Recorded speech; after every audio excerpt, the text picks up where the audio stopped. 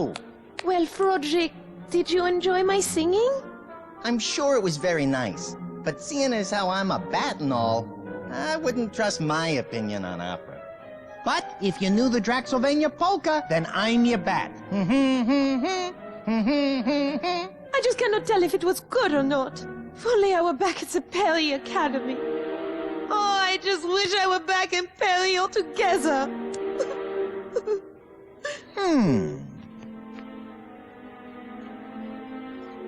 Yuck! Hey, don't worry, babe. I'll get you out of here. All we gotta do is stick to the P-L-A-N. Capiche? Thank you, Froderick. Oh, you're so good to me.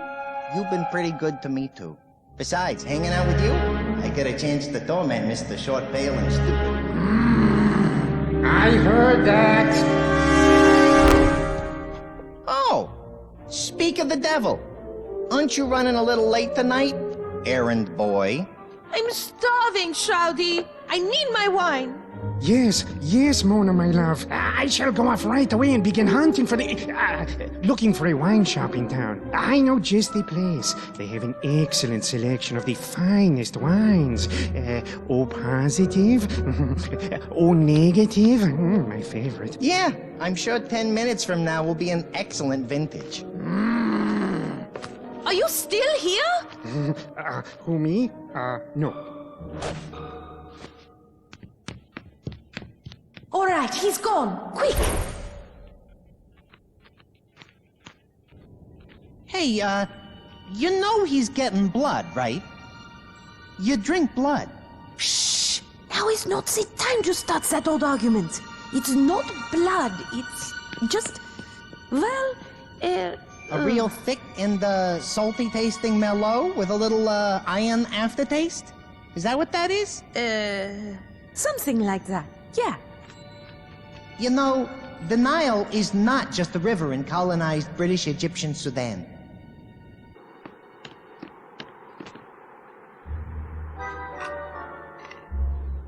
Out with it, damn you. Did you see which one? Yeah, the third one on the left, I think. Or was it the first one? You know, I really didn't get a good look, but definitely on the left. The last three. Oh, man! At this rate, I am never going to get off this island. Patience, child. The stars have aligned and things are about to get interesting. What was that? What was what? Quickly, up to my balcony. Why? What's going on?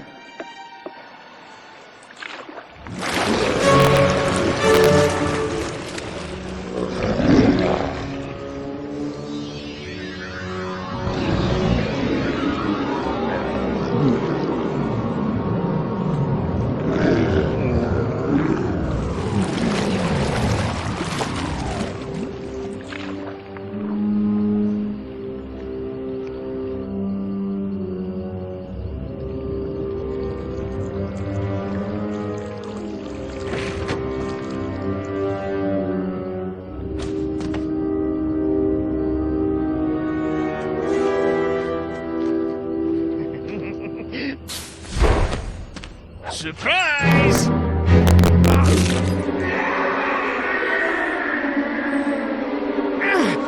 Falco, huh? Quickly! No, Mona, my love. I shall never set you free. Don't you know you are mine? Forever!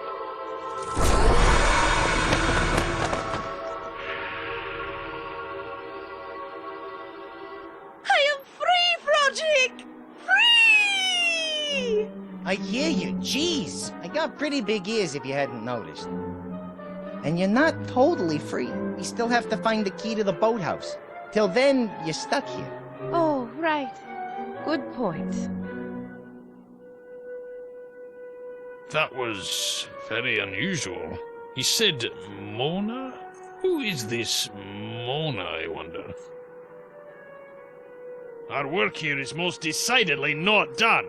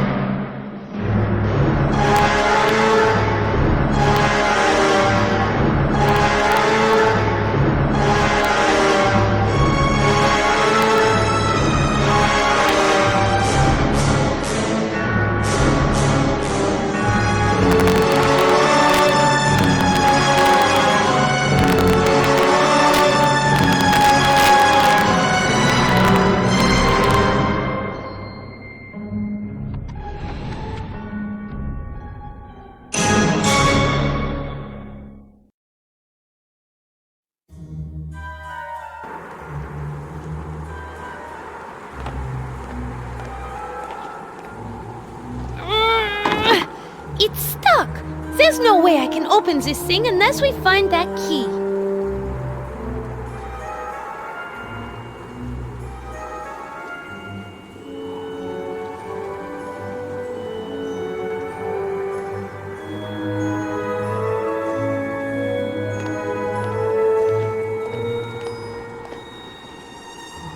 It's a stone gargoyle.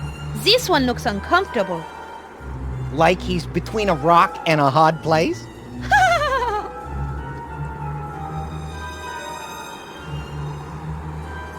It's a stone gargoyle. He looks very mean and heartless. In other words, stone cold? I know Shroudy hid the key in one of these gargoyles. Oh, I just can't remember which one.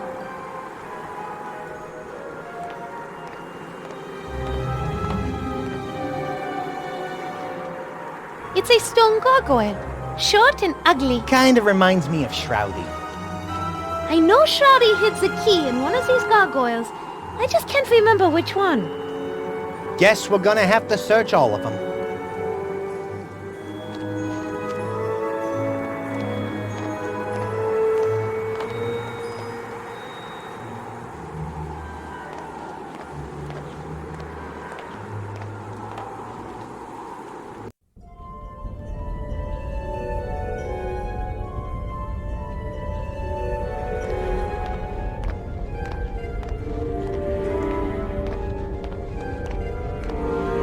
It's a bear rug. Is it just me, or are its eyes following us?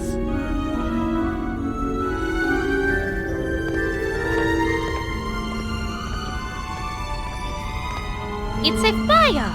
It's what happens when you apply a significant amount of heat to combustible materials.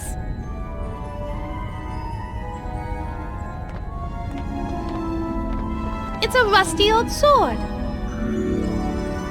That thing looks like it's in pretty bad shape. I bet it would fall apart if you tried to hit anything with it.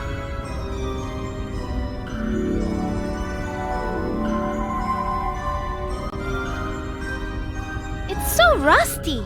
It will definitely shatter if I hit anything with it, but it may have other uses. I'll remember it's here.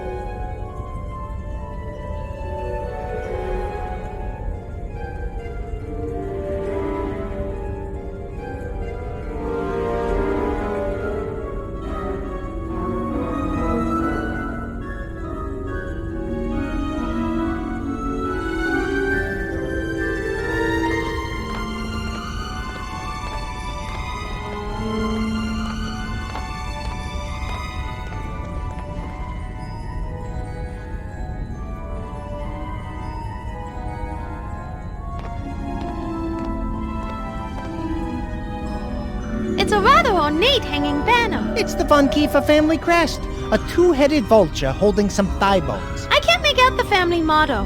What's it? Get to pickin' while the pickins are good. Words to live by. The tapestry is fairly loose. I'm not going to pull it down right now, but if I need it at some point, I'll remember that it's here.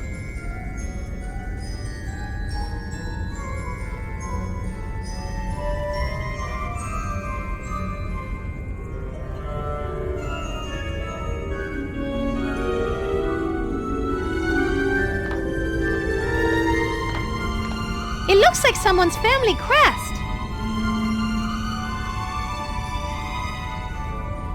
It's a rather nasty-looking gargoyle. Is it me, or is he actually wearing a wig?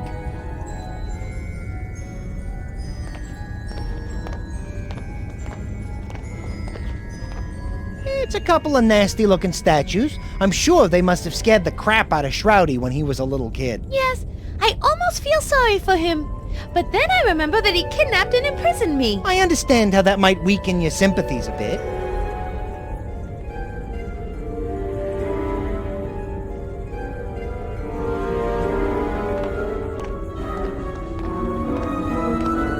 It's some sort of ghoulish decoration. wonder where the Baroness found such a thing.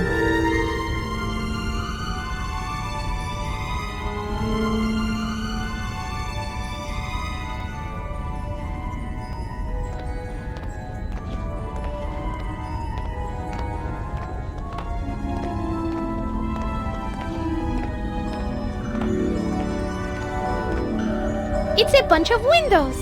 If I look through them, I can see the beautiful Draxylvanian Alps in the distance. Really? All I see is a hungry lake monster swimming around the castle looking up this way, then licking whatever passes for his lips.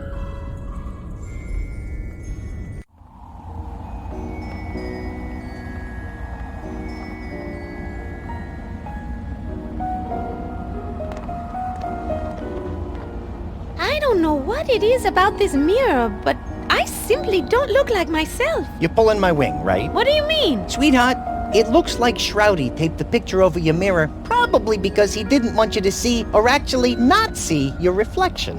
Apparently, he had some 6-year-old kid draw the picture. Wait a minute. What does it say down in the corner? With love from Shroudy. Scratch the 6-year-old kid idea. I guess I'll have to add art to my list of things that Shroudy sucks at. Maybe I'll put it just below escaping vampire hunters.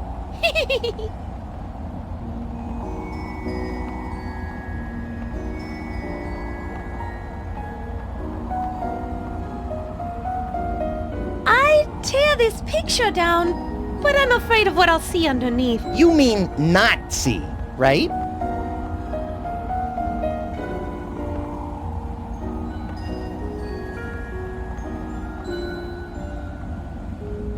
I better take this.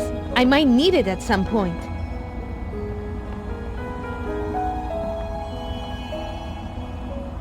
I'd better grab this.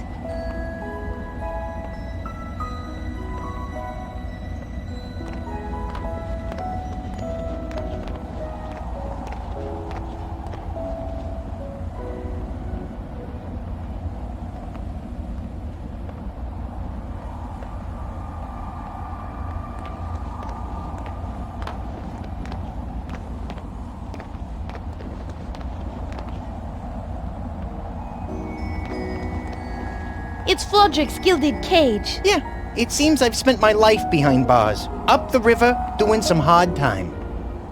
Hard time? What's so hard about living in the cozy cage with a steady diet of snacks? You love your cage, so stop trying to play the bad boy role. It doesn't suit you. There goes my street cred.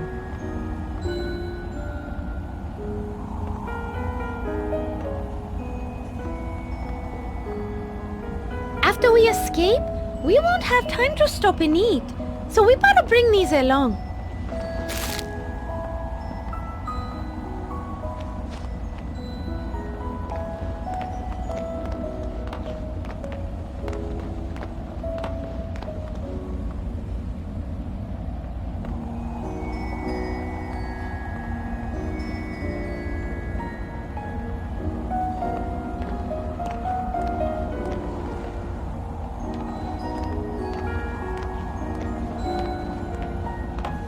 I might need that, but I can't carry it around with me.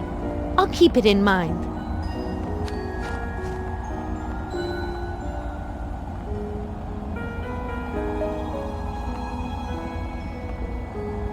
It's a lovely collection of vases. Mona? Those aren't vases. What do you mean? You see the names on them? Edgar von Trapperkeeper, Ferris von Bueller, Klaus von Kiefer? Vases generally don't have proper names or titles. Those are all of the Baroness's dead husbands. And all this time, I thought they were just designer potpourri containers. She sure had a lot of unlucky husbands. Yeah, unlucky that they met her. Yes, I have it.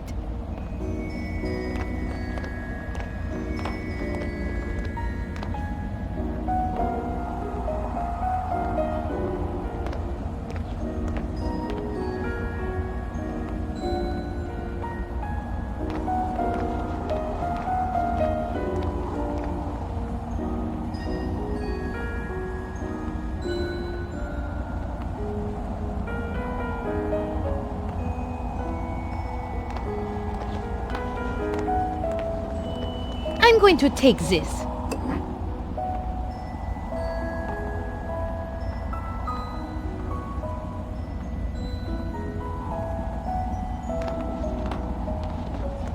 It's a vase full of dead roses.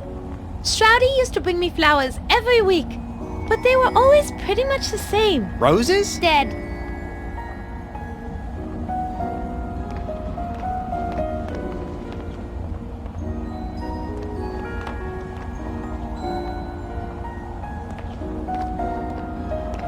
It looks like one of those toys that you spin and then it makes the various animal noises. This animal noise toy just might come in handy.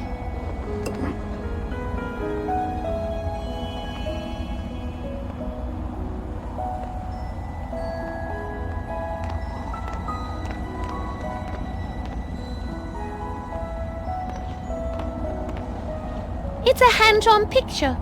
I think it's supposed to be Shroudy's mother. Picasso, he ain't. That's for sure.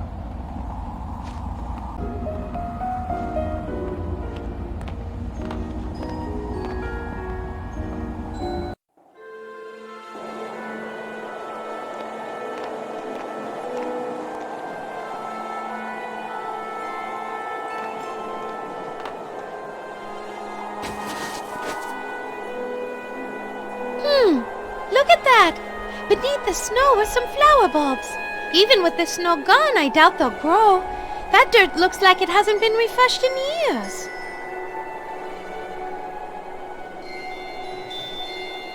Turning into a bat just to fly 1 foot and then turning back into a human again is highly overrated.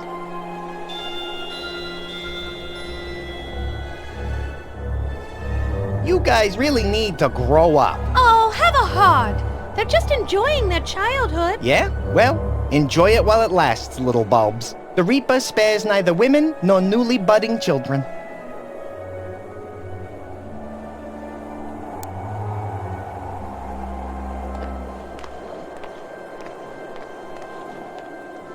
I feel like maybe we should say a few words or something.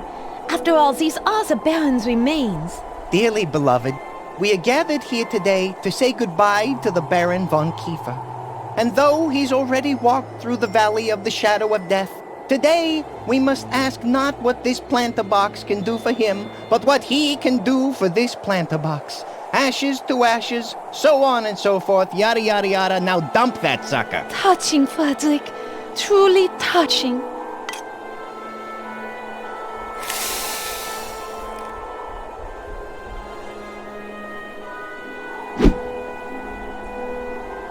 Didn't do anything. Flat. What'd you expect? It's ash. Noble ash, but still just ash nonetheless.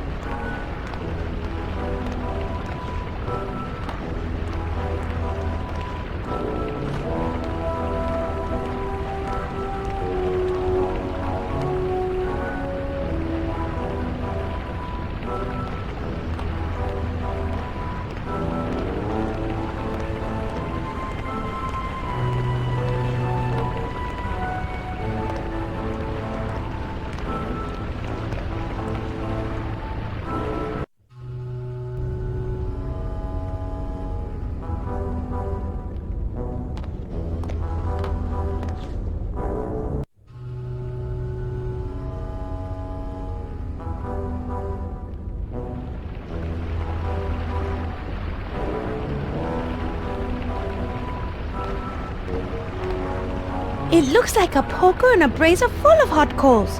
Obviously, this is another one of Shroudy's torture devices.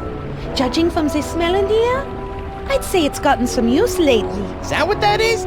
Oh, man! I thought maybe somebody was cooking hamburgers down here. My mouth started watering as soon as we came down the steps.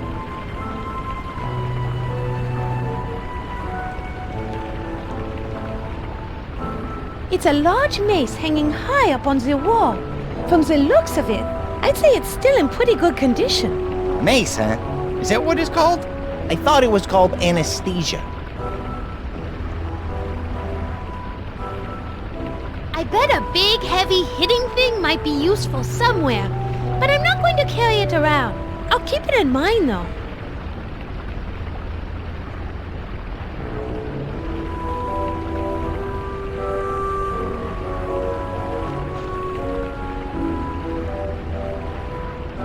It appears to be some sort of hideous torture device.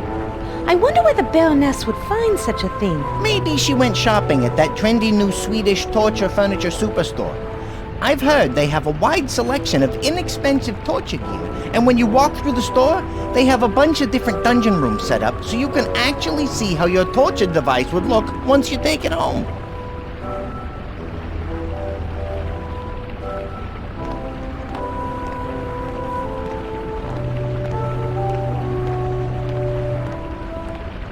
That's a rather odd-looking item.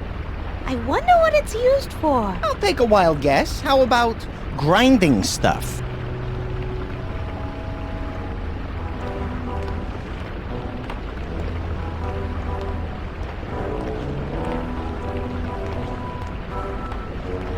It's my bed. You mean it's your coffin, right? Oh, Frederick, you and your vampire obsession. It's my bed, nothing more. You say tomato, I say tomato. You say bed, I say it's a velvet-lined pine box that corpses sleep in. I call that a coffin. I still say it's my bed. And come to think of it, I really need to wash my sheets. For some reason, each morning when I wake up, I am laying on a pile of dirt. I'm no expert, but I think the dirt is something you vampire types need for some reason. Something about a grave. I swear I read that somewhere. I'm no vampire, so I won't be needing this dirt.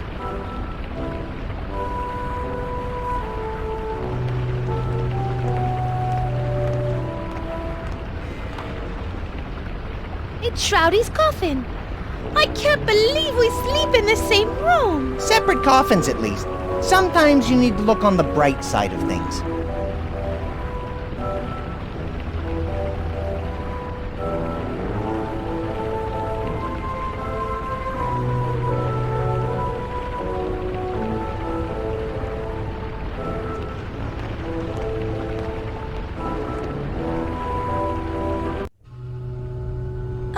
Hello there. Well, hello there, dearie. It's a pleasure to make your acquaintance. Oh! You can talk. Oh, don't be frightened, my dears. I won't harm you. Who are you? My name is Barbara, although my friends call me Barb. Get it, Barb? Yeah, I think we get it. Bob, as in a sharp metal device that slowly and painfully rends flesh as it gets pushed into some poor bastard's body? That's downright hilarious. Well, maybe that guy doesn't find it so funny. Oh, just ignore him. That. Aside from torturing people, what do you do down here? Well, I'm actually the torture chamber stenographer. It's my job to record what's being said down here when Shroudy or the Baroness are, in a serious discussion with her, guests.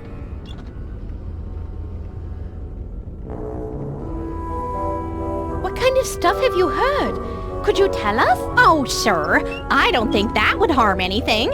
I like to think of myself as an open book. And speaking of books, that's what the Baroness would usually be asking about. Shroudy, on the other hand, he usually didn't ask anything at all.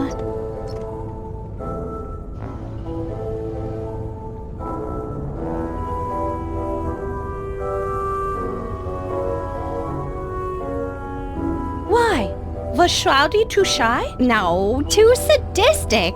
The one fellow over there without his head, Shroudy really went after. That's right around the time when the Baroness disappeared. Curious thing about that guest. What? He didn't bleed at all. Shroudy took one whack at his head and it fell on the floor and shattered like a Ming vase. Very, very odd. Even for around here. Book? What book? Oh, yes. The Book of Shrouds was always the topic of discussion for the Baroness. It was mostly various priests, scholars, magicians, historians, and, holy men that the Baroness would bring down here. She was definitely trying to extract knowledge from them about that book.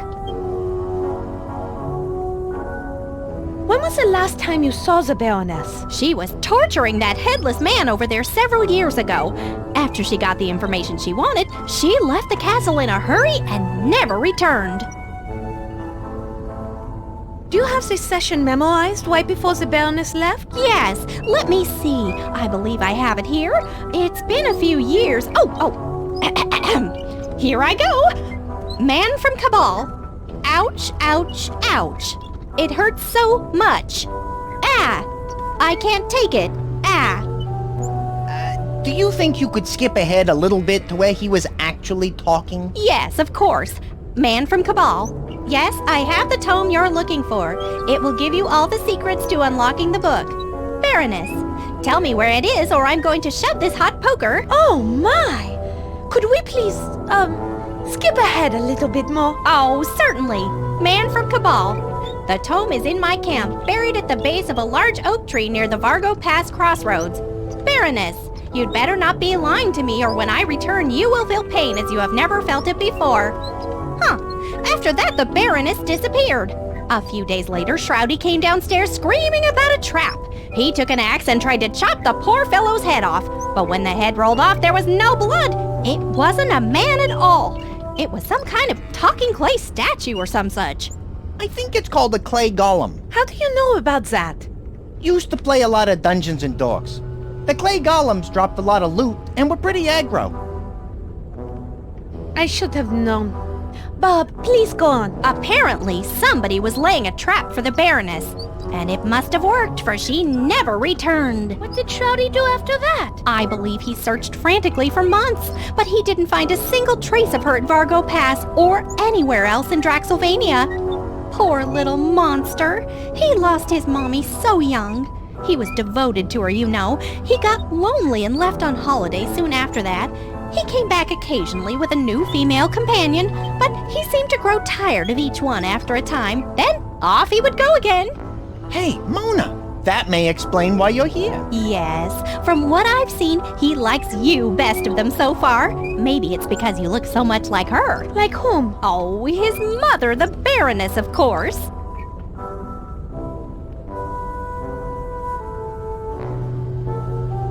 What was this cabal you mentioned? I don't know, but I do recall they all seemed to wear a belt that had a gold circle with a star in the middle and an eye in the middle of the star. The Baroness seemed to really, give them special attention. Who was the guess you speak of? The Baroness would search all over the world for priests and scholars, or even wizards and witches, and invite them to stay at the castle, all expenses paid. Let me guess. She slipped them a Mickey, and instead of the spa, they ended up down here. Right. Then she would ask me to take down everything I heard for future reference. When she was done, some went into the pit, and a few she took somewhere else. Maybe another dungeon somewhere. I don't know. As you can imagine, I don't get around much. What does being an Iron Maiden pay? Pay? Oh, no. I have to do this. I'm not sure why. Torturing people does seem horrible and just downright unfriendly and all, but we all have to follow the paths our creators have laid down for us. My path in this life is to slowly squeeze the life out of people and record their thoughts on the matter. Simple, true, but still rewarding. Settle down, or Mama isn't going to be happy. How come we have never had the pleasure of talking before? Well, the Baroness and later Shroudy always told me never to talk to strangers or any guests. But now that they're both gone, I just feel free to talk to you for some reason. How are you able to talk? Oh, for the longest time, I was scrap metal from a wrecked ship, the SS Woebegone, out of Lake Superior. Then I was sold to Acme Toys, Tools, and Torture Devices in Port Varda. There I was forged and cast and shipped here. Then one Christmas Eve, the Baroness made a wish upon a bright star that I would come to life. And what do you know? A magical fairy came down and granted her wish, and that is how I came to life. Are you sure that's the way it happened? Pretty sure. Well, I better be going. It's been very nice talking with you. You too. Shh, hush. Bye-bye.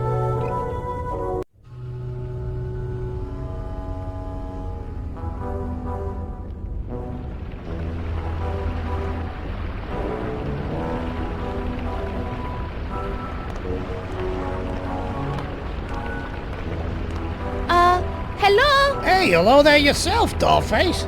How you doing today? Hi there.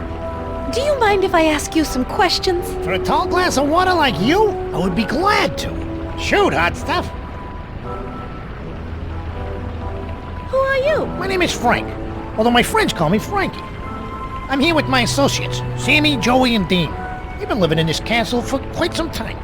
You might say we manage the neighborhood. How you doing, Frankie? Hey, look, yous guys, it's the Froadmeister. I told you about him. This crazy guy could do things with his calcar that would make your head spin. You still do that trick, eh, Frody? Oh, no, Frankie. I've sort of stopped doing stuff like that. I'm laying off the vino now, staying clean, if you know what I mean. Forget about it. Yo, hey, sorry to hear about the thing with Rocco. You know, he's still looking for you. He and the Belfry boys are still pretty steamed up. You better make it right, and soon. Capiche? And what about you? Looks like you got yourself a full-on rat pack. Don't be a wise guy. You're trying to be some kind of comedian or something? Nah, I really think of myself as more of a short, one-eyed song and dance man. Please forgive him. Forget about it. Do you and your associates know the layout of the castle? Oh, yeah. My associates and I use the old plumbing running through the castle to get from room to room. We pretty much have the run of the place, with the exception of the kitchen. Why can't you go into the kitchen? Well, the Baroness's cat hangs out in there. She's taken down a lot of my soldiers. Just the other day, she whacked my cousin Jimmy the Rat Carboni. Not the most inventive nickname I've ever heard. What are you gonna do? It's a popular name. Everybody wants it. So what am I gonna do?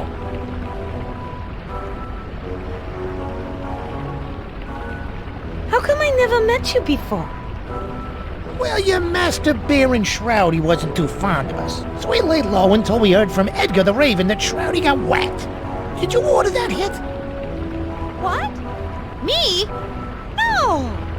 I didn't even know you could order a hit. Or I might have been tempted to order one sooner. And I've heard you singing, too. It's nice, but a bit overwhelming and loud. You need to learn to control it better so you don't blow away your audience. Gee, thanks. Opera tips from a rat. An Italian rat? If we Italians know anything, it's opera. You're good. You just need some coaching.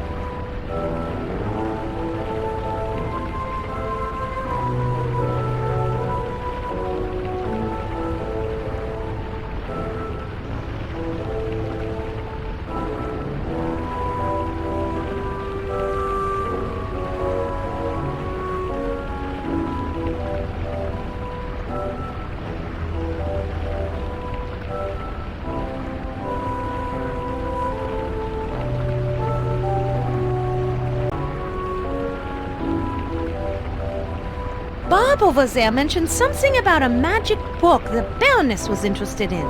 Are you familiar with that? How could we not be? It's all the Baroness ever screamed about while she was torturing the poor bastard she brought down here. You mind telling me about it? Well, that depends. That's where my memory enters what you call a gray area. How gray? Navy blue. But it might get a little more beige if you do us a solid.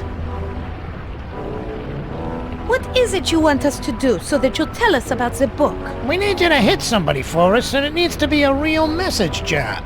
Hi, Wacket, the Baroness's cat lives near the kitchen. You take her out, and maybe we can do some business. You want me to kill a defenseless little kitty? Defenseless, She's 20 pounds of pure feline killing machine. She's too much for any of my capos to handle. We even brought in a specialist from Sicily. After Pyewacket was finished with him, all that was left was a single foot. I guess this Pyewacket likes Italian. You take care of this little problem for us and bring a collar as proof the deed was done. We'll tell you what you need to know to get to the Book of Shrouds. I will tell you this much. To find the Book of Shrouds, you're going to have to gain access to the Baroness's secret laboratory, which is only accessible through the library. Now that's all I'm gonna tell you until you bring me the cat's collar. All right, fine. Kill a defenseless little kitten and bring back the collar as proof. Yeah, that's it. You have any more questions for me, sweet cheeks? Au revoir.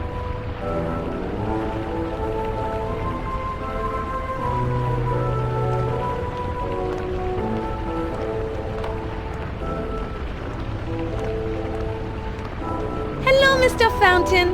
How are you doing today?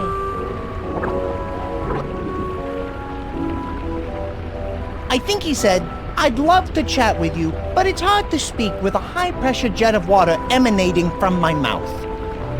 I can imagine. I wonder if there's a way to turn it off somehow. There aren't any valves to shut off the water that I can see. Maybe they're somewhere else.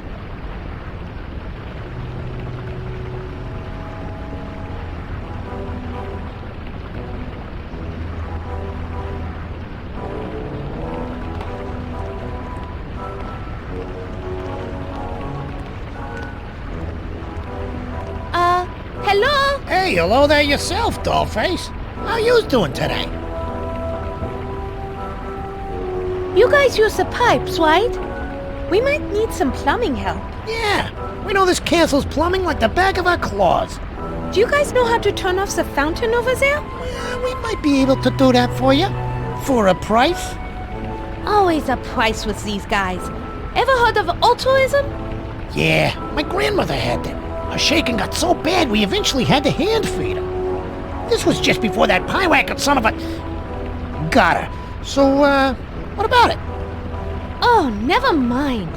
What do you want this time? Well, nothing in particular. Just trade us something of value and we'll fix your pipes. No problem. I'll get Remy the Ratfink to do it for you if we can drag him away from that stupid cookbook he found. Fine. We'll think of something. Yeah, you do that. Anything else? No, that is enough. Hey, I can never get enough of talking to you, honey pie. Au revoir.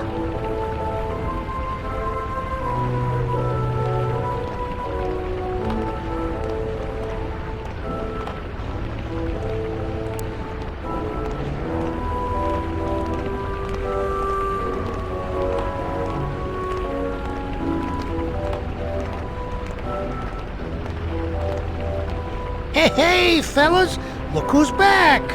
That tall drink of water and the fruit, Meister. Now, what can we do for yous? We have these mixed nuts and dried fruit snacks for you.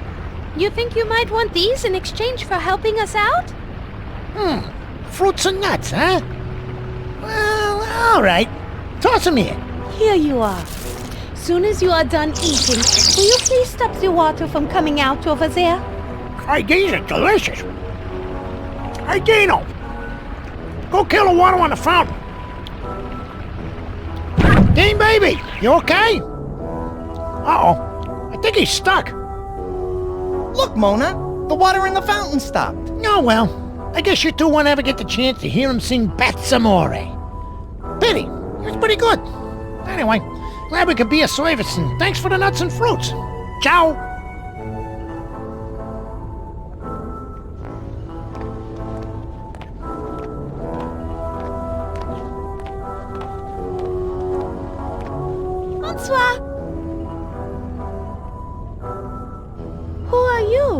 name is Ozzy. I'm a fountain. Yeah, fountain, and I think I'm a...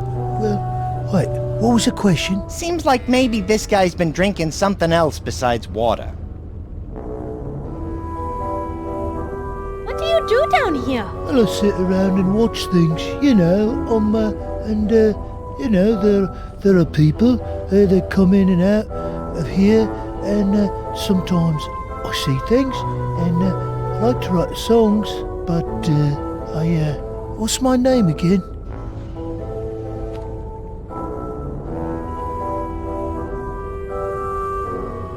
You said you see things around here?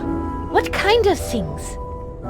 Usually, it's blokes getting tortured, but aside from that, there's usually a couple of people who come down here just before sunrise, and then they climb into them funny-looking beds. But one is a short, pasty-faced dude with a bad temperament. But the other one, she's a tall, good-looking broad. You know, she looks a lot like you, actually.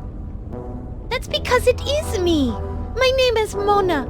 That short, pasty-faced dude you mentioned is keeping me locked in this castle against my will. That's not right. Is there anything I can do to help? You said you see Shroudy. When he goes to bed, does he do anything unusual? Well, it seems like he's always fumbling about with that weird clock on the side of his bed. Weird clock? Well, yeah. I see him dialing in a couple of numbers. I assumed it might be a reminder he set for himself to take his meds on account of him being nuts and all, right? But I have some experience with medication myself, or should I say, medicating myself. Ozzy, would you mind telling us the numbers he uses? Oh, yeah, right, sure. Yeah, well, I think there are 3 numbers, but I only know 2 of them, and the numbers are 3 and 7, and I know that 7 is the final number. Thank you, Ozzy. You've been very helpful.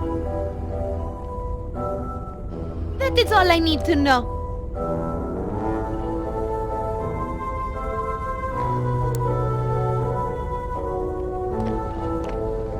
I have 2 of the numbers for this combination lock, but I'm going to need the 3rd to open Shroudy's coffin.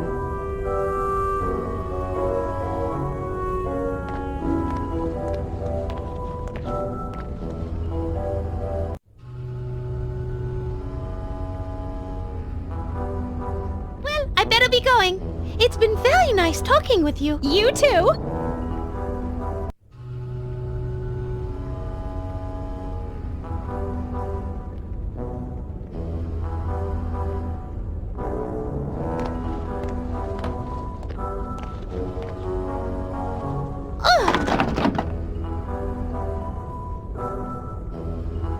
It won't budge. The coffin has some kind of combination lock on the side of it.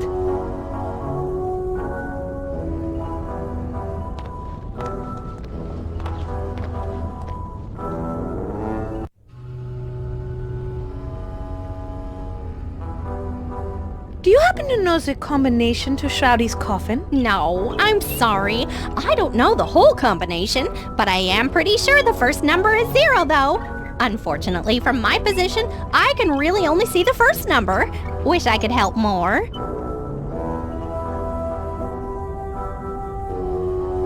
Well, I better be going. It's been very nice talking with you. You too.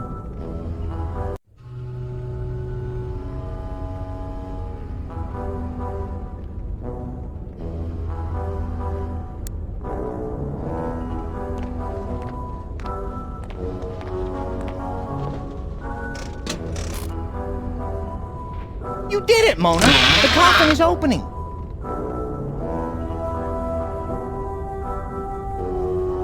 Knowing what a little pervert Shroudy is, I'm not sure I want to know what's under his pillow. Darn, it's only the newspaper! You kinda got my hopes up there for a minute.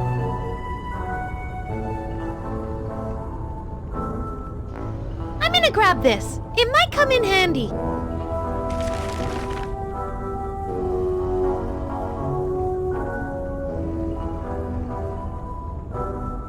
It's It's a copy of the Draxylvanian Tribune.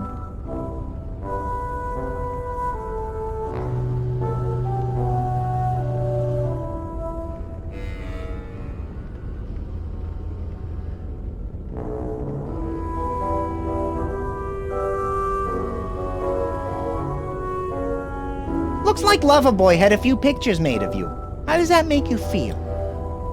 Sorry, I couldn't speak for a moment. I had to swallow a mouthful of bile back down.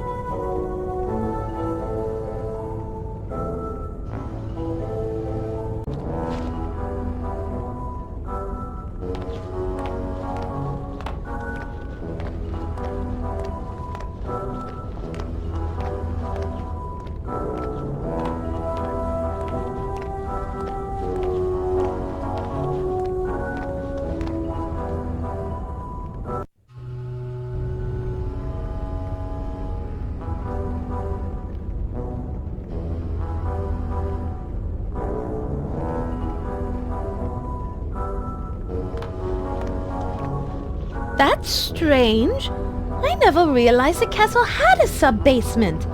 It looks a little hot in there. Who's that mean-looking dude with the pitchfork? And who is that standing next to him? You mean the guy with the stupid look on his face and the name tags that says, "My name is George"?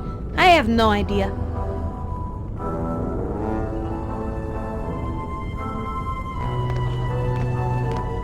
If I want to open it, I should probably try pulling on the handle.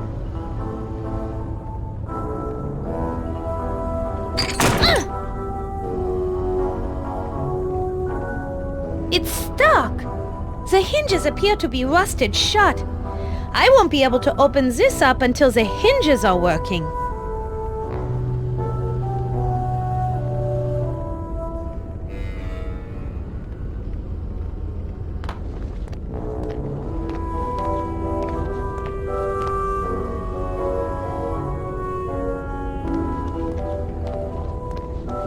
I wonder who this Jenny girl is. Given the fact that it's 1897, I'm more surprised that you're not wondering how you call somebody.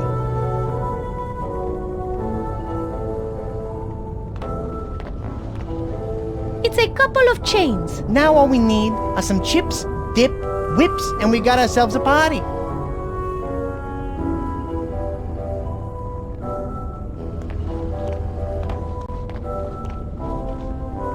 It's the hinge for the grate that covers the pit. It looks like it hasn't been oiled in a long time.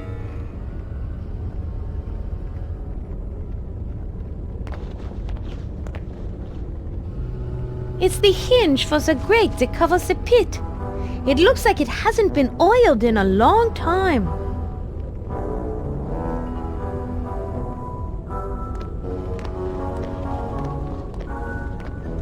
It's the handle to the grate that covers the pit.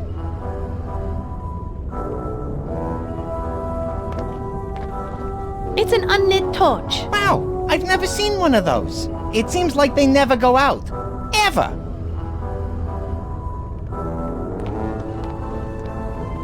It's a large metal spike, probably used to hold prisoners' coats.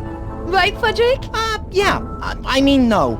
Actually, it's an art installation by some guy named Vlad Tepes. He used to put a bunch of stuff on it, but I forget what.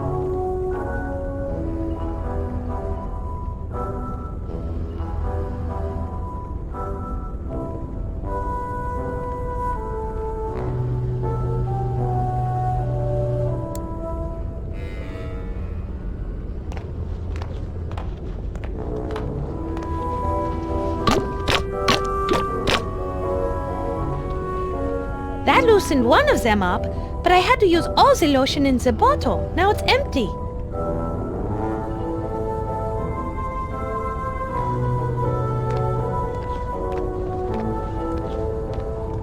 This might come in handy, but I'm not carrying it around. I'll keep it in mind.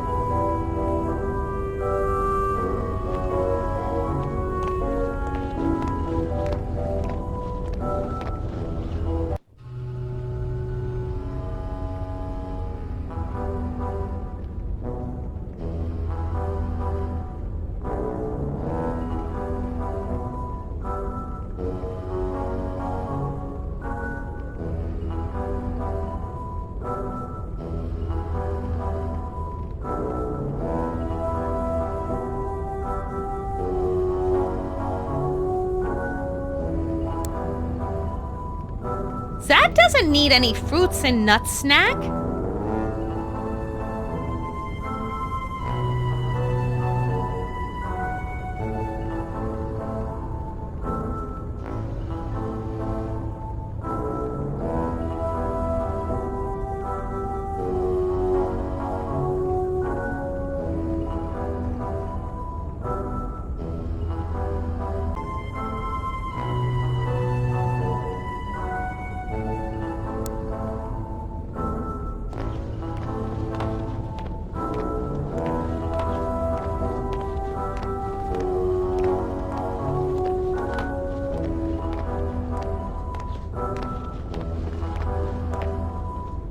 Let's crush Frodrick's fruits and nuts. Hold on. What are you doing? Mona, please wait. Relax, Frodrick. They are just the fruits and nuts from your cage. Whew. On a somewhat related note, I'll let you know when my heart restarts.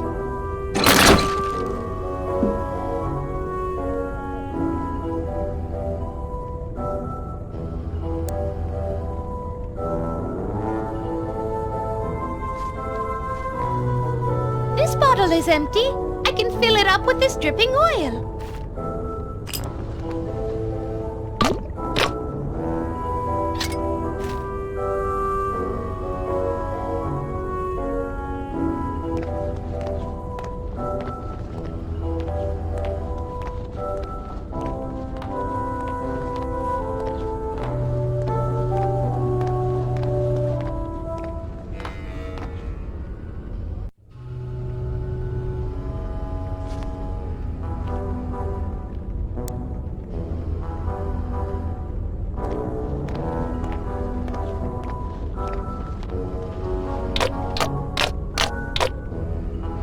That did it. Both hinges are now loose.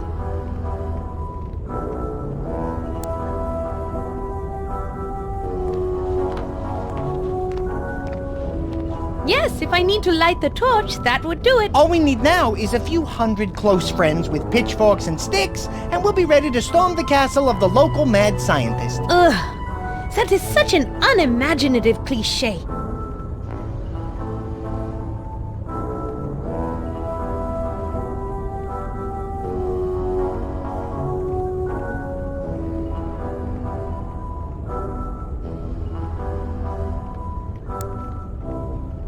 That won't work.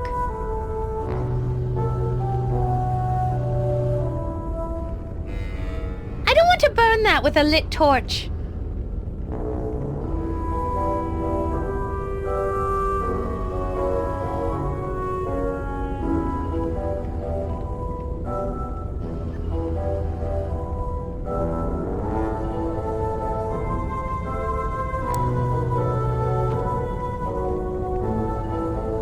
That won't work.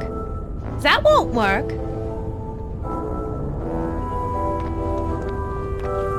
It's some kind of pit. I can't see what's down there because it's so dark. You may not be able to see it, but you can certainly smell it. Whatever's down there smells worse than the skid marks in Shroudy's underwear. How do you know that? Ugh, never mind. I don't need to know. That won't work.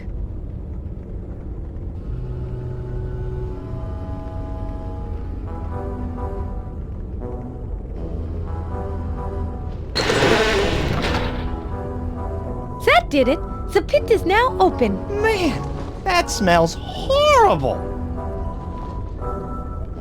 Ugh.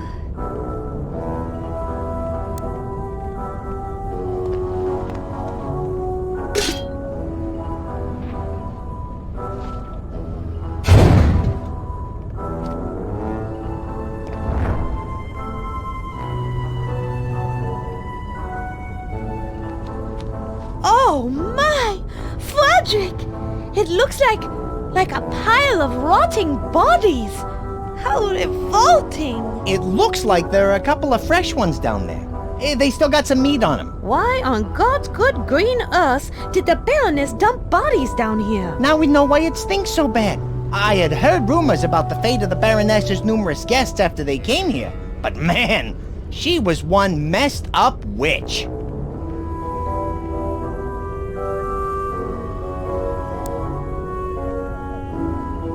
you! That smells so bad, I don't think I can even go near it. The only way I'd ever go down there is if the smell was somehow removed. It is that bad. But I have no problem with carrion. In fact, carrion jerky makes the best jerky.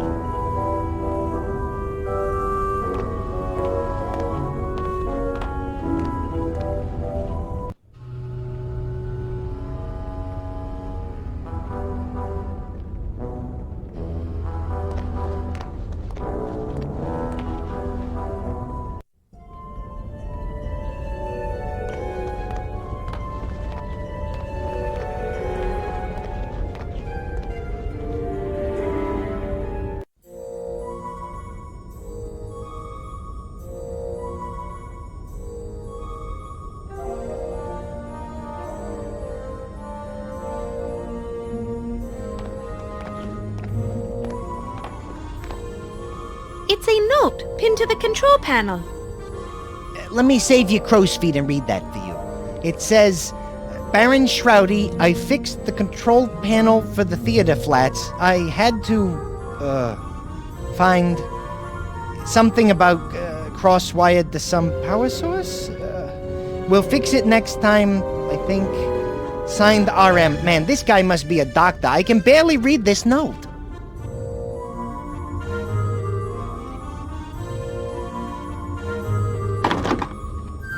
The levels appear to be jammed. Something is blocking their movement.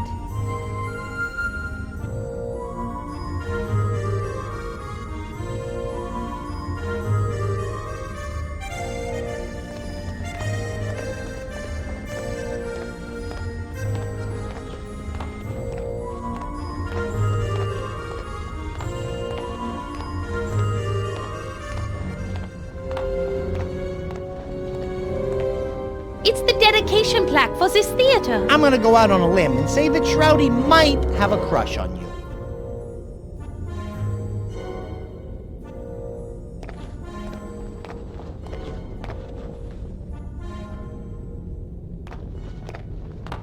It's a comedic version of the traditional comedy tragedy masks, only with a slight vampiric twist. A vampire comedy?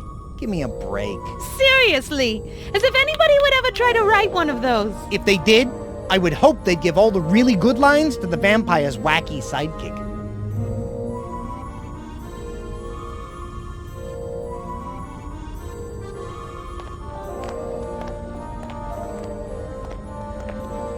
It's a tragic version of the traditional comedy tragedy masks, only with a slight vampiric twist. It's the head of a most unfortunate little piggy. It's actually a boar, like its former owner. And really, how many pigs have not met an unfortunate end? It's not like pig milk is in high demand.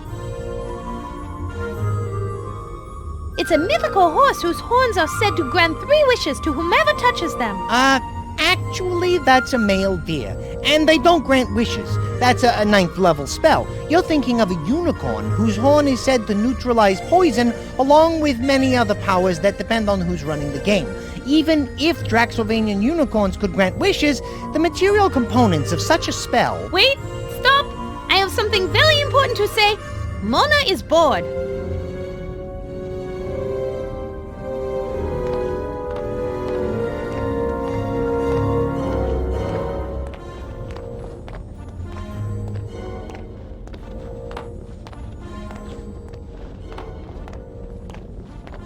It appears to be the decapitated head of a stuffed animal? They killed Smuggle Bunny! You bastards!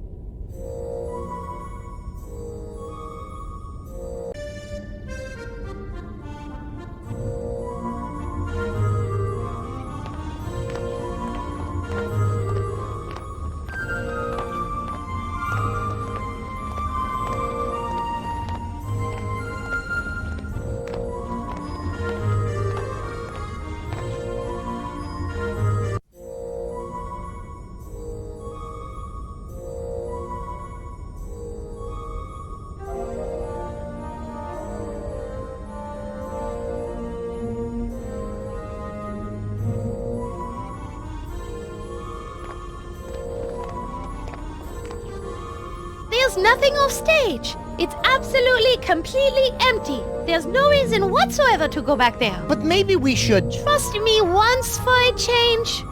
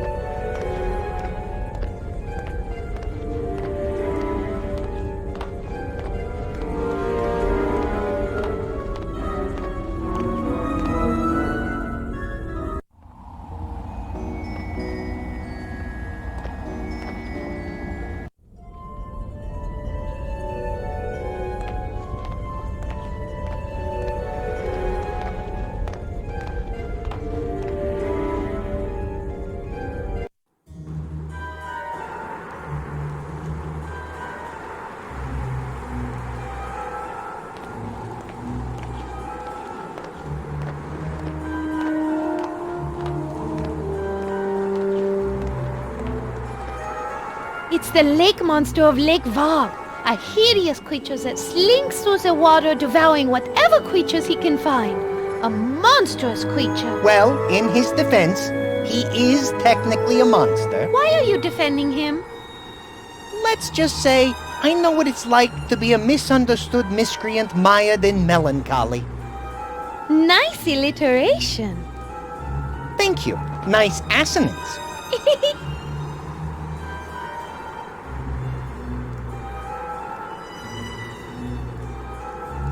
Hello, Mr. Lake Monster. I think you are so glossy and shiny and powerful looking. I bet you're just misunderstood and not monstrous at all. What are you trying to do? Make a new friend or something? Did it ever occur to you that once we find a way out of this castle, we're probably going to end up encountering that creature? What if it ends up that he's hungry and he decides he wants to eat one of us? At that point, is he more likely to choose the friendly, young woman or the annoying little bat who's always being mean to him? Hey, Lake Monster, you rock! Buddy old pal of mine, you rule!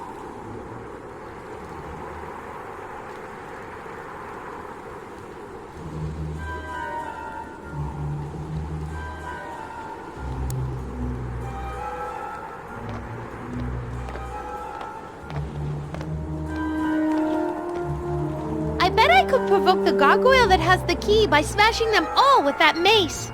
Hey, that's not half bad, and it will be extremely fun. Let's do it.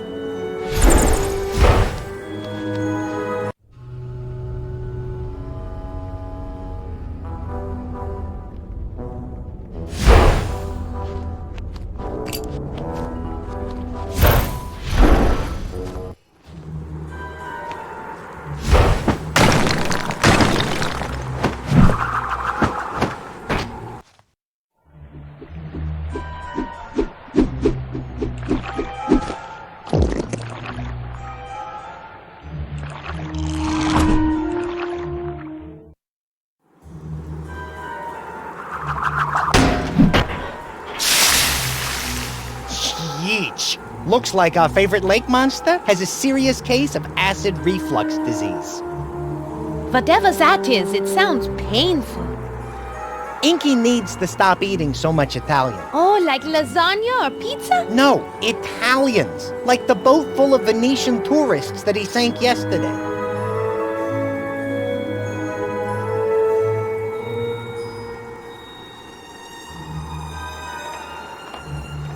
Please, I feel as though we started off on the wrong foot. Or in your case, perhaps the wrong claw.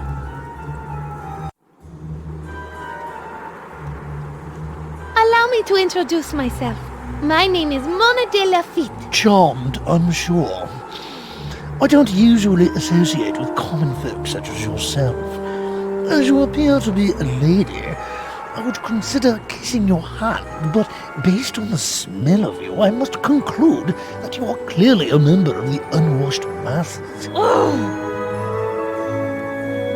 You certainly are an unpleasant creature. You would be unpleasant too if you endured what I have. Like what? Tell me your story. Oh, very well. Many years ago, the Baroness von Kiefer created me in her workshop. Apparently, the Baron's death left the castle a bit on the lonely side. After my creation, I was allowed to reside in the library. The Baroness and I would spend hours talking, and in my free time I was given full access to the Von Kiefer library. During the day I would spend hours upon hours educating myself and feasting upon literary delicacies such as Shakespeare, Chaucer, and Milton. A most enjoyable experience, I assure you.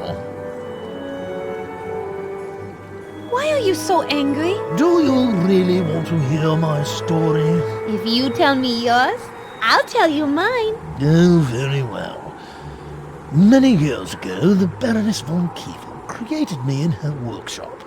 Apparently, the Baron's death left the castle a bit on the lonely side. After my creation, I was allowed to reside in the library. The Baroness and I would spend hours talking, and in my free time I was given full access to the Von Kiefer library. During the day I would spend hours upon hours educating myself and feasting upon literary delicacies such as Shakespeare, Chaucer, and Milton. A most enjoyable experience, I assure you. I'm curious. How did you end up on this bridge? The Baroness decided she wanted to have a child.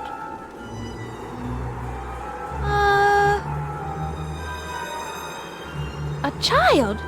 Who was the father? You? No. I assure you no child of mine would turn out like Shroudy. And if it did, I would have thrown him into the lake. That would seriously impact your chances of getting one of those world's greatest dad coffee mugs. No, truth be told, I don't know who Shroudy's father is. All I know is that the Baroness disappeared into her workshop. There were some strange sounds, then the crying of a child.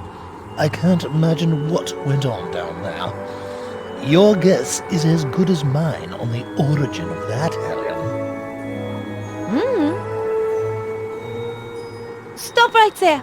I don't want to know. Oh, don't be absurd. Good. I didn't want that image in my head. The Baroness of this castle? Yes.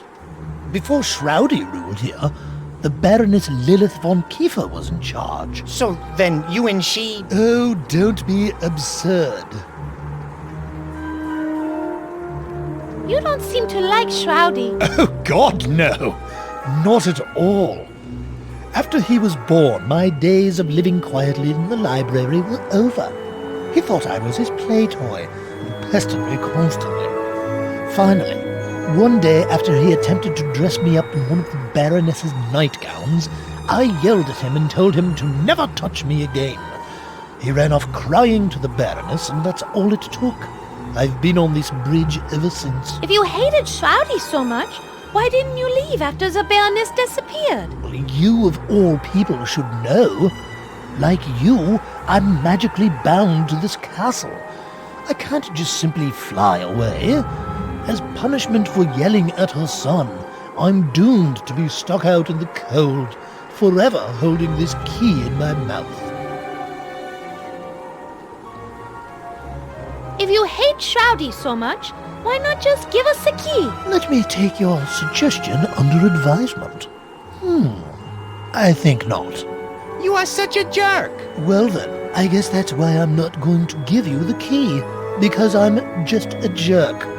Now run along, you two, back to your tower. Get comfortable, because without this key, there's no way you're getting through that door. Oh, did I mention the door and the key were enchanted? So, as you can see, there's no way you're getting through that door, and no way I'm giving you this key. Name your price for the key. Any price. I might have something. Get rid of the Raven Edgar for me, and then we can talk about giving you the key. No way. Edgar's cool. Why don't you like him? He is a bird. He sits above me. I am a statue. You figure it out. Let's just say he has bad aim. Or good aim, from my point of view. It's disgusting. Just like you. Get rid of him and I may think about giving you the key. Till then, leave me alone so I may think my thoughts. Oh, so that's what you snooty types call picking your nose and scratching your backside. I always wondered. Enough! Rufus, where is this Edgar Raven you speak of? Haven't you been listening? He sits above me in a raven roost at the top of the tower. Now please return to the great unwashed masses from whence you came. Do you actually like sitting on this bridge and being Shroudy's servant? No, because he's always taking me for granite. Oh my, yes.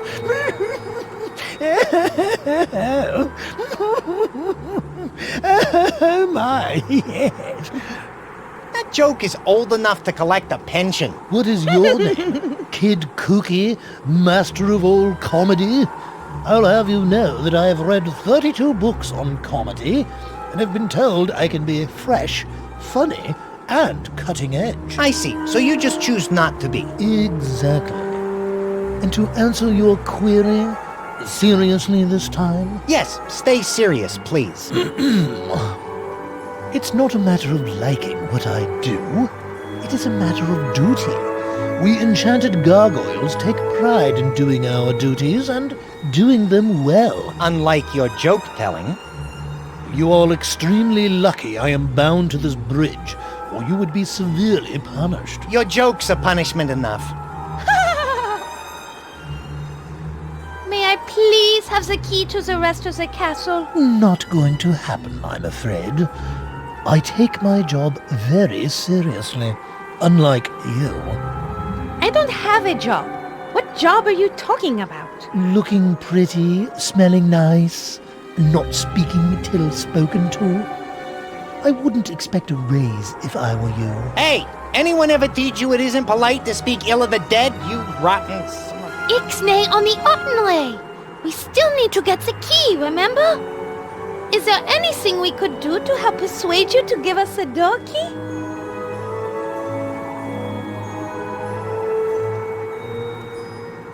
I think it is night time we go. Funny, I had that exact thought.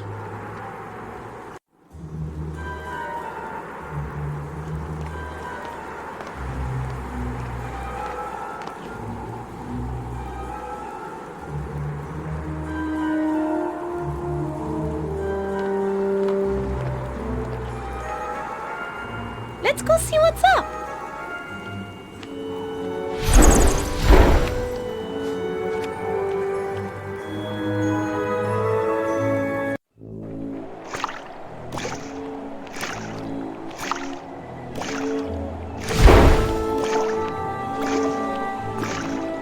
Edgar's up. And he's sober. Sober?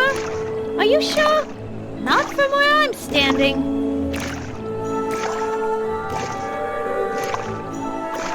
Excuse me, Mr. Raven. Might I have a quick word with you? Yeah, sure.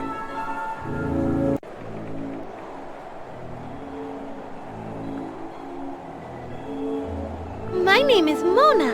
What's yours? The name's Edgar. Hey, I've seen you before. You're that gal the short guy keeps locked up in the tower, aren't you? Yes. My full name is Mona De Lafitte. Pleased to make your acquaintance. And yes, I am sad to say that for the past year, Shroudy has kept me locked up in this castle. But now I finally have a chance at freedom. Earlier tonight, Shroudy was killed. We heard his screams from across the lake. Dead, huh?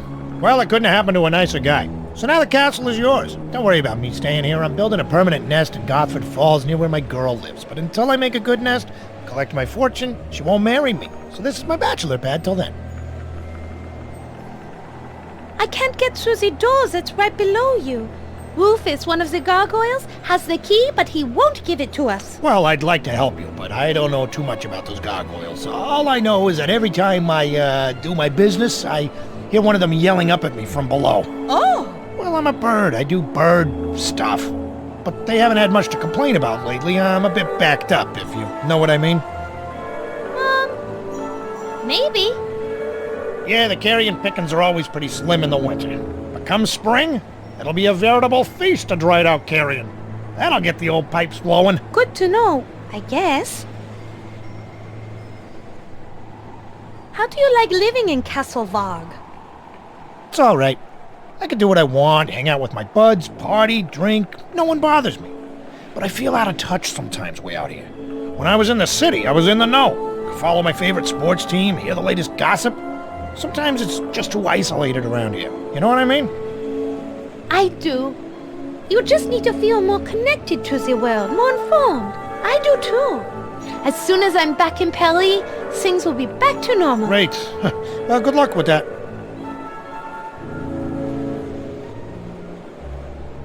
Do you know of another way into this part of the castle? Nah. This place is sealed up tighter than... Well, it's sealed up tight. Just before you got here, that short fellow went around installing bars and locks and boarded up almost every window and door to this part of the castle. I guess Shroudy didn't want someone, probably you, to get in for some reason. That is all I need to know.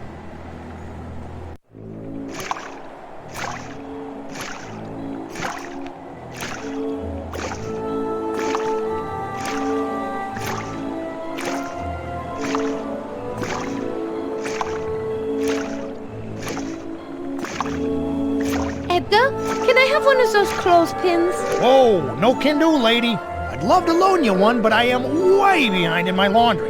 My clothes are smelling so bad they're even offending me, and that's saying something. It is. It really is. So I'm going to have to use my line, washer, and clothespins until I'm done.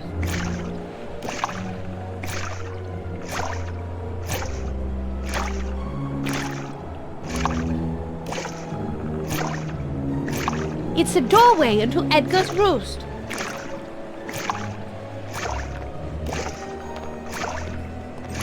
It's an old angelic-looking statue standing right on the edge of the tower.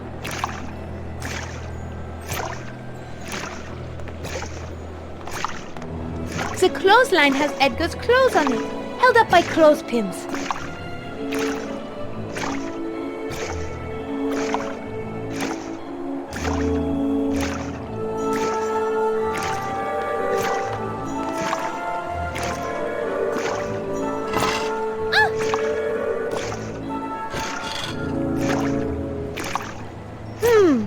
Well, that didn't work. I'm stronger than I was, but I still can't push this over.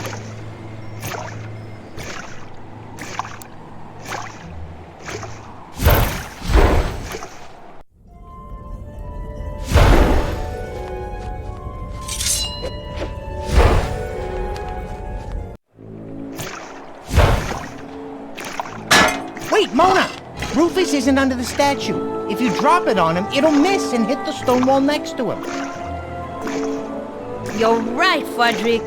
We better find a way to get the key from him.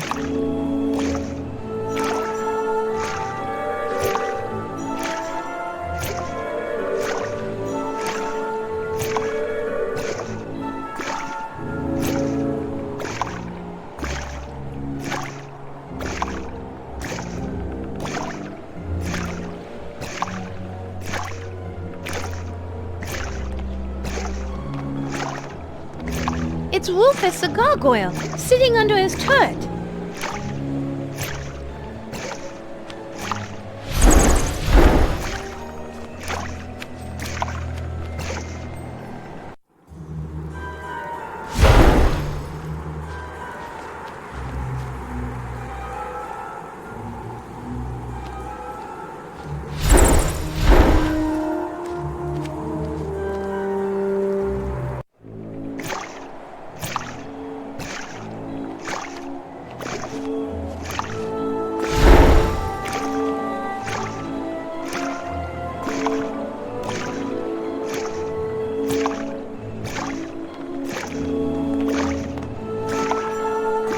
Mona! Rufus isn't under the statue. If you drop it on him, it'll miss and hit the stone wall next to it. You're right, Frederick. We better find a way to get the key from him. Wait, Mona! Rufus isn't under the statue. If you drop it on him, it'll miss and hit the stone wall next to him. You're right, Frederick. We better find a way to get the key from him.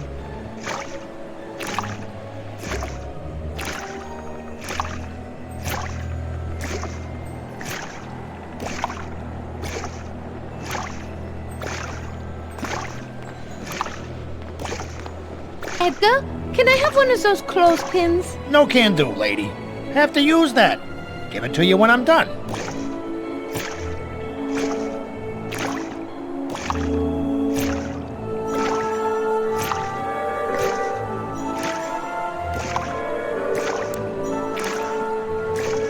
I don't think that wants to read the paper.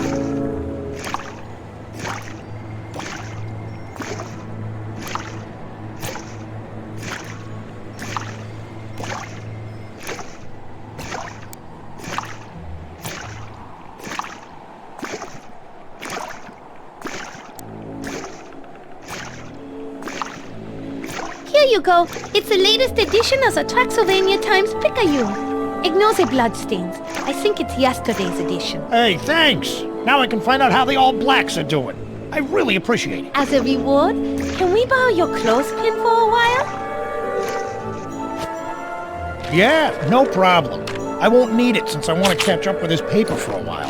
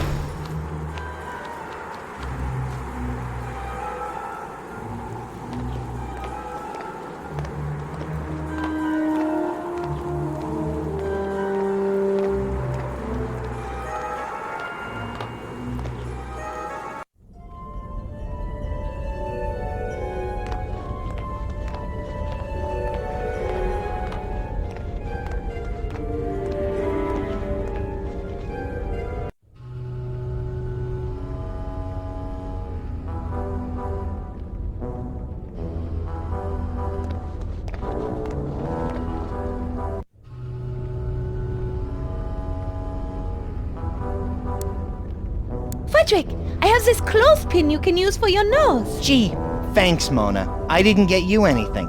I'll put it on when you need me to.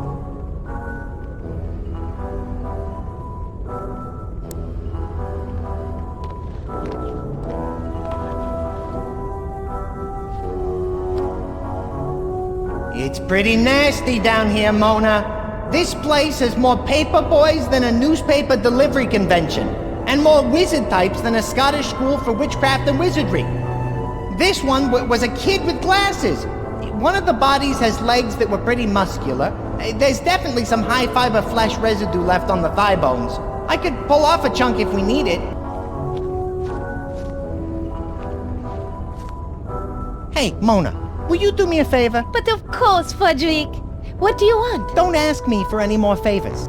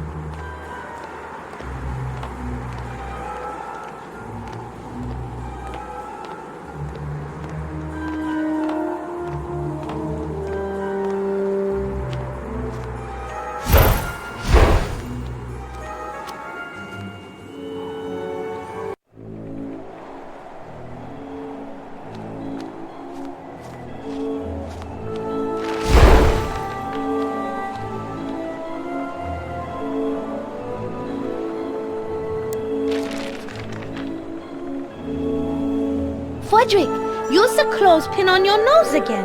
Go down and get some dried carrion meat for Edgar.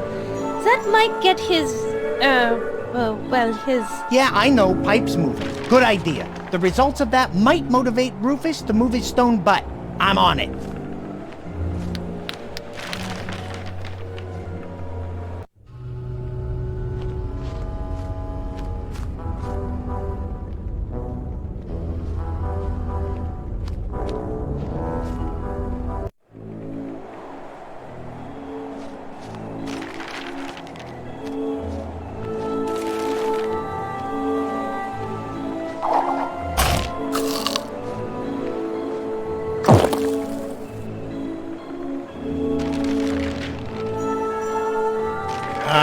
You'll have to excuse me. I've got some business to attend to. Like I said, a bird's gotta do what a bird has gotta do.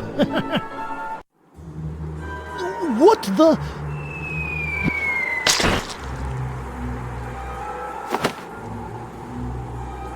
Hey! Watch it, you smelly miscreant! If I didn't have to guard this door, I'd come up there and give you the thrashing of a lifetime. Blow it out your pie hole, Rufus, or I'll take better aim next time.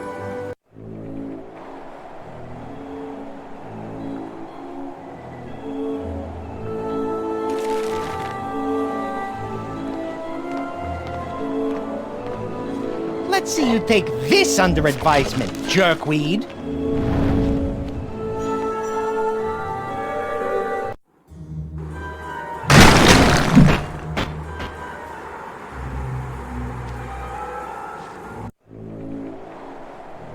Yippee!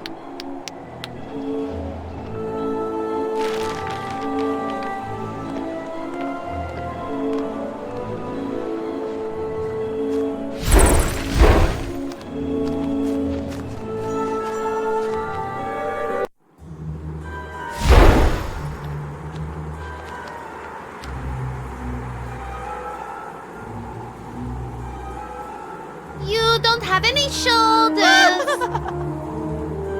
I find your humor as tasteless as that ridiculously gaudy black gown you're wearing. Speaking of taste, how's about we position you directly under that raven's roost over there?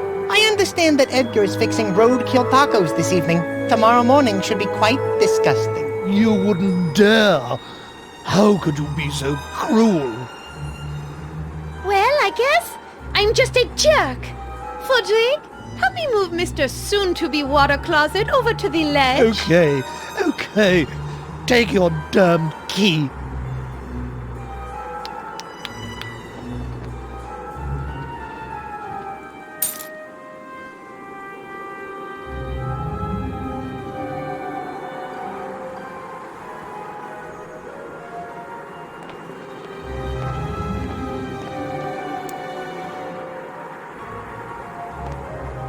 Okay, let's see if this key will finally do the trick.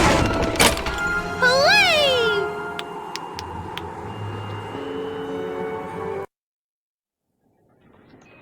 A boat is still here, Frederick! Finally, we have a way to escape this damnable castle! Not so fast, Toots. Looks like we got ourselves a small problem. Unless you happen to have a couple of oars hidden in that dress of yours, we're not going anywhere. It's kind of hard to paddle a boat without the actual paddles. Feasting Shen! Can't anything be easy around here? Without those oars, it's going to be impossible to make it across the lake. The current is way too strong. And then there's Inky. Let me think.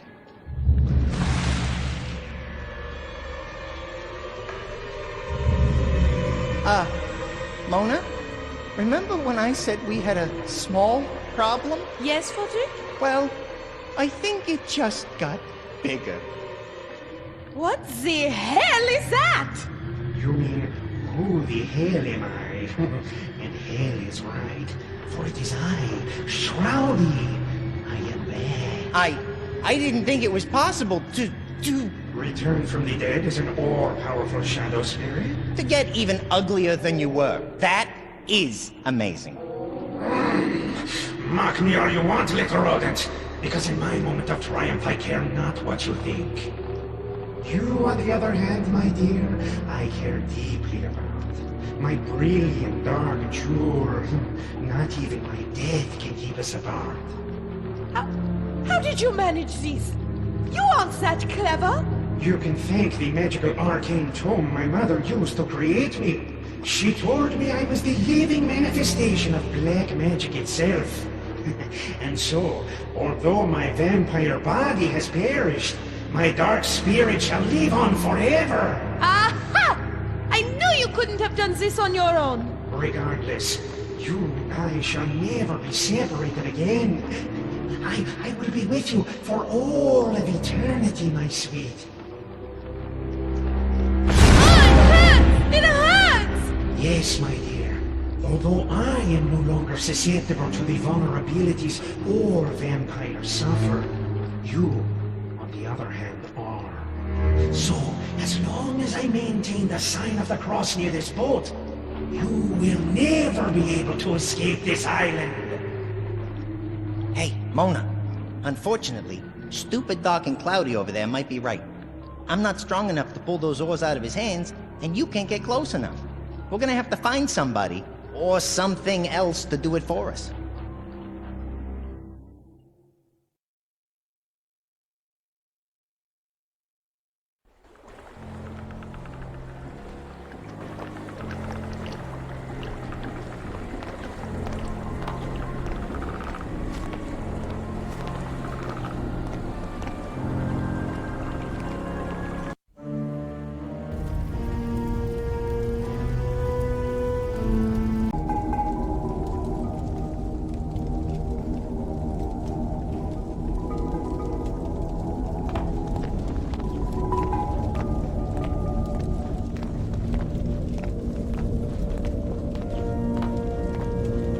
It's some sort of pewter cup with a lid and straw.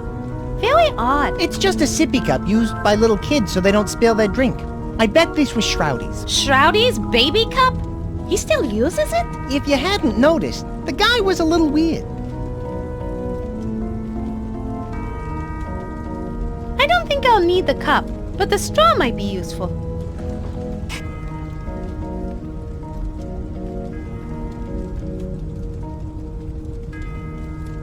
I better take this knife. I think I might need it.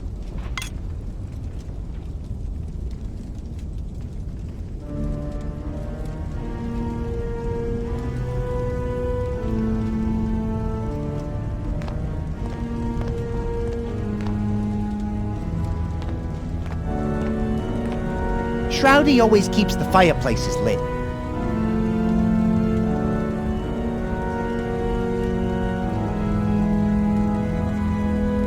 It looks like a picture of the Baron von Kiefer. The woman standing next to him must be the Baroness. She has a very strange look on her face. I think the artist was trying to capture a subtle, I'm going to murder this poor bastard as soon as I get a chance sort of feeling. I'd say he succeeded.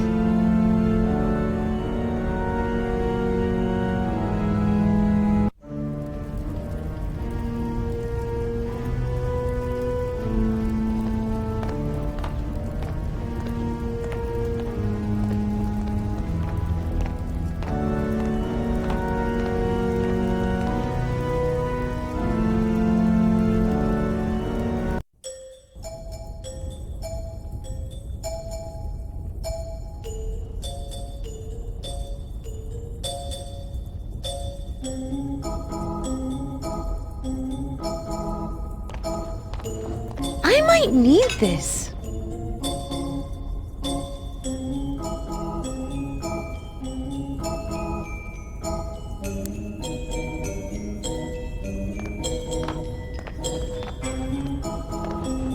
Let's see if this thing's working.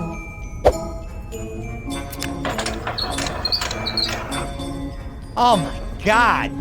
It smells like a toddler had an accident, then wrapped it in moldy Limburger cheese and stuffed it in the armpit of a corpse that's been rotting in the sun all day. Frederick, look, it's a cat. He went back into hiding. Apparently he agrees with your assessment of the food. Yeah, I guess it just doesn't want to spend the next 72 hours in the bathroom.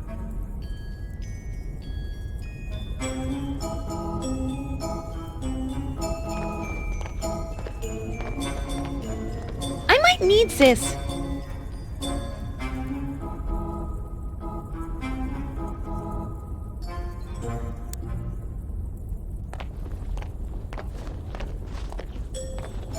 Let's try this food.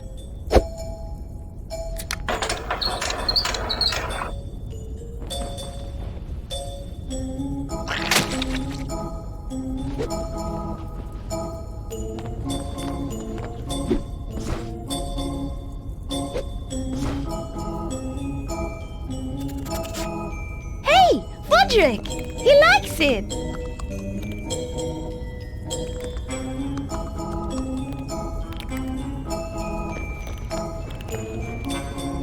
Bonsoir! Who are you? Hi, Wackett. A better question would be, who was I? I used to be the Baroness von Kiefer's familiar. What's a familiar? A familiar is kind of a special guardian that witches use. I used to serve the Baroness in various ways. Protect her special items while she was away. You know, that kind of thing. Back in the day, I even had some limited magical powers of my own. What happened? Well, I guess I wasn't as powerful as the Baroness was hoping, so my job was outsourced to a homunculus. What do you do around here? Mostly hunt rats. I used to do it just for sport, but I have to admit Shawty hardly ever feeds me, and the rats are downright tasty. Do you always eat the rats you catch? Eventually. Although sometimes I just smack them around for a few hours and maybe scratch them a couple of times. Then I pretend to lose interest. At some point they figure they're actually going to escape and make a run for it. At the last second, I pounce on them. If I time it just right, I can feel the wave of crushing despair wash over them. It's really a lot of fun. Damn, that's harsh. No, it's harsh when I do it to them a second time. You know, just before I bite their little heads off and nibble on their tiny feet. You mentioned you used to guard various items. What type of things specifically? Mostly I watched over 2 very special books in the library. To say more would be indiscreet. That is all I need to know.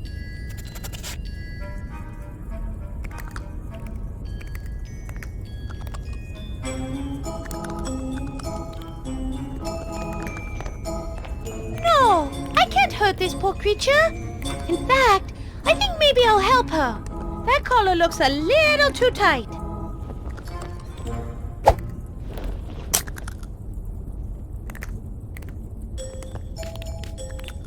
Glad you reconsidered, for your own sake. You know what they say, never bring a knife to a gunfight. Look out, Mona. Sounds like this kitty might be packing heat.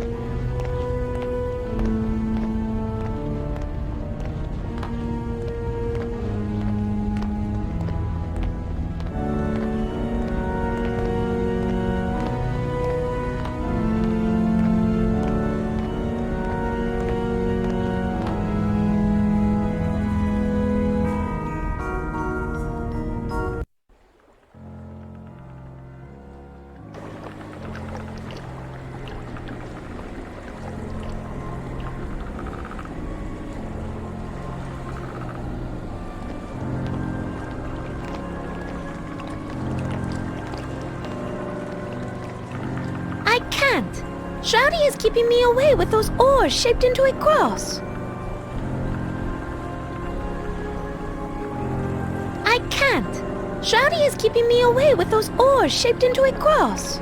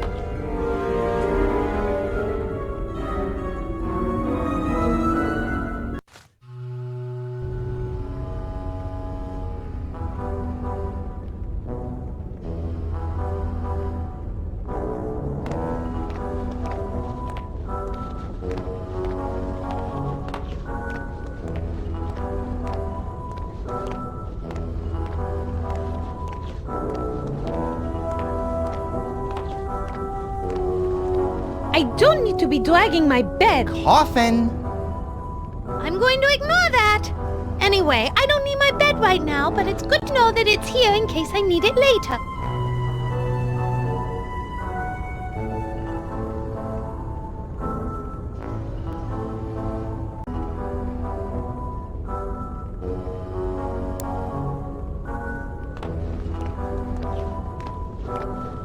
Aha! I see you back. I have the collar for you right here. You fulfilled your end of the bargain, and for that, I'll tell you the names of the 2 books you need to pull out and put back in on the shelf in the library. They are How to Build a Better Body in Just 30 Days by Dr. Rigor Mortis, and the other is Sharpening Young Fangs, Parent's Guide to Raising the Perfect Vampire by Dr. Max Schreck. You's got it? Find those books, and you'll find your way into the Baroness's laboratory. Good luck, Dollface. Thanks. I'll go try them. Oh, and by the way, before we whacked the whacket, she said she was going to haunt you and your associates for the rest of your lives, and said none of you would escape her spirit's vengeance. Just thought I'd pass that on. Haunt a bag of rats? Yeah, right. Give me a break, lady. And by the way, how did she know it was us who sent you? Sorry, fellas. I let it slip. You see, I had a friend who was haunted by a cat she ran over on her bike. She never slept soundly again.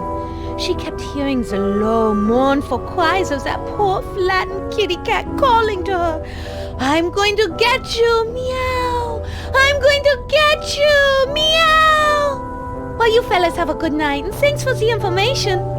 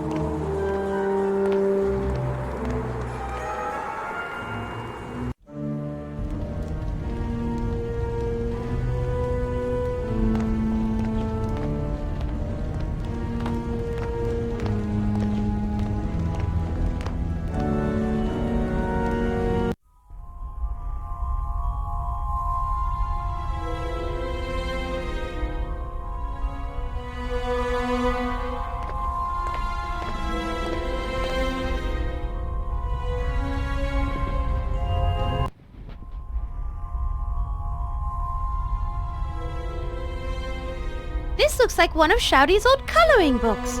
It has a picture of a newt in it. Glad to see he was at least a normal child. Except he did this as an adult. This is fresh crayon, and that's a new box. Oh, dear.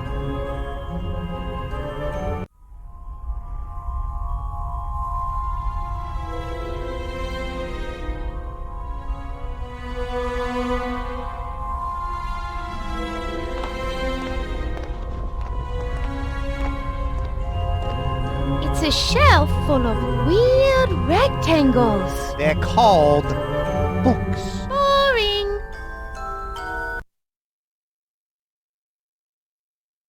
Clockwoman. Draxylvania on just 2 pints a day, a traveler's guide. The Imbecile's Guide to Sanitarium Treatment by Dr. S. Loomis. Gila Monsters, the Forbidden Fruit. Clockwoman. 11 things that taste really, really bad. From here to that spot right over there. Introductory Lessons in Stair Diving by D. Karras. Operation Echo by W. Eakin.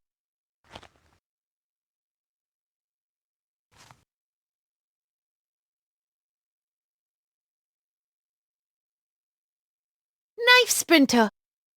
O positive. Common, yet delicious. Moderate expectations. Magic potions made easy. Number 5. Purely poisons. I'm a bat, I'm a woman. A female vampire's guide to independence. Just because I love you doesn't mean I won't eat you. Pig Pimple's Guide to Schools of Witchcraft and Wizardry. Large Men. The Abbey by Chris M.K. Au. Rivals, Polecats and Rottweilers, Asphalt Vengeance by Timothy S.D. Fine. Paradise Found. How to Cook Chicken and Annoy Your Guild by Leroy Jenkins. Not So Wasted, Skull Trauma Treatment by Dr. J. Spicoli. The Dark Knight Returns. Chicken Soup for Those Without a Soul. Feeding Right, 10 Ways to Lower Your Victim's Cholesterol. New England Skeptic's Guide to Not-So-Intelligent Design by I. Mary Skepchick. God Takes Manhattan by Gilly Gax. Xylophone, the best X word ever. Zippity Do's and Don'ts. Sharpening Your Fangs, a Parent's Guide to Raising the Perfect Vampire by Dr. Max Schreck. The Joy of Cooking Your Enemies. I'm done with these books for now.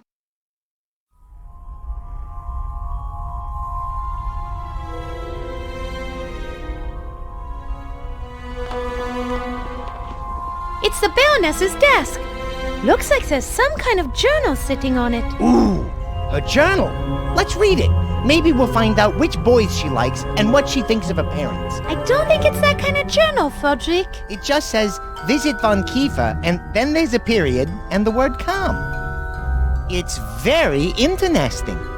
That makes no sense.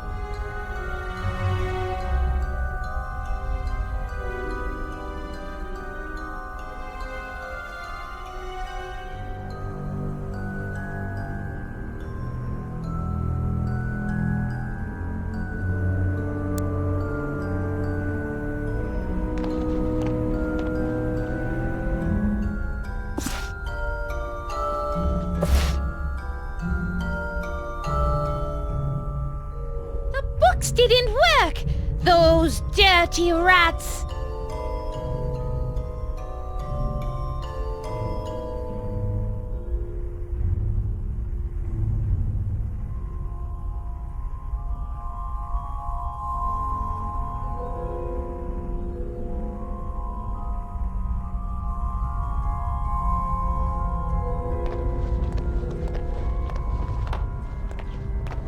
This will be useful. I'll take it.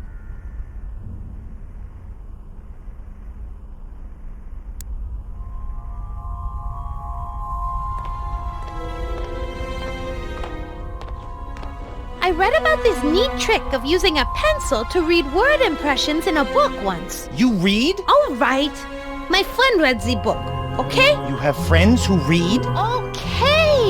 So my friend's brother read the book that had this neat trick in it and told me about it. There. Happy? Let's see if this will work.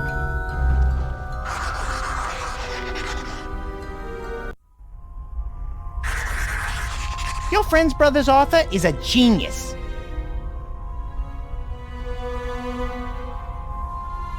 Aha! Look, Frederick, a clue. Brilliant. What's it say? It's a list of book titles. A Teen Camper's Guide to Crystal Lake. Zwexylvania on 2 pints a day. The Dark Knight Returns. And Sharpening Your Fangs, a Parent's Guide to Raising the Perfect Vampire. What does all this mean? Great job, Sherlock. Apparently we found the clue, but what it's a clue for is a mystery. I thought you were Sherlock.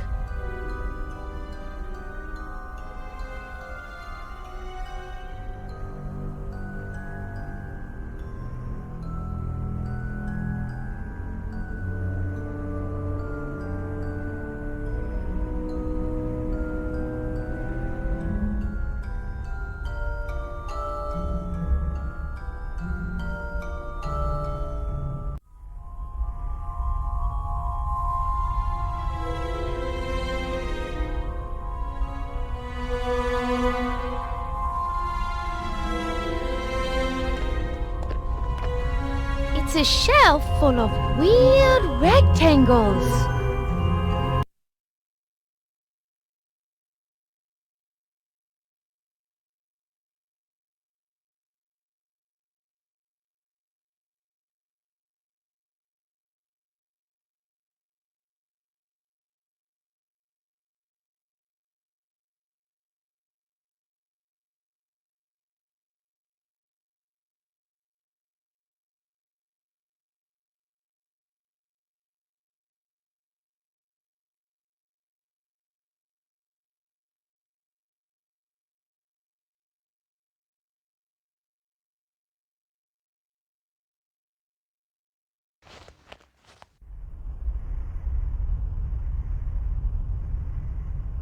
A teen camper's guide to Crystal Lake Basin.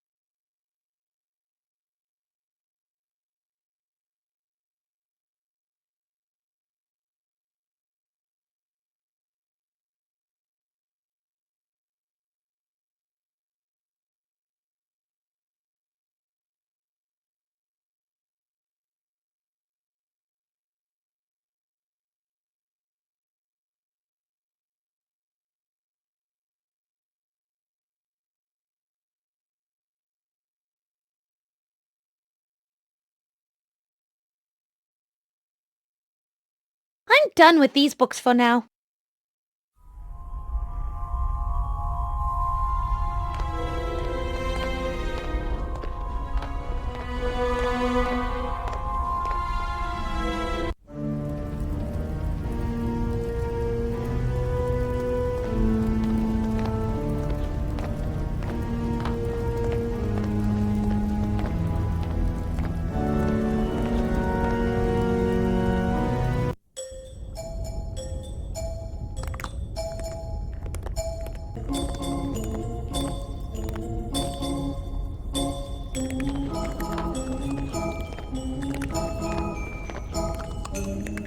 Bonsoir.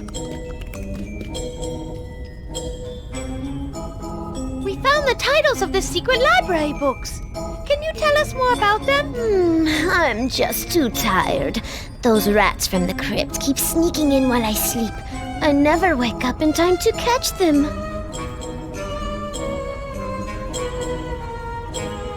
That is all I need to know.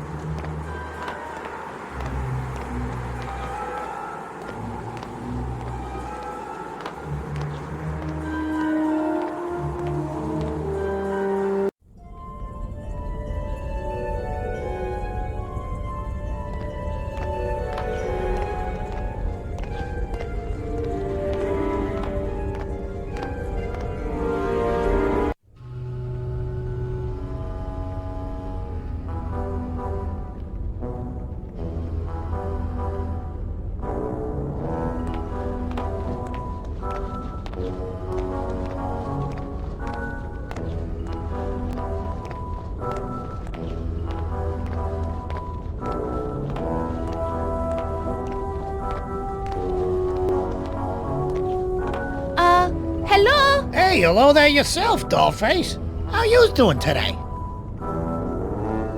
We were thinking we might leave some food out for you.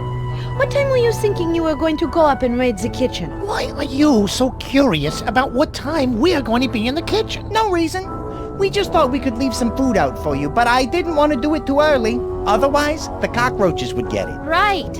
We saw some big old nasty ones up there. Well, I think my men will be raiding the kitchen around 3 a.m. So if you want to leave a little extra food out for us, feel free. Thanks.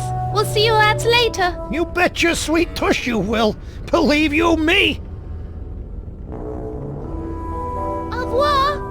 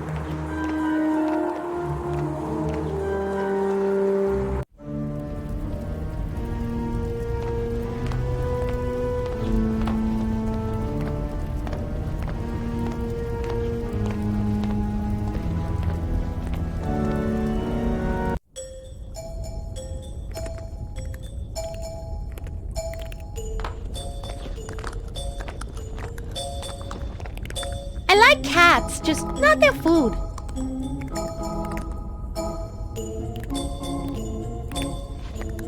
Hello again.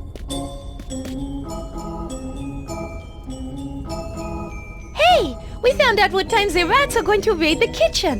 It's 3 a.m. Wonderful. I can sleep till then. In return, I'll tell you that you simply need to switch the placement of the 2 library books.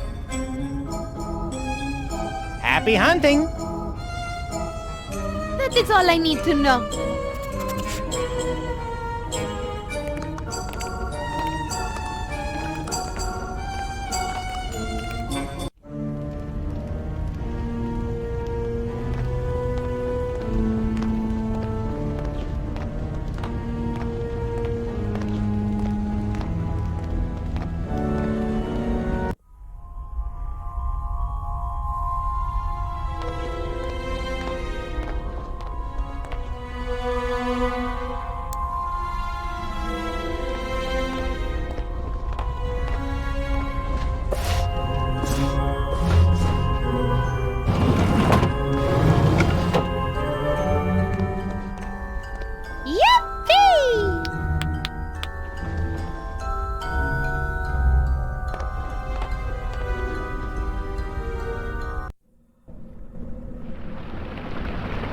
Holy maggot poppers on weed. Get a load of this place. Yes, I would have to agree. It does look rather impressive. Maybe she's got the recipe for a ghost repellent around here somewhere. If not ghost, maybe just some jerk repellent. I surely hope so, Frederick.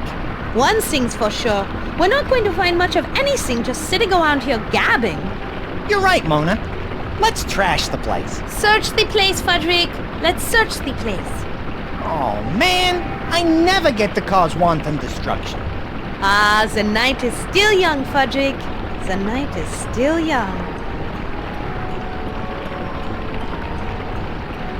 It's a river of fiery green demonic snot emanating from the nose of a hideous and massive demon carving. Well, Frederick, aren't you going to say something witty? To be honest, you kind of stole my thunder with your description.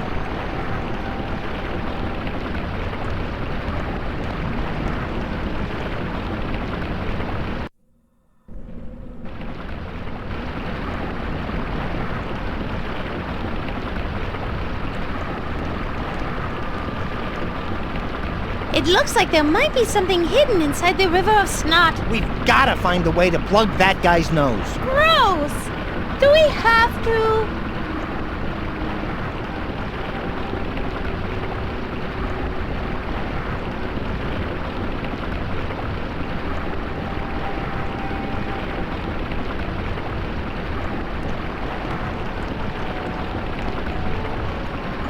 It's a chalkboard with some writing on it. I'm gonna go out on a wing and say that the Baroness was not moonlighting as a school teacher. She must have been using the chalkboard as part of the dark arts she was practicing. We should take a closer look at what's been written on there. It might be helpful.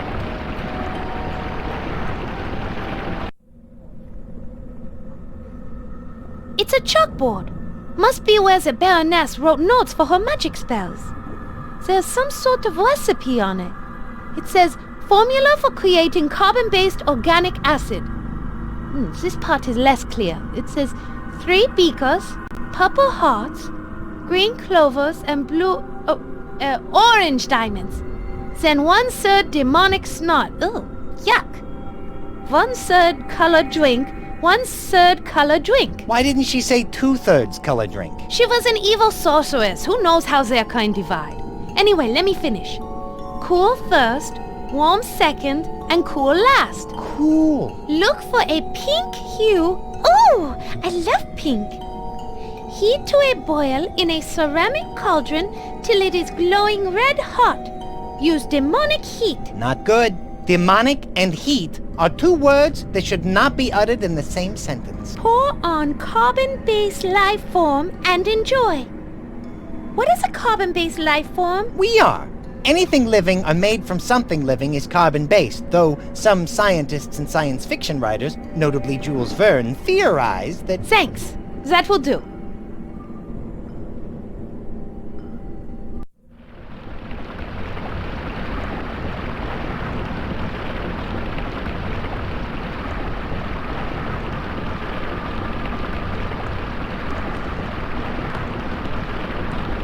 It looks like there might be something hidden inside the River of Snot. We've gotta find a way to plug that guy's nose. Gross! Do we have to?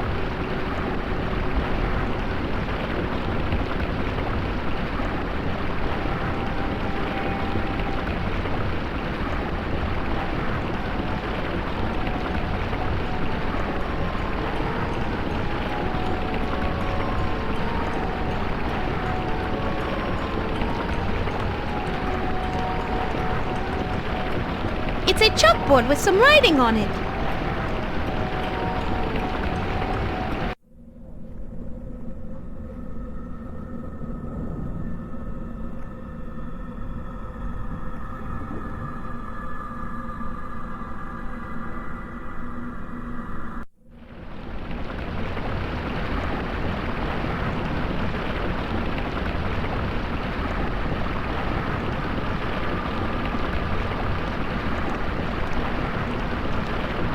It looks like the door to an icebox, and it's all frosted over.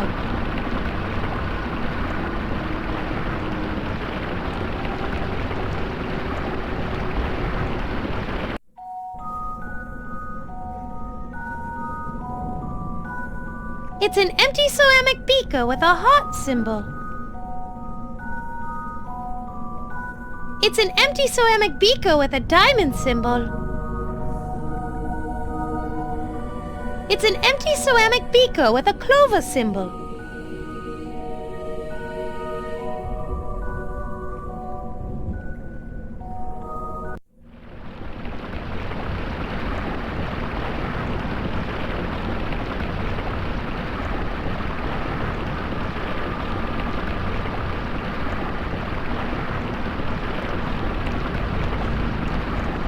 It's a Bunsen burner, a small stove used to heat things.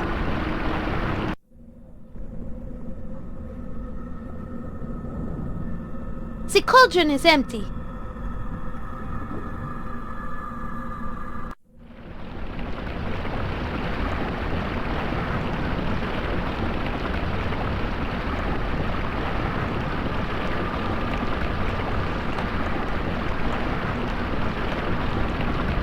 It looks like some kind of locking mechanism. Let's take a closer look.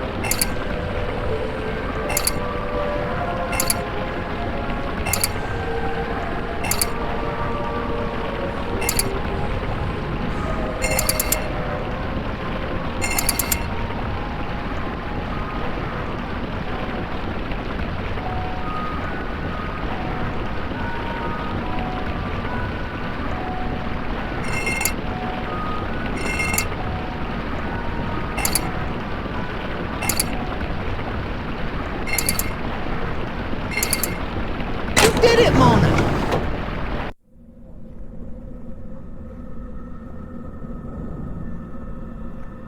What did I do? For one thing, you stopped the worst case of post-nasal drip in recorded history. It looks like there was something hidden in the river of snot. Why do I suddenly have the feeling that our adventure just became a bit more adventurous? It must be the special book that Iron Maiden Bob told us about. What did she call it? The Book of Shrouds.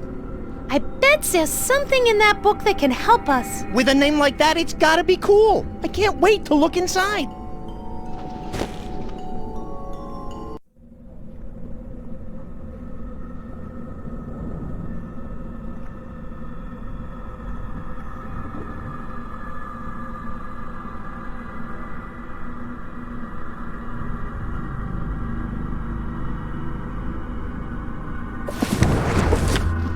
Wow, what a crazy-looking book.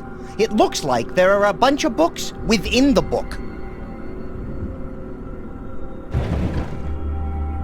Interesting. They are all locked. I'll try this one.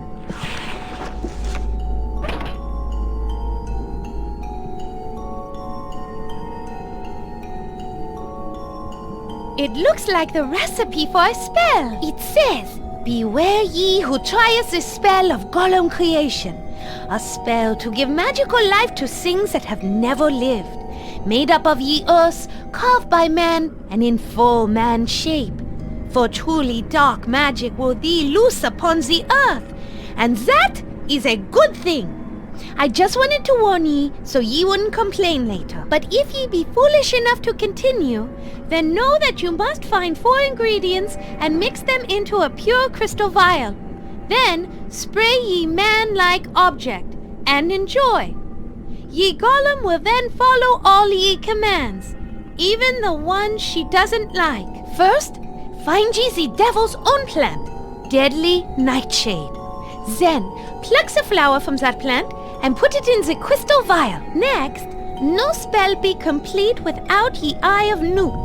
Don't asketh me why, but ye magic seemeth to be concentrated in the eyes of newt. Next, the spell needeth the horrid stench of a gargoyle's breath. Since they be living rock, thine energy be required. And lasteth, ye needeth be powdered bones of a murdered virgin, fresh ground and pure virgin.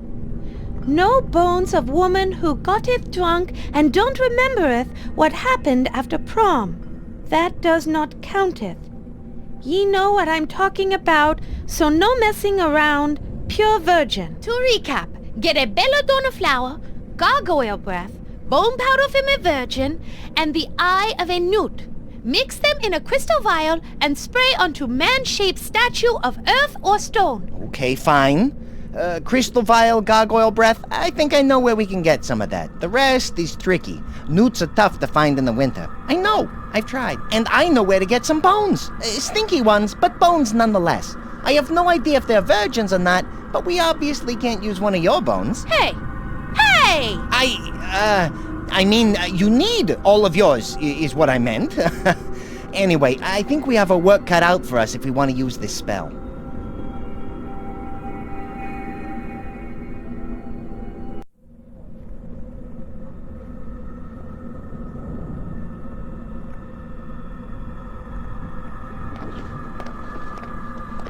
Let's find out what's inside. Wow, the refrigerator is pretty cold. I don't want to carry it around with me, but now that I know it's here, I can use it if I need to.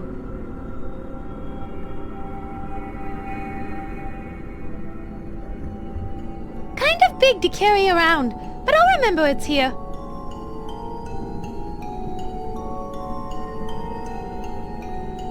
I'd better grab this.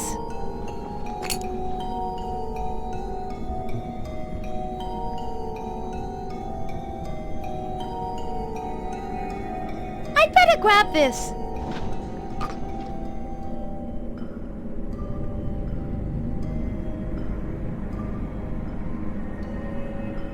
I better grab this.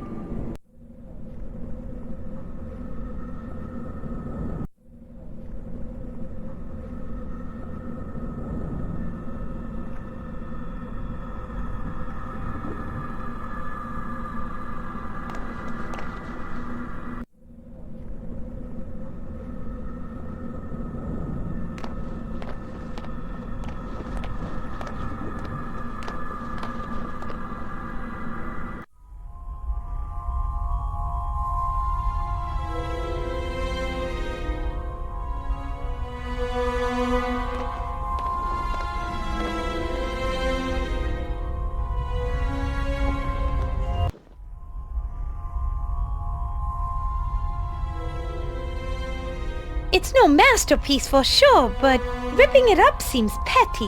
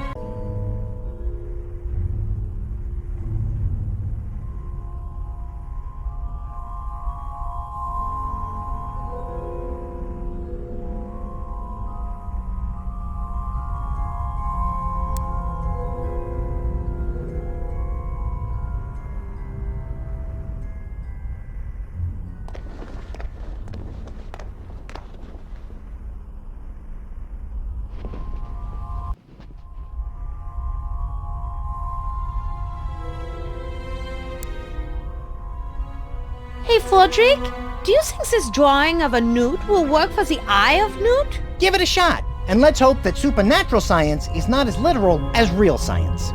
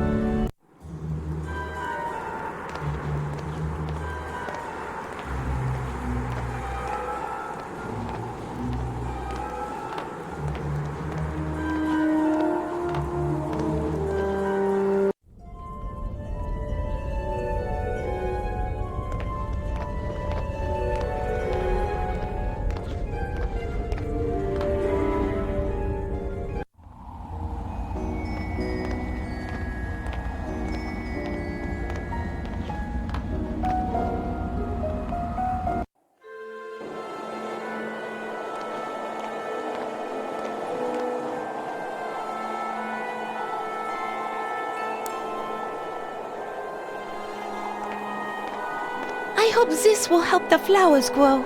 I just hope it doesn't eat a hole through the bottom of the planter box.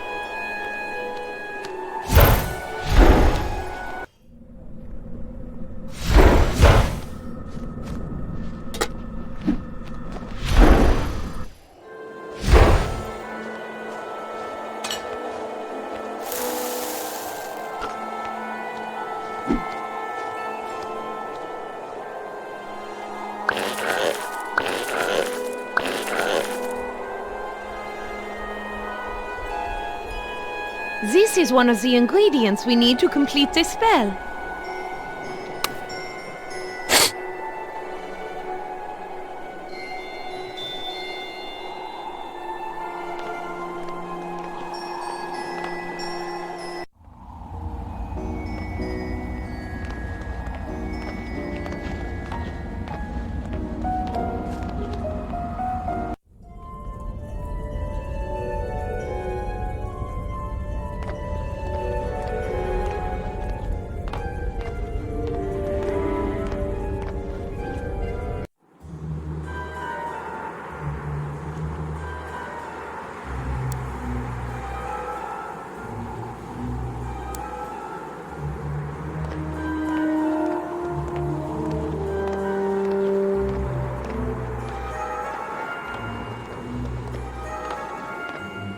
Inky smells really, really foul. Yeah, probably from all the tourists rotting in his gizzard. Disgusting. Maybe the whole perfume bottle will make him smell better.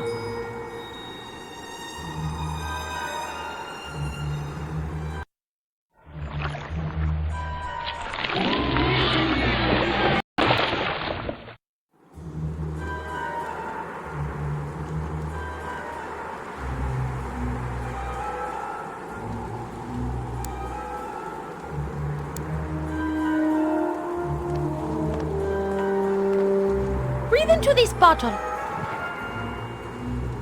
Why should I? Because we need your breath for something. Clever.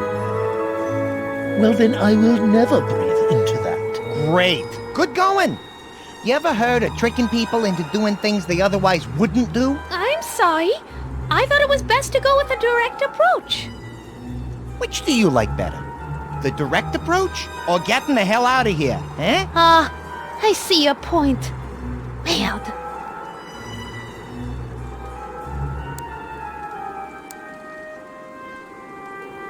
This will get him to open his mouth eventually. Hold your breath all you want, blockhead. You have to breathe eventually. It will never work, plebeians. I can hold my breath for 10 minutes. Yeah, we'll just see about that.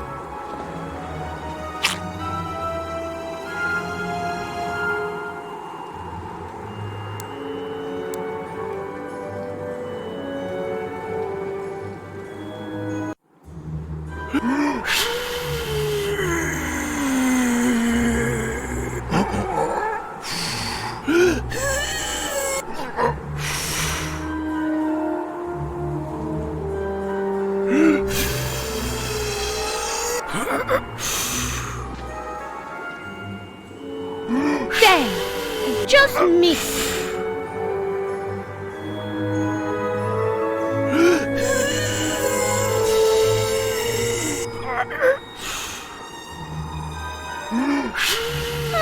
Nice size.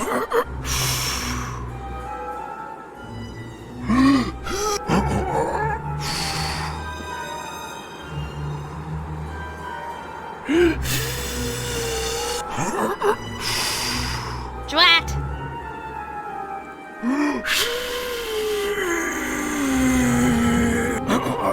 Dang! I just missed.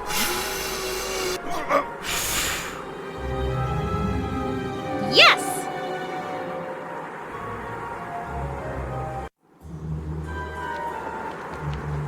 There! I got it! Thank you, Rufus. Your services will no longer be needed. You are most decidedly not welcome.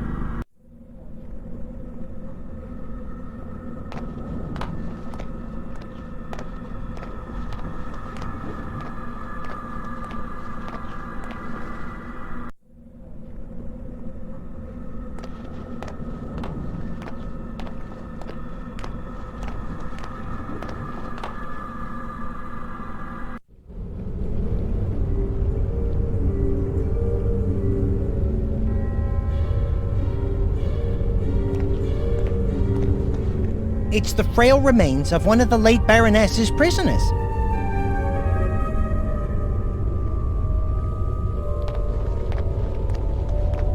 It appears to be a list containing information about the prisoner. It's nice to know Shroudy's mother was so thorough. I'm sure it's hard to take good notes while you're busy torturing somebody. She must have been an excellent multitasker. It says, prisoner identified as Irish tourist Shannon O'Doherty, initially observed as member of local nunnery tourist exchange. The nuns only arrange tours for the most pious of individuals. Virginity has been confirmed. Her blood is exactly what I need to help unlock the mystery of the Book of Shrouds. That's terrible. Why would anyone need blood?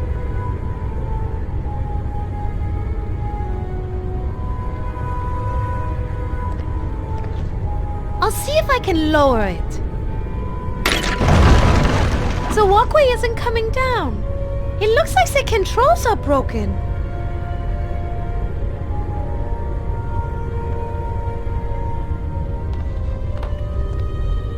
Fodrick, help me ferry those bones to safety. Sure, no problem.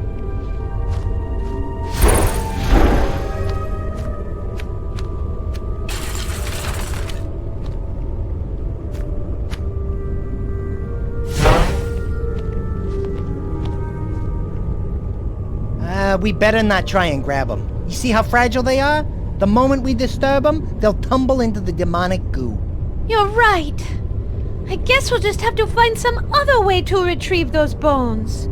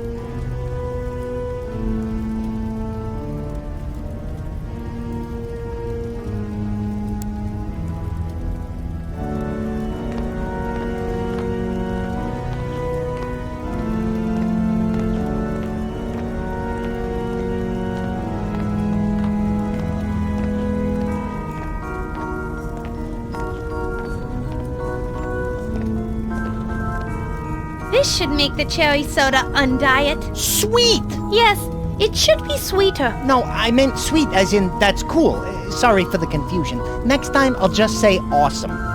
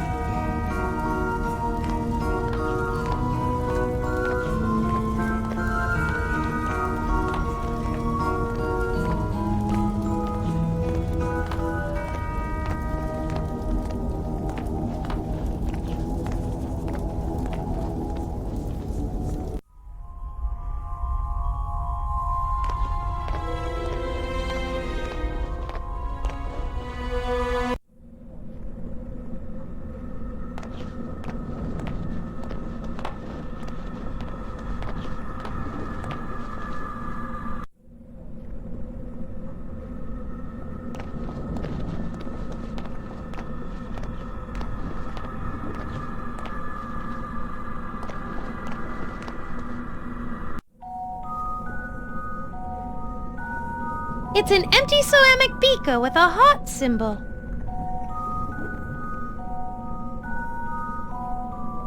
It's an empty ceramic beaker with a diamond symbol.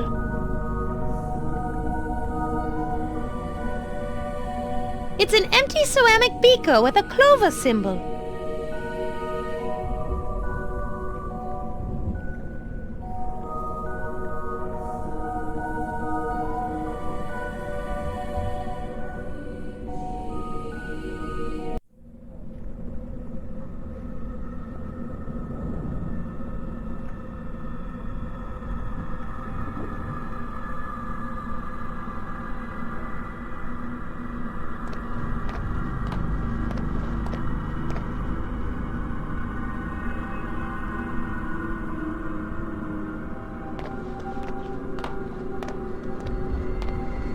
It's a Bunsen burner.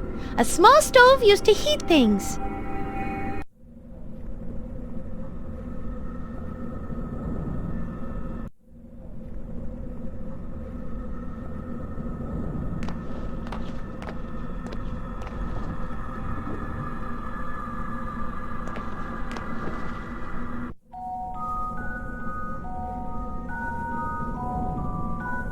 I better not.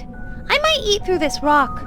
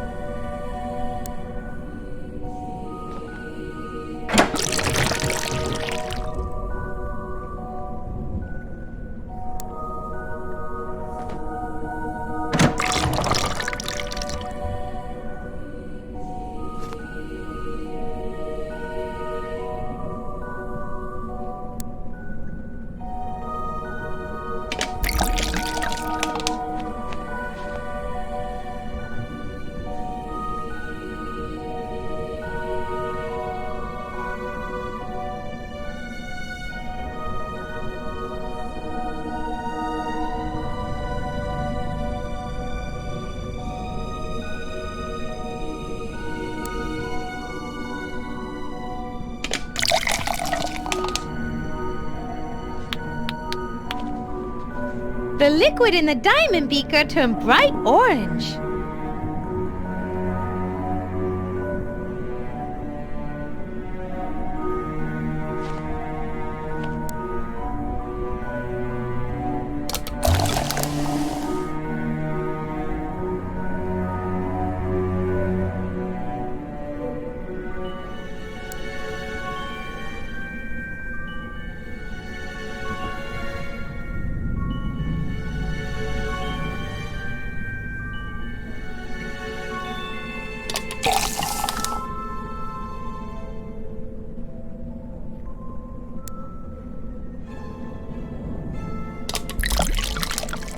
Look, the liquid in the hot beaker turned purple.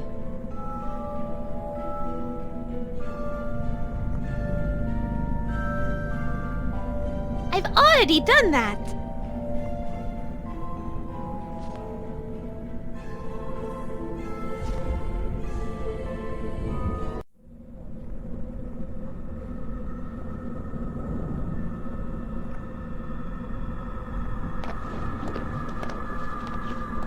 It's a Bunsen burner, a small stove used to heat things.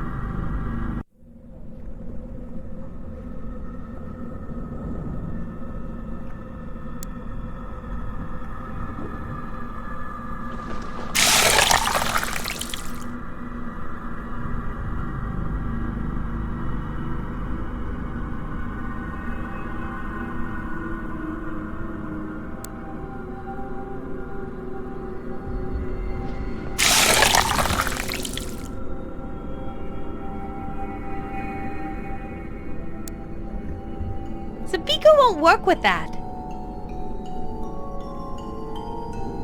The beaker won't work with that. The beaker won't work with that.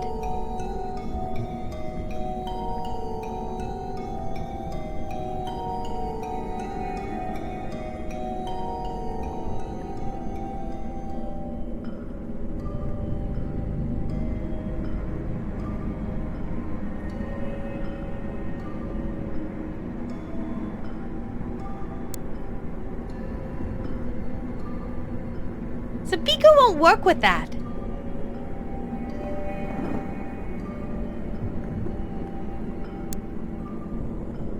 The beaker won't work with that. This must be the control valve for the Bunsen burner.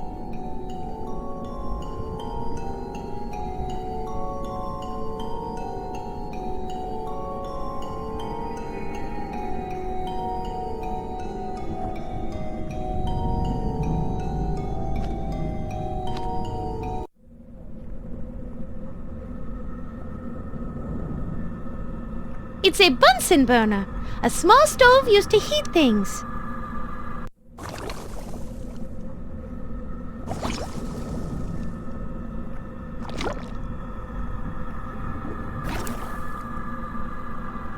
The beaker won't work with that. Combustible gases are dangerous, and we don't know how reliable this equipment is. I'm not turning it on until I absolutely have to.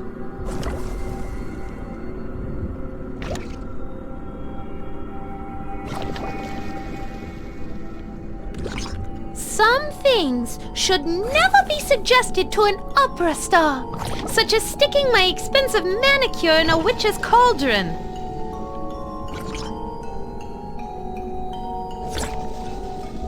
Double, double, toil and trouble, fire burn and cauldron bubble. Is that a spell? No, just a little trochaic tetrameter. But it sounds absolutely magical, no? Theater geek. I added purple, then orange goo to the cauldron.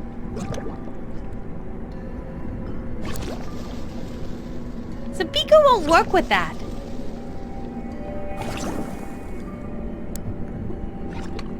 The beaker won't work with that.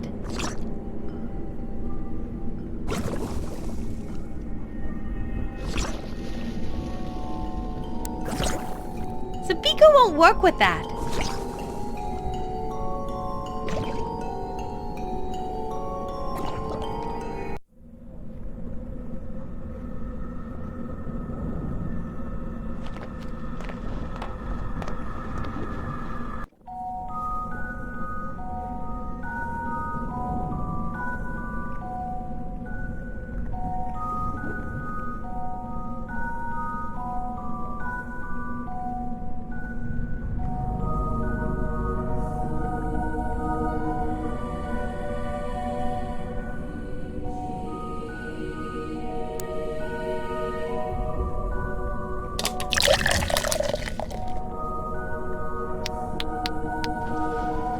Interesting.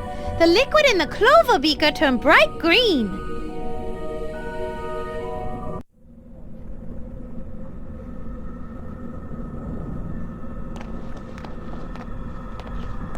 It's a Bunsen burner, a small stove used to heat things.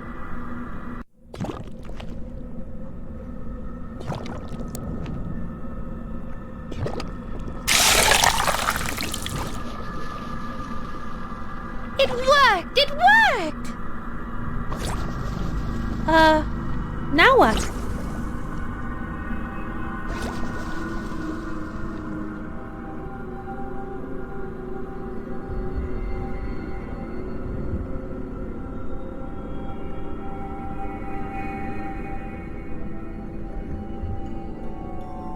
Mona, wait. Here's the plan.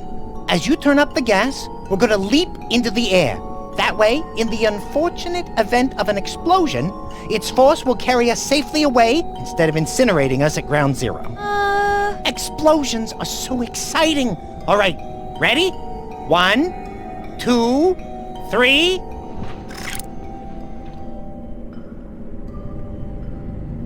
Dang, that's one lame flame.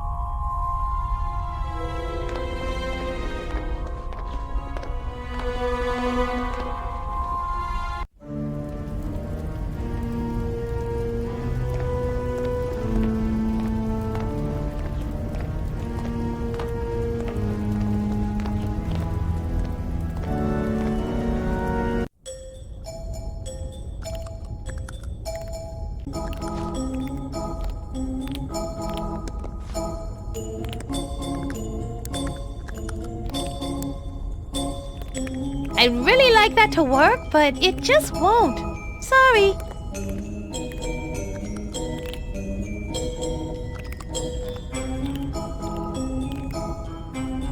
I'd really like that to work, but it just won't. Sorry.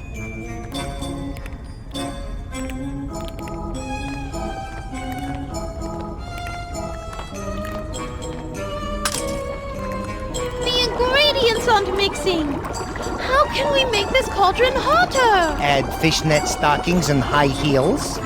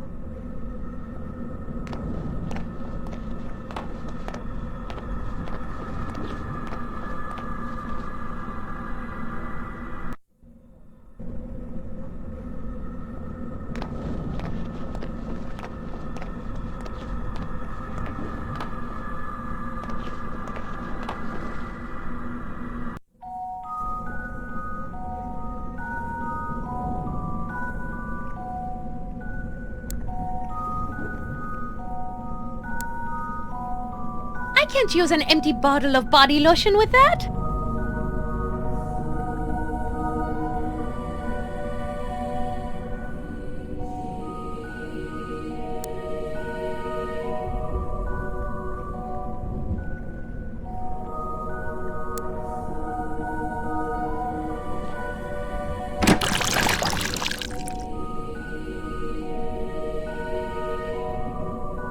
I've already done that.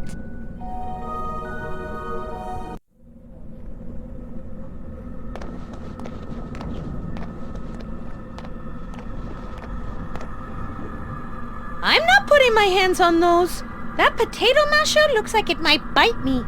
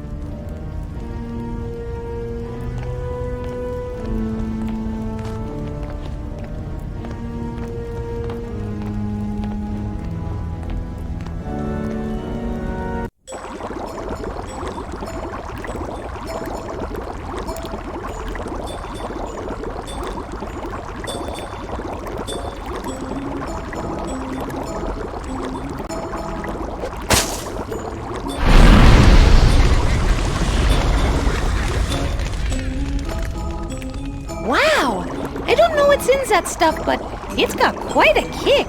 Kinda reminds me of the bat shine my Uncle Jess used to make. I remember this one time, I brought a jar of it to a party. All I really remember is taking the first couple of sips. Then the next thing you know, it's 5 hours later, I'm in a complete stranger's belfry, I suddenly have this new tattoo, and to top it all off, my pants are missing. This sounds like an incredibly touching story, but I'm afraid we don't have time to hear it right now. Look, Fodrick! It's boiling! It has turned bright red! It worked!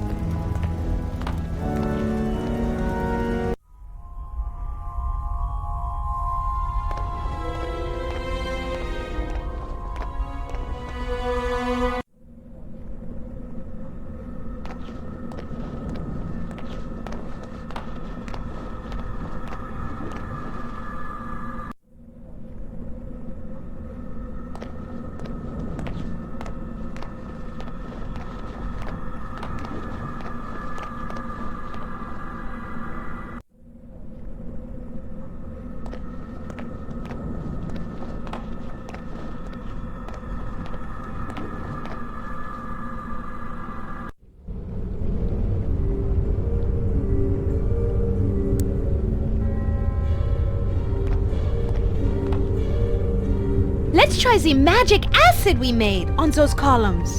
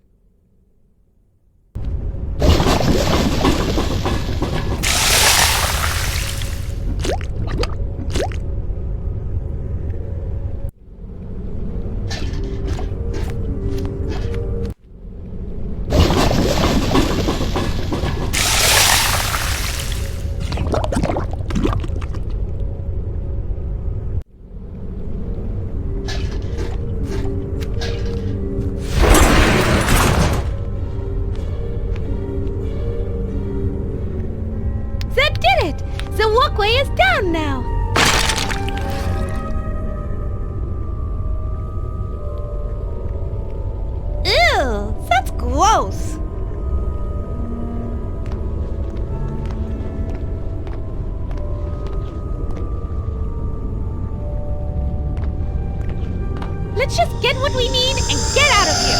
Ah!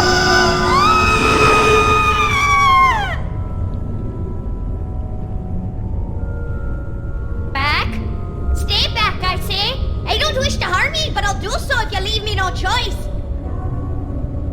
What now? Can't anything ever be easy? Hello.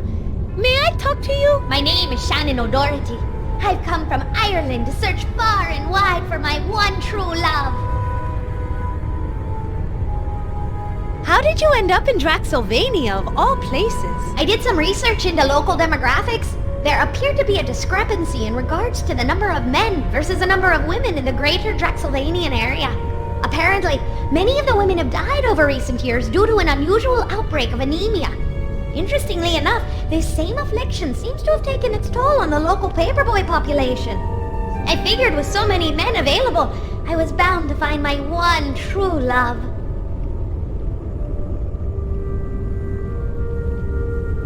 Were you able to find a man? Indeed I was. Not long after I arrived here with my tour group, I received a letter at my hotel. It was addressed to me from Burgermeister Willem Vinton, Mayor of Gosford Falls. He said he was interested in meeting me after catching a glimpse of my fiery red hair. Did you ever get to meet this Burgermeister, Willem Vinton? Yes, but only briefly. He came to my hotel saying he wanted to meet me. As the Mayor of Gosford Falls, he always enjoyed spending time with young ladies new to the area. I believe he took a liking to me, for he invited me to come up to his room so we could discuss Draxylvanian history. Sounds like this Burgermeister was looking to get to know a wee bit of the Irish. How did you end up in this castle? A woman came to speak with our tour group, saying that she was the Baroness von Kiefer. She asked me how old I was and how it came to be that I was in Draxylvania. After I told her about myself, she offered me a job working at her castle. Since I knew that I had found my true love in Willem, I decided to stay in Draxylvania and took her up on her offer. The first night in the castle, the Baroness brought me a warm cup of tea. After taking a drink, I grew very tired, and the next thing I remember is waking up here. Why don't you leave here? I surely want to, but until my bones can be buried in a consecrated grave, I must guard them till the end of time. Bummer. All of your bones, you say, or most of them? Good question. I'll have to ask. Ask whom? Another good question. My, you're just full of them. Why do you ask, anyway? Never mind. Don't worry about it. Would it be alright if we borrowed one of those bones there? I can't let you do that. I'm saving them for my burial in consecrated ground. I feel the need to stay here until that happens. Do you guard your bones all the time? I must stand vigil through this endless night. My true love, Willem, rescues me at dawn. He'll bury my bones and hold me in his arms forever. Oh, how I long for the morning.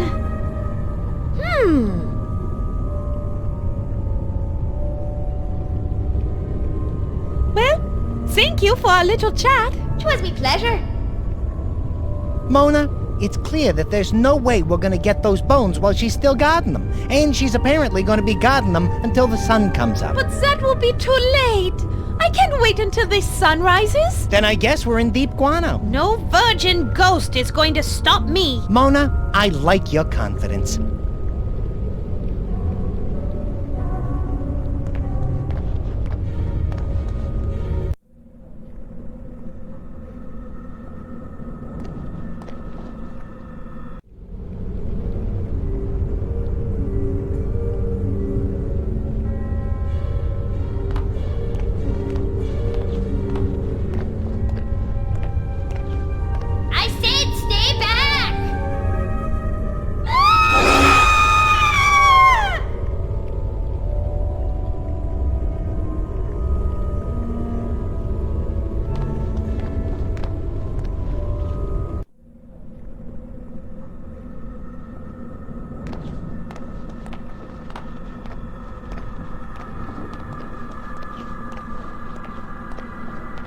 To fly into that. Wait, You know what? I do. Great!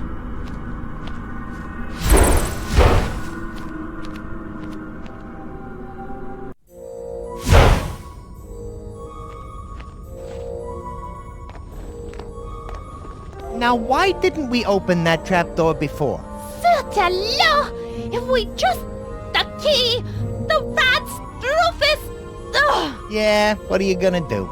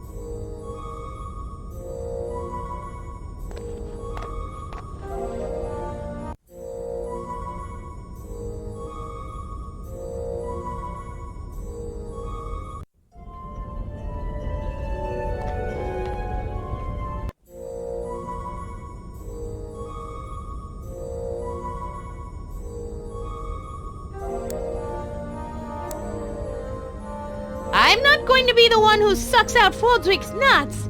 He got us into this mess, so he's the one who should get us out.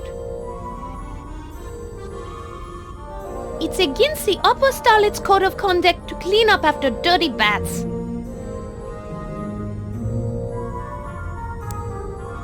Fordrick, here's a chance to put that mouth of yours to good use.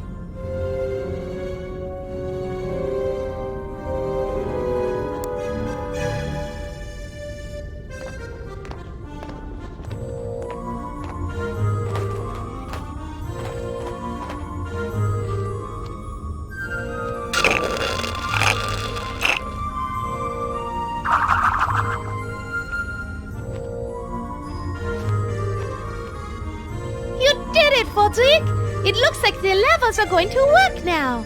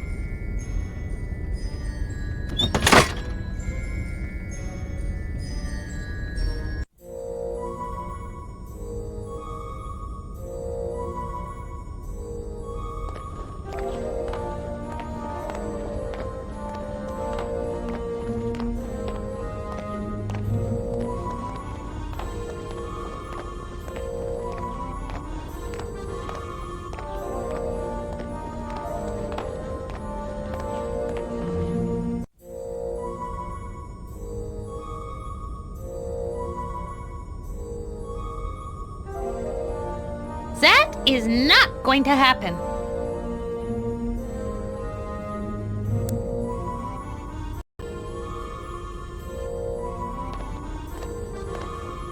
Too bad these two things won't work together. It would have been interesting. Maybe that'll work 5 minutes from now. Try again later.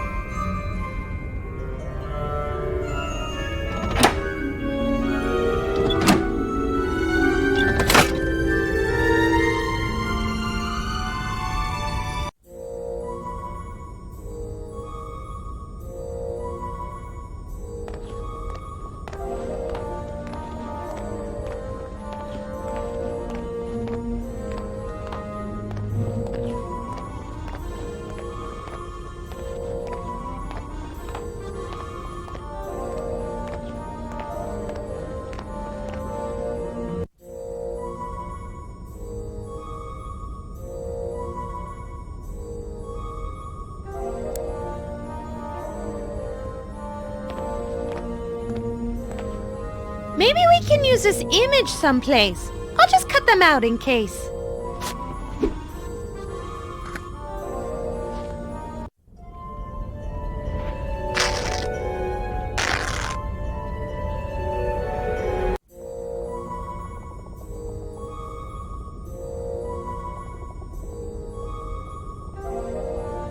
I might need them, although I can't carry them around, but I'll keep them in mind.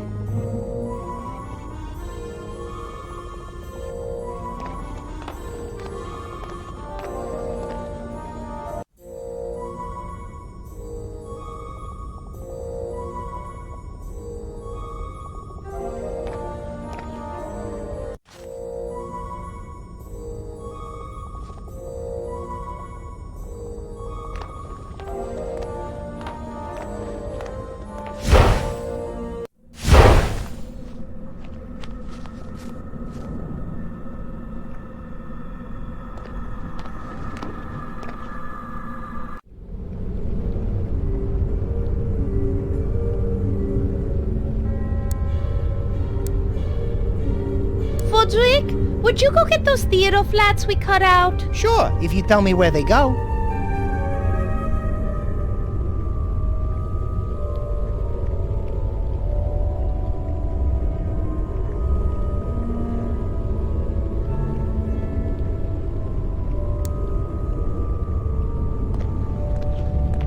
Frederick, fly over and hang the sun backdrop outside of the window. Maybe we can trick Shannon into thinking the sun has risen. Okay, I'll get right on it.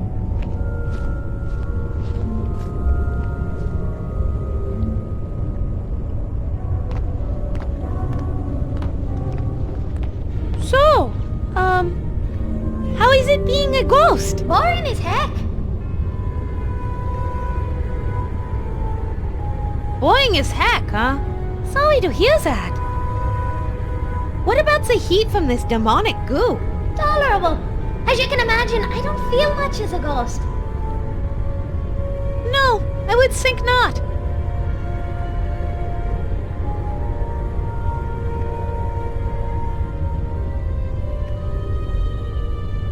And being a vampire?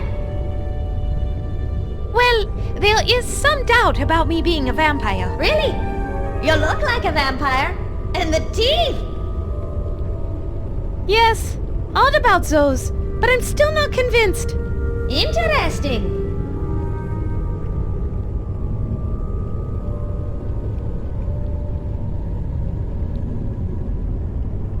Hurry up, Frederick!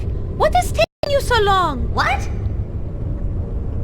Oh, nothing. Just wondering where my bat went.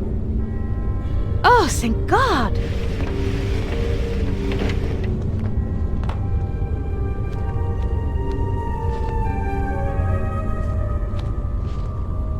Phew!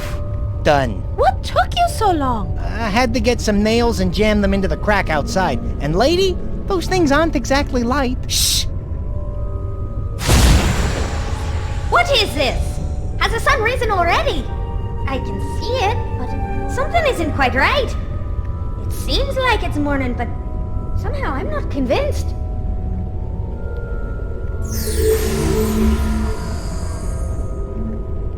I think she almost believes that it's dawn.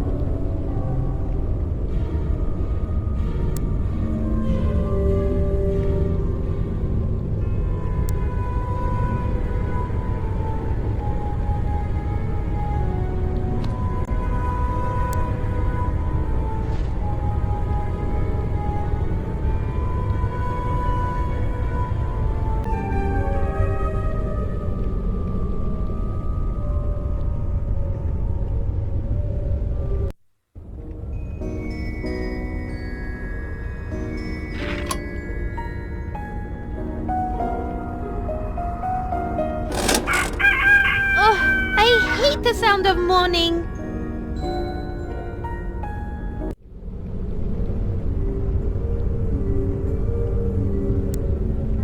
Frederick, will you play this toy for me later? Sure, just tell me when.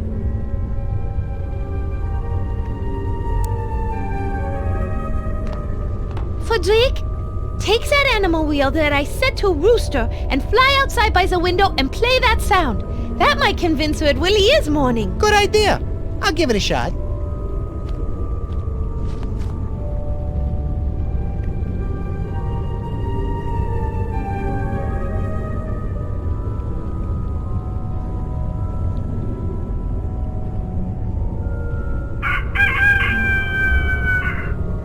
The sun has risen and the rooster crows. Morning has come and with it my salvation. Willem comes for me. I can rest now as I wait for you, my love. My vigil has come to an end. Willem!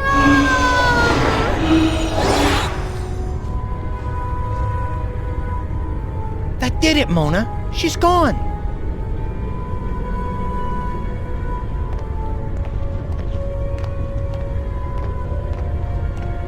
I can grab one of these now.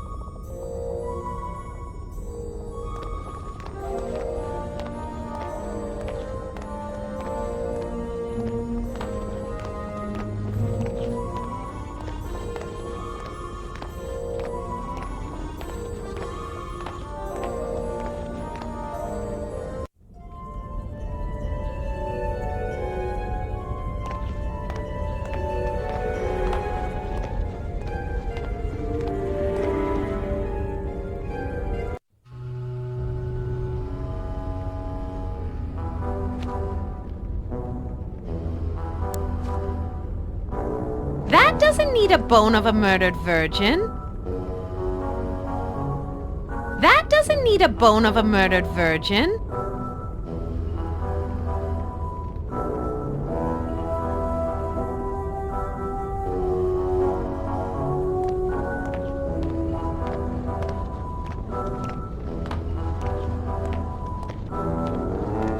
Oh, that sound is hideous.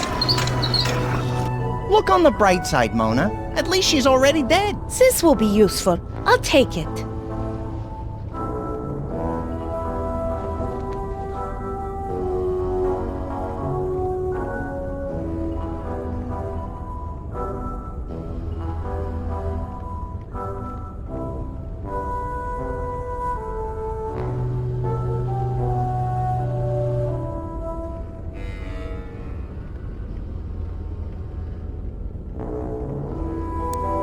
Excellent!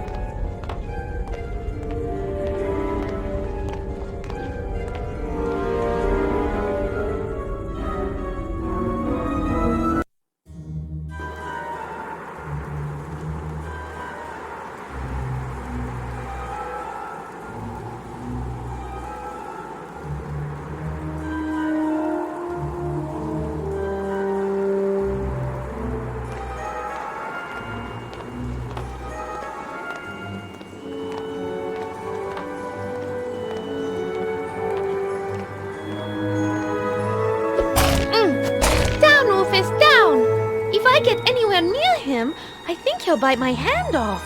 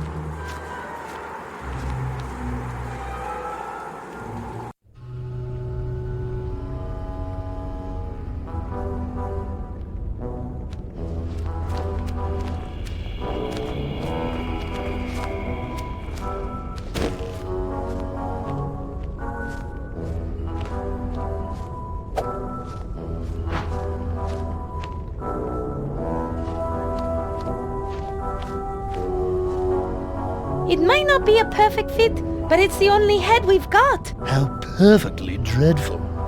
This body has no sense of fashion. Stop whining! One more word out of you and you'll be spending the next 20 years of your miserable existence in the bottom of that privy at the closest Spanish restaurant I can find.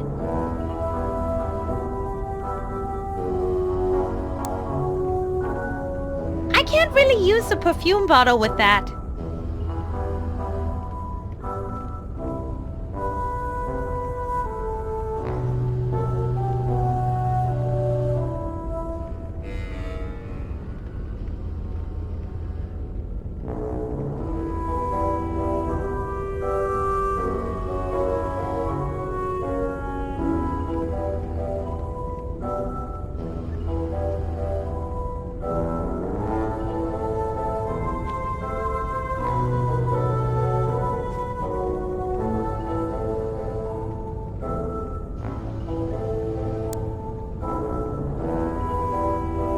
I can't really use the perfume bottle with that.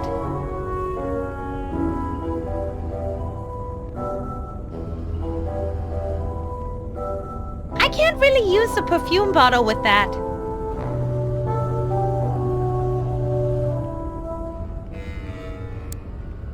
Well done! Good! We've got our potion of golem creation ready for spraying. Now all we need is a stone body.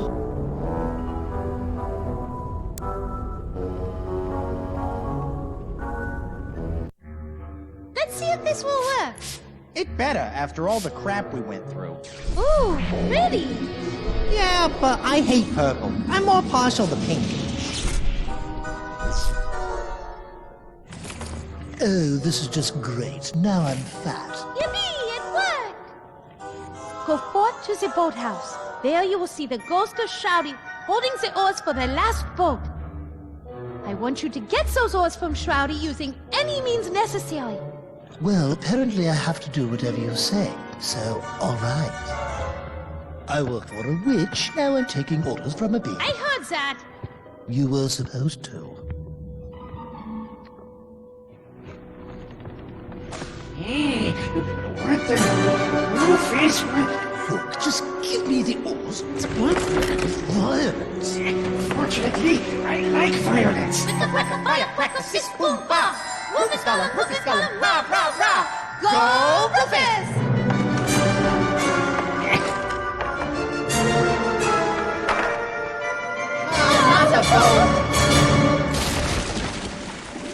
He got the boat.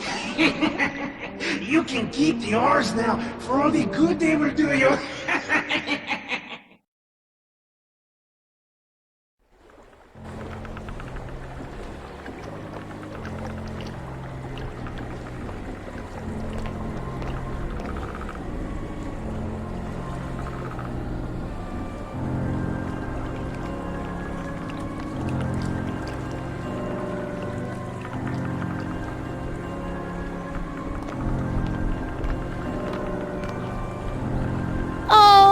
Sweet!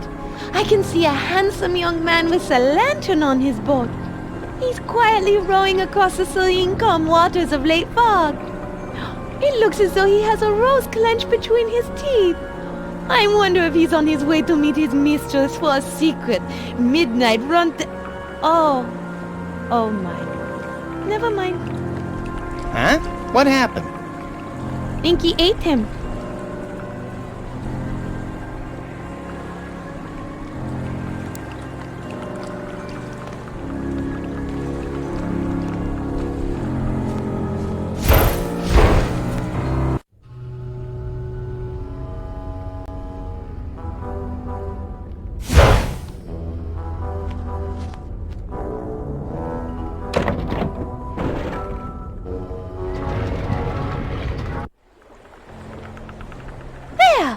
Should do the trick. Maybe not as nice as a boat, but at least it floats. Grab those oars, Mona. It's time for the maiden voyage of the SS Dirtnap.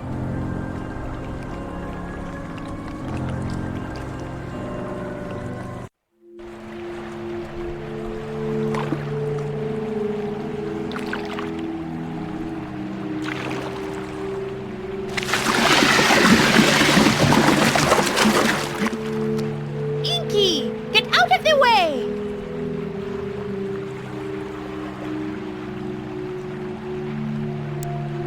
These two items won't combine together.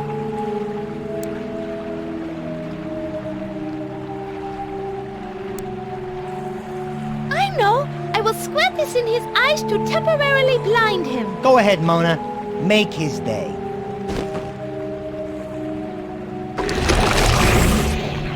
Keep going, Mona. I think you got him on the ropes.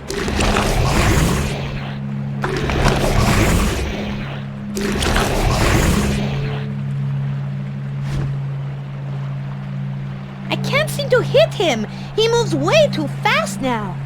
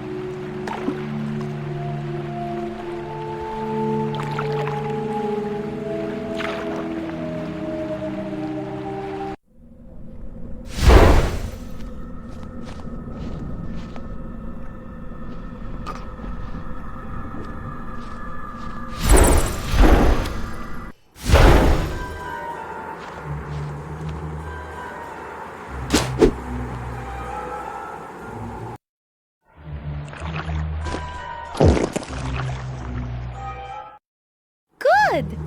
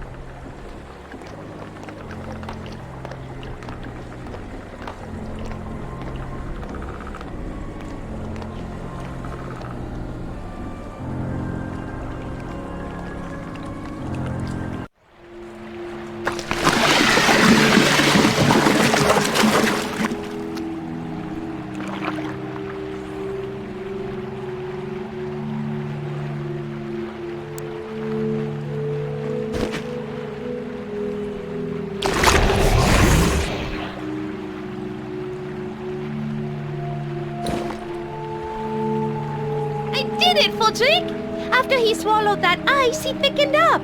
It was easy to spray him this time.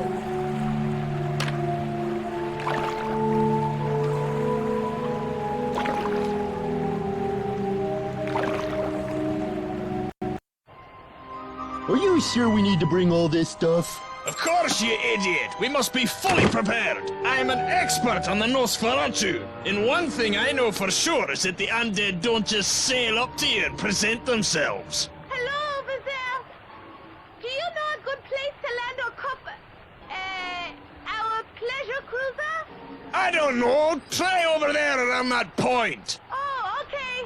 Thank you. Toodaloo. Right, whatever. What was I saying? The undead don't just sail up to you? Right. They cherish their lairs immensely and never willingly give them up. One thing I know for sure, this brood of the Barons, this Mona, will be there waiting for us, getting ready to fiercely defend her crypt with every ounce of undead energy she possesses. She will never willingly leave that castle. We made it, Frodrik! Who would have thought that crossing a simple lake would be such a pain in the ass?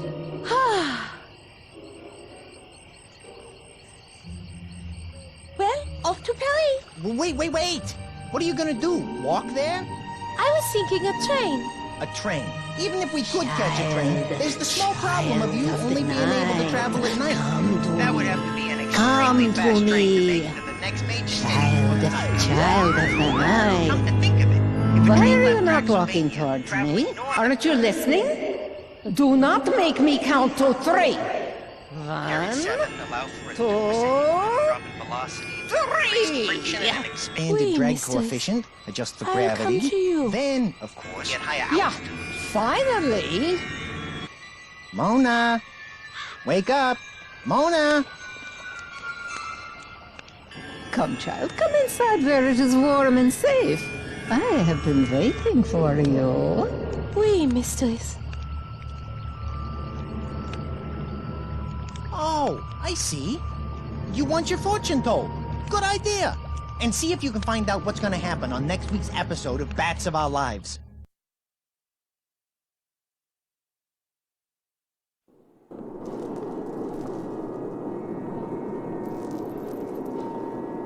Well, hello, my dearest Mona De Lafitte. Come in and sit down. We meet at last. Sorry to bother you, madame. I don't know, but I had the weirdest feeling that came over me. It compelled me to seek you out for some mysterious reason. Yes, you learned that I have that effect on people. But goodness gracious, I am being rude. I know all about you, but you don't know me at all. Forgive me. I am called the great Madame Strigoi, knower of all things better left unknown. Why have you summoned me here? I know your plight, and I know how best to prepare you for your journey home. Really? You know how to get me back to Paris? Okay, listen very carefully, for I'm only going to say this as many times as you ask me to. First, you need your coffin to sleep in. Do you have it here? No. And what do you mean I need a coffin to sleep in? I thought Shroudy was being, just being weird. Making me sleep in there when I had a perfectly good bed up in my boudoir. Besides, no self-respecting opera star would sleep in a coffin. It's absurd. Well, this opera star is going to have to. Now wake up, girl. You need a coffin to sleep in every night or you will die. You will die. Capiche? Well, I suppose I do, but I'm not happy about it. Being a vampire isn't about being happy. Listen, child, in life stuff just happens that we don't always like. We just have to get over it and move on as best we can. Besides, living the unlife of a vampire can be very rewarding and just as fulfilling as real life. Trust me, child, I know. You are strong, I have seen it. You'll be just fine, and I'll guide you all the way. Now, where is your coffin? At the lake shore where we left it. Uh-oh, better go get it now. Constable Otto just passed here a few minutes ago on his nightly patrol. I think he said something about investigating a scream and looking out for two strangers reported skulking hereabouts. Hurry and go get it, and bring it back. ASAP!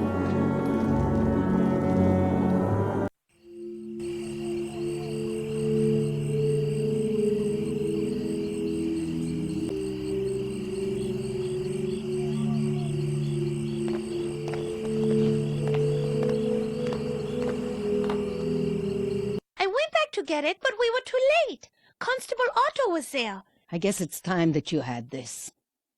Vampires for Dummkopf. It has everything a budding vampire like you needs. Read it and learn it all. It tells everything you need to know about your new vampire powers, as well as your many vampire restrictions. It has rules, flowcharts, pie recipes, and good advice for vampires of all types. Thank you, Madame Strigoi. Back to being a vampire.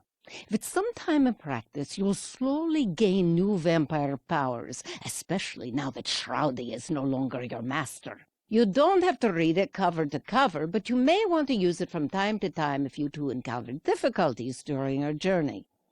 As a member of the undead, you are required to return to your grave every night My grave. But seriously, I know, all fun aside, I'm really not dead. No, Mona. It says right here, when bitten and drained by a vampire, then fed some of the vampire's own blood, the victim becomes technically and legally dead in most countries, except Nevada, where death can be annulled within 24 hours. Grave dirt. Fine, I'll get right on it. It is not your grave per se, but you have to sleep in the coffin filled with dirt from your grave every day. That is how it works. You did bring that grave dirt with you when you escaped the castle, right? Not exactly. I, sort of dumped it out. I'm afraid you're going to have to go back to the castle and retrieve it. Back to the castle? Shush now! Something's coming in! Oh, great spirit of the ball, show me Sector 12! Madame Strigoi, who are they? Vampire hunters, Monsieur Calvin and Belcou, his apprentice. Oh, why on earth did sign send them instead of Abraham? Ugh, God only knows. Oh, well, they are vampire hunters from a religious brotherhood. You can thank them for staking Baron Shroudy von Kiefer to death back by the lake. They want to stake you, too. They will not likely rest until your undead heart stops beating in your undead chest, after which time you will be 100% dead. Look. If you do not find more grave dirt before sunrise, you will not be able to return to your coffin, and I already explained how important that is. Try the Draxylvania Cemetery and Picnic Grounds for a start. It's just down the road past the lakeshore. You can't miss it. What you're saying is that if we're ever going to make it to Paris, before we can leave, we must get Mona's coffin, then replenish our supply of Mona's grave dirt, and we're done? Once you have the grave dirt and your coffin, you will need a wagon to carry it all and a horse to pull it. I think you can borrow the wagon from the cemetery caretaker, and I just so happen to have a line on a horse for sale in the local town of VLAD'S Landing, just up the road from here. I grabbed this flyer while I was there. I don't have any extra money, so you'll have to work something out with the owners. Borrow wagon from the caretaker, work something out with the owner of the horse, get coffin and grave dirt, check. Luckily for you, I know some Turkish smugglers in Porto Varda. They owe me a few favors from back in the old days. I got them to agree to take you on their ship, the Demeanor, a large tramp freighter bound for France. They are scheduled to leave the docks just before dawn. They will not wait for you, so you must find everything you need as quickly as possible. Grave dirt, coffin, horse, and wagon. Got it. Nothing else, right? Well, come to think of it, you should really get an insane daytime guardian before you travel long distances, just to be safe. What? Not another thing to get. This is too much. And why exactly does he have to be insane? Yeah, at best it sounds a little unwise to travel with nutcases, especially over long distances. Come on, think about it, you two.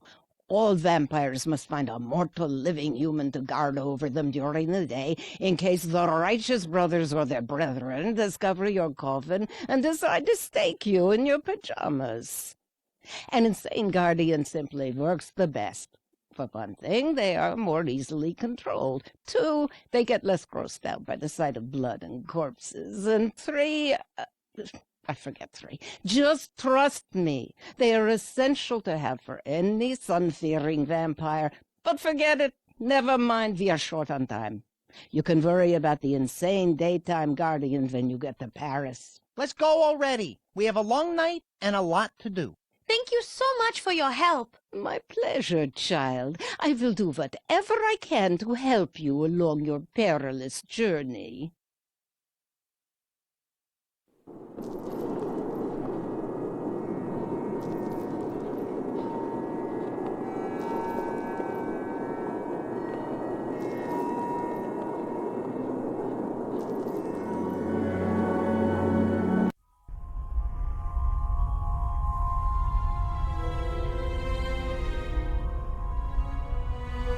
Section 1, Chapter 1, Domicile Defenses. Section 1, Chapter 2, Back in Black and Never Go Back.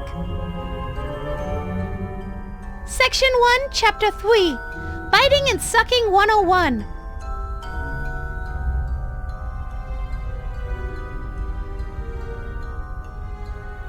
Froderick, Would you mind reading this for me?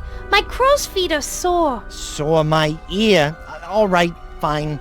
In a nutshell, it says you can't enter homes without being invited in first. You also can't enter if they have holy symbols, garlic, red or white roses, or hawthorn branches on the entrance. Frederick, would you do the honors?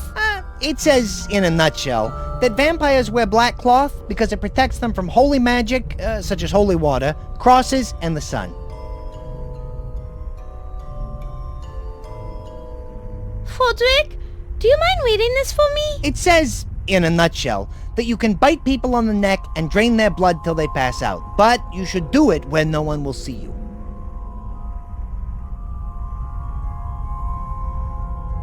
Have you been in Draxylvania for more than one day? Regrettably, yes.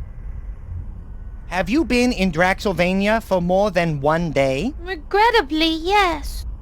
Have you craved blood even once? I like my steak rare. I'm French. Are you a child of the night? An opera starlet is never seen by day. Do you wear a ribbon around your neck to hide 2 fang-shaped wounds? It's the latest fashion in Paris. You passed the test! Mona, you are definitely a vampire. I passed! I did it! Wait, I am not a vampire! They're so stupid, just like you.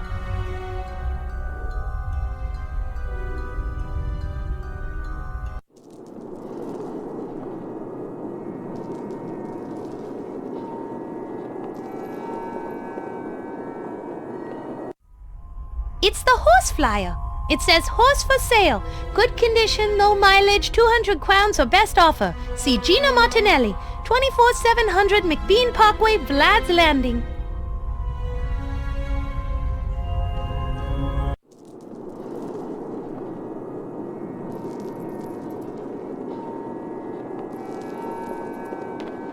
It appears to be a rubber chicken with a pulley. It's actually real. It's a real rubber chicken? No, it's a real chicken. A real chicken? Made of rubber? No, it's a real chicken. No rubber. What is it for? To eat. You eat rubber chickens? No, it's... Child, speak no more to me for at least 10 seconds. Can you do that for me? Mm-hmm. It's an incense burner. From the smell of the wagon, Madame Strigoi has been using it a lot. Trust me when I tell you it's better than the alternative. I had Constable Otto in here earlier, and the cabbage he had for dinner was playing havoc with his system.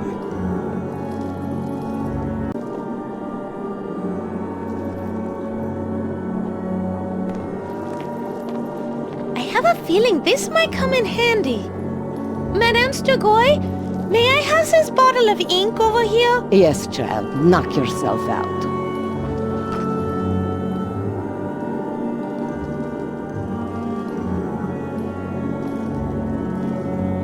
It looks like a head, only smaller. Whoever he was, I bet he had to custom order his hats.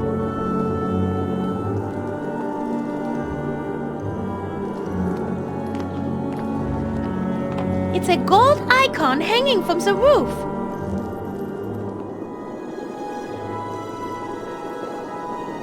It's a hanging brass Saturn, my favorite planet. I better not talk about my favorite planet, but I'm pretty sure everyone knows which one it is. Rhymes with Uranus.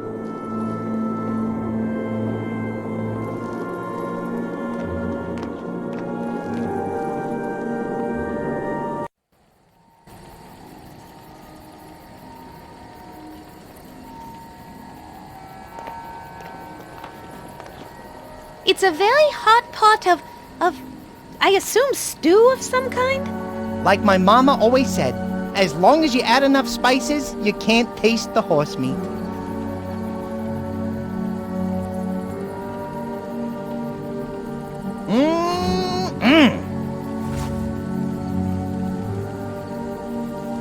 I'm no scientist, but it appears to be some sort of chemical reaction used to transform organic matter into heat and light. And to roast marshmallows.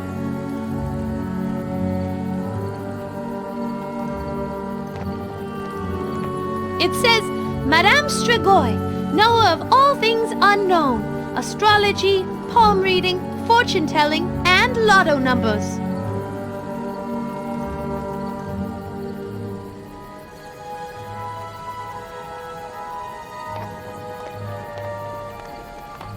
That appears to be some of Madame Stragoy's personal effects. Looks like junk to me. You see junk, but I see potential bat beaters. I think she's starting to like me. Oh yeah, I sense it.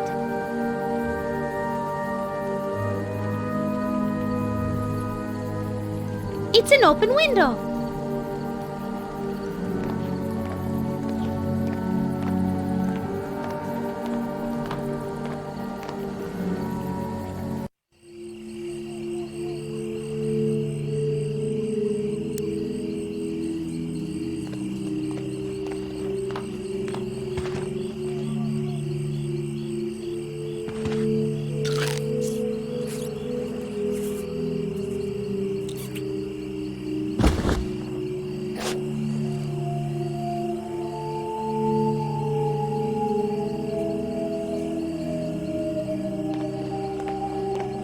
Yes, well, now that the constable is, resting quietly, I'll take my coffin back to Madame Stragoy's camp.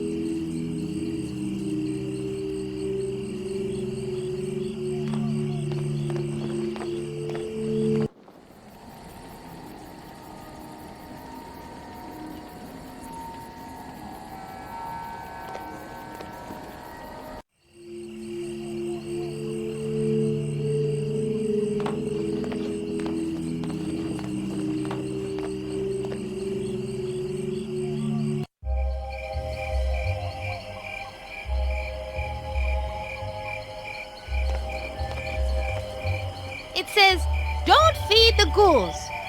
Don't worry, I won't.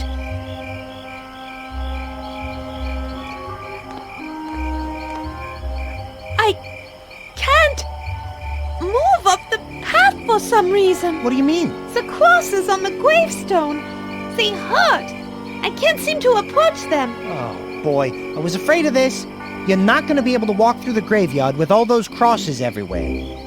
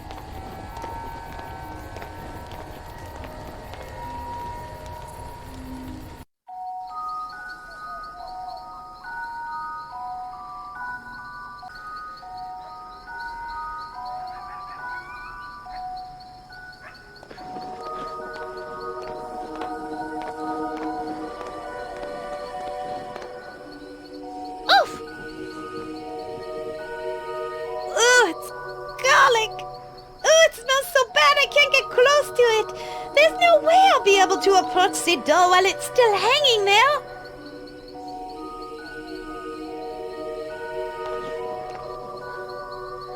What a beautiful window.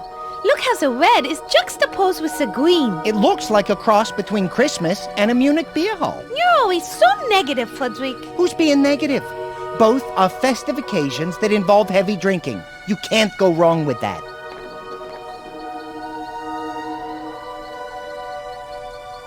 24700 McBean Parkway. This is where the woman who was selling the draft horses lives. It's a wheel. I wonder what it's for.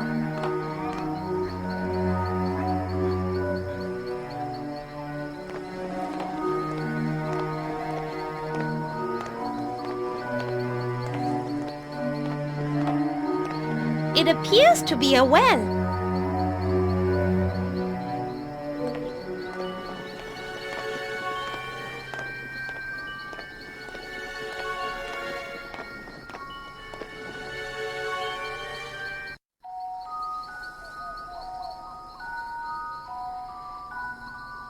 Let's see what's in here, shall we?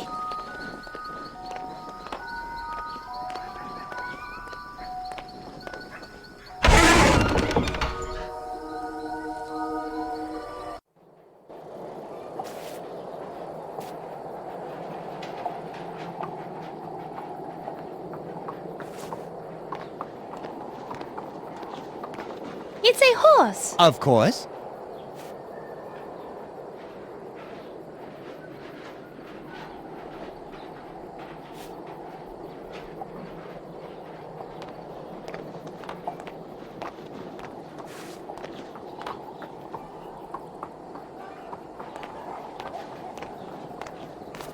Hello?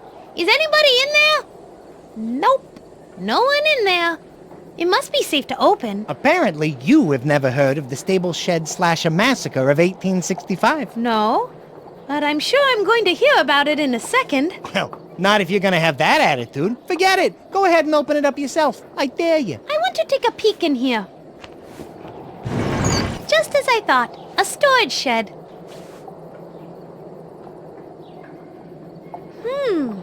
That saddle blanket could be useful, but I don't want to carry it around, so I'll keep it in mind.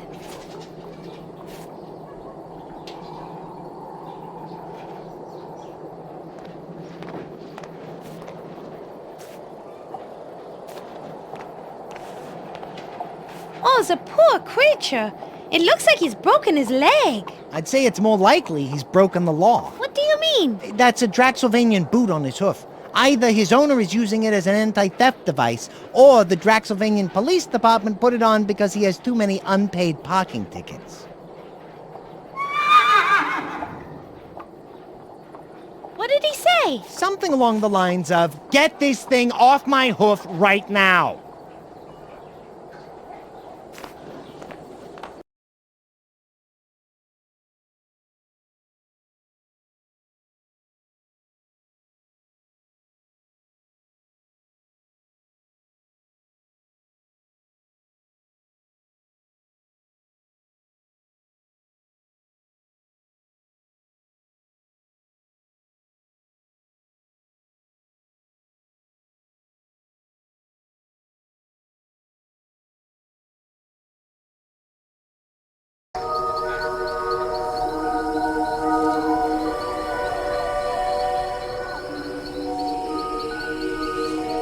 Carry it around. It's so cold and wet. Like my nose. Feel it. Ugh, no. But I will keep this snowball in mind just in case.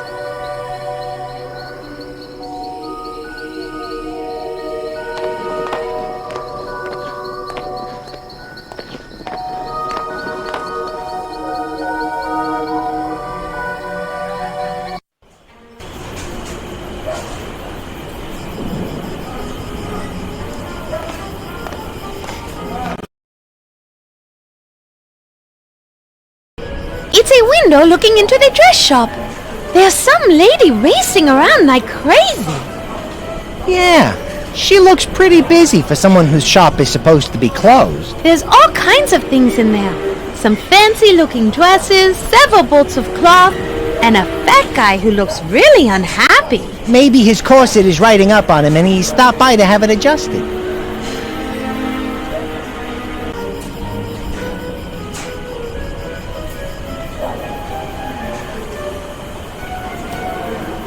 It's a window looking into the dress shop.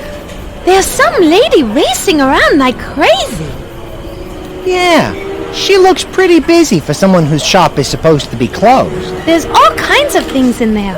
Some fancy-looking dresses, several bolts of cloth, and a fat guy who looks really unhappy. Maybe his corset is riding up on him and he stopped by to have it adjusted.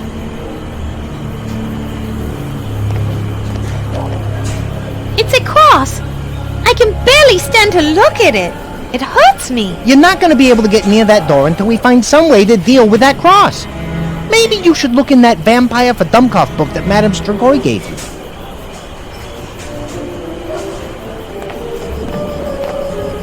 It's a sign for the dress shop. Actually, Mona, it's a dress shoppy. That is stupidity.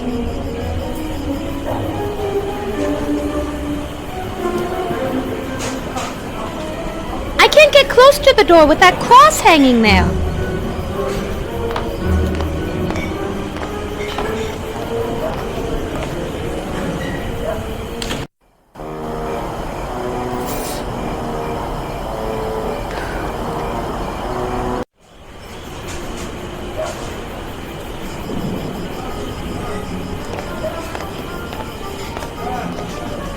It looks like a window to the kitchen of a busy restaurant. The people all seem to be watching something blue with moving images on it. Yeah, bars and restaurants are now renting crystal balls from gypsies so their customers can eat and watch the game.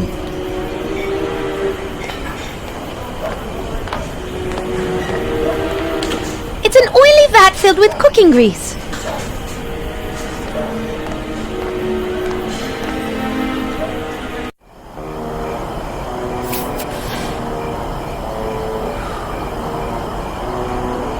Hi there, miss. What can I do you for? Sorry to disturb you, but may I speak with you for a moment? That depends. Are you in any way associated, affiliated, related to, or working with any member of a local, regional, or national law enforcement organization, particularly those identified as being tasked with reducing or eliminating the act of human fulfillment? Human fulfillment? She means no, she is not. Well then, hello there, honey. It's a pleasure to make your acquaintance. How can I help you?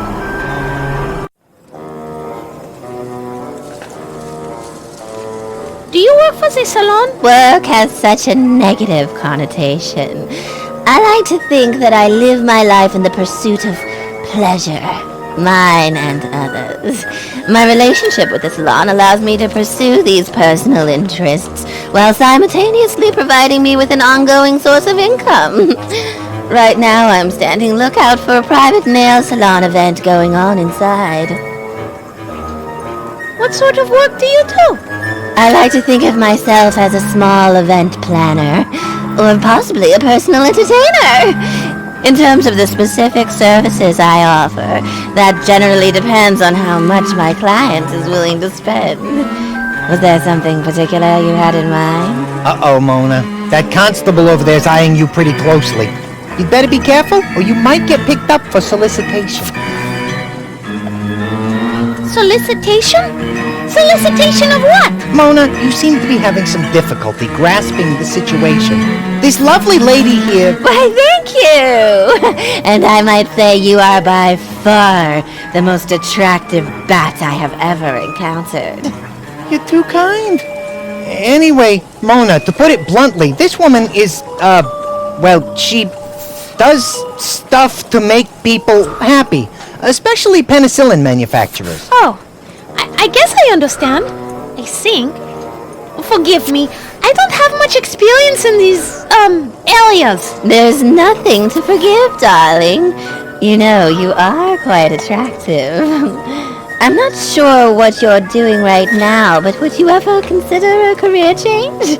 We offer flexible hours and an excellent benefits package. We would have to put a little more foundation on those cheeks, though I'm afraid you're looking rather pale.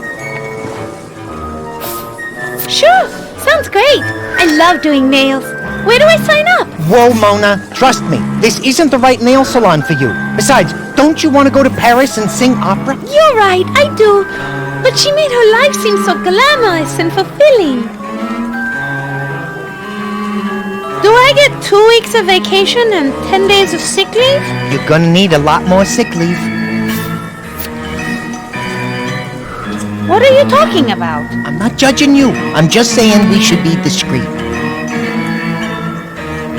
What is so illegal about talking to someone? There's nothing wrong with pleasant social intercourse. Why are you standing out here in the cold? You can thank Constable Bud Crane, the cop standing over there. He's not a big fan of the nail salon services. So I have to stand watch to warn the private party we are having inside, in case Constable Crane decides to have a raid. Believe me, I'd rather be inside nice and warm. What private party? We'll keep this on the down low, but Burgermeister Willem Vinton and a bunch of his cronies from the next village over are having some political discussions in there. Very delicate ones, and they don't want to be disturbed. Disturbed by whom? The Vice Squad. VLAD'S Landing Vice, which Constable Blood Crane over there is the head of, doesn't like my business practices and is constantly trying to shut me down. But we are so good at nails that the politicians keep allowing us to reopen. Why would Constable Crane not like a nail salon? Oh, I have a bunch of theories on that, and none of them good. My leading theory is that he has a serious inferiority complex because his older brother Lou is such a big town hero and overshadows Bud at every turn. So to compensate for his shortcomings, he's way too wound up. He really needs to get relieved of his duties for harassing a perfectly harmless nail salon? Yes, exactly. If he'd go away or someone got rid of him, that would be a relief, believe you me. Can we go inside your nail salon? Sorry, honey, no can do. Why not? The salon has been reserved by a private party. I'm doing double duty as doorman and lookout.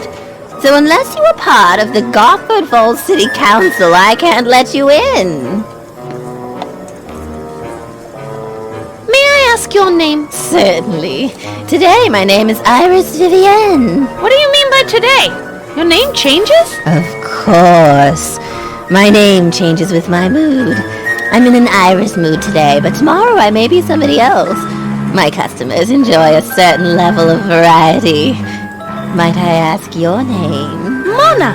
My name is Mona. Well, what a coinky-dink. I use the name Mona all the time.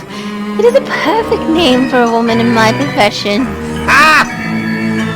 And what is so gosh darn funny? Nothing. That's a lovely dress. May I ask where you purchased it? But of course. I bought this dress at Madame Stoker's dress shop. She does excellent work. Although sometimes it's difficult to get an appointment with her due to Madame Stoker leading a fairly hectic life. Why is Madame Stoker's life so hectic? She has 2 young children who keep her very busy, and a very demanding husband who is a bit of a gluttonous louse, although he is an excellent customer. That's all the questions I have for now. Very well. If you happen to see a lonely, wealthy man wandering about, please do send him my way.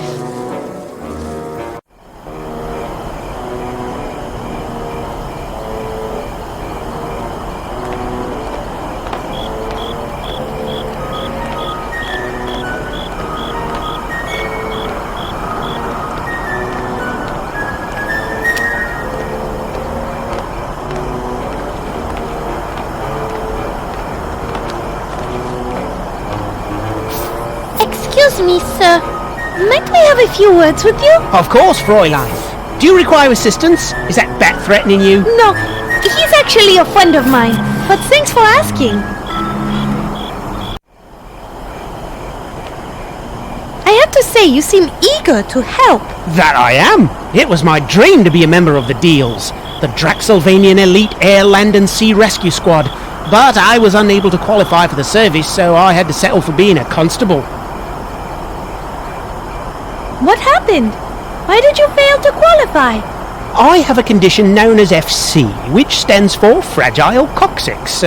Apparently, due to the occasional bout of anemia and limited access to vitamins as a child, my coccyx does not have the strength to withstand the arduous training curriculum. Why did you want to be a member of the Deals? They stand for truth, justice, and the Draxylvanian way. Most importantly, they help people in need. There is also my secondary motivation of trying to escape my brother's shadow. What does your brother have to do with this? My brother was one of the first Deals. On his inaugural mission, he saved an entire village from being destroyed when floods caused the spillway of the Lake Varg Dam to malfunction. Ever since then, he's been known throughout the land for his heroic deeds. Haven't you had a chance to do anything heroic? Sure. I've stopped a few pickpockets, prevented the occasional murder, and harassed that cat house across the way out of business. Nail salon, where was I? Oh yes, but I've never done anything that's been recognised. What sort of recognition are you looking for? I want the town to know me as a hero. A key to the city would be nice. But most importantly, I want them to look at me and say, there is Constable Crane. He saved somebody. If I could only help somebody truly in need. This guy is a real piece of work. What sort of person would you want to help? Perhaps an elderly person? No, I know, a child. If I could save a child from some hideous fate, the old town would sing my praises. Settle? Constable sounds like an exciting and rewarding job. It can be, but this job can also suck the life right out of you. The endless social problems and crime-ridden slums wear you down eventually? No, I mean literally. We lose half our constables each year due to blood loss from animal bites. I'm beginning to suspect it may be the work of... oh, forget it. What? Tell me. Jackalopes. Vampiric jackalopes. This guy is out of his gourd. Listen, these creatures survive on the blood of others and burrow deep into graves to sleep during the day. I think they are behind the attack of anemia that has been plaguing Draxylvania over these many years. But no one will listen, except you. You believe me, don't you?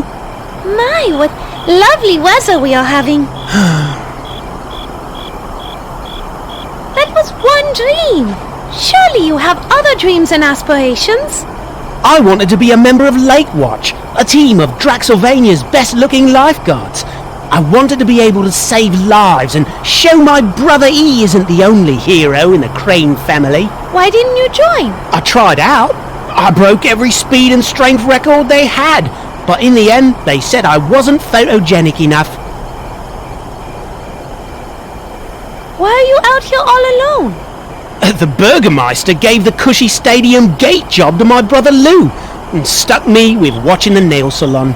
Just because Lou saved the Burgermeister's family from a pack of werewolves that attacked them during their Christmas feast. Wow! How on earth did he do that? It's no big deal. Lou just gathered some hair samples from a previous werewolf attack, then analysed them in his basement lab where he discovered some iridium-rich deposits in the fur. Lou then deduced the iridium could only come from a meteor crater, so he went up to Chillblood Crater wearing a had-stitched werewolf costume that he'd sprayed with synthetic female werewolf urine and infiltrated the pack for 3 weeks. During the attack, he sprayed the entire pack with liquid silver nitrate, incapacitating all of them except the leader. He then fought the pack leader on the top tower of the Burgermeister's house, while the leader used the Burgermeister's daughter as a shield. Lou used psychological baiting to catch the pack leader off guard so he could slay the beast with his own silver dagger. Lou is such a glory hog, I swear. He did all that just to make me look bad so I get stuck out of here while he got the cushy stadium job. He is always doing that. Lou is such a manipulator. I'm Mona De Lafitte, mighty opera singer. Who are you? Constable Bud Crane at your service. If there is trouble afoot, I'm your man. Is there anything I can help you with, Fraulein? You look new in town. I was a guest of Gina Martinelli. Until today, that is. I'm trying to get back to Paris, so I'm looking for transport down to the port tonight. Know any? No coaches come through here in the winter, and I'm afraid the old town, except me, is at the big game going on in the stadium. I'll suggest you wait till tomorrow afternoon, after the town sleeps off their drunken stupor.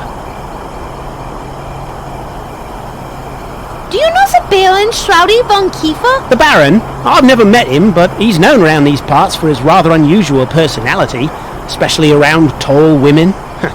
But they say his mother was even weirder. Some of the things I've heard about her would keep you up at night. It's strange Baron Shroudy's not here tonight, since he is the owner of the VLAD'S Landing all-black sports franchise. Makes me suspicious. Why is that? I heard a report from my cousin Otto, a glory hog himself, that the Baron's boat, clothes and a coffin were found by the lake shore, but no Baron. I bet it was that gypsy witch Strigoi. Never trusted her kind. Otto was supposed to report in over an hour ago to spell me, but hasn't shown up. I bet he's passed out drunk somewhere. Just my luck. Can this night get any worse? Tell me about Vlad's Landing. Vlad's Landing? Not much to tell. Used to be a small hill town called Vlad's Lot, till a rich, creepy writer named Stefan Rex moved in and founded a sports stadium. Apparently, he's a big sports fanatic. It used to be named after him until Scarlet Bovine bought the naming rights last year. Anywho, when they dammed the VARG River, it became a centre of trade for all the local villages on the lake and its tributaries, and was renamed Vlad's Landing. What happened to this writer? He went insane when he borrowed a ton of money from the old Baron to fund a horrible play called Wagons. Get this, the story was about wagons coming to life, running people over and terrorising a group of people stuck in a livery stable. It was so stupid, the play closed down during the first act. He lost it all, money, respect and his sanity. I think he's an inmate now at Dr. Legume's Asylum for the Sanity Challenged. Heard he still writes for the Insanity Today magazine. A magazine by and for asylum inmates. I'm new here. Would you tell me about Draxylvania? Draxylvania's just a group of baronies nested high up in the Draxylvanian Alps. It is a semi-independent country within the Austro-Hungarian Empire. We're known for our odd customs, beliefs and mythologies.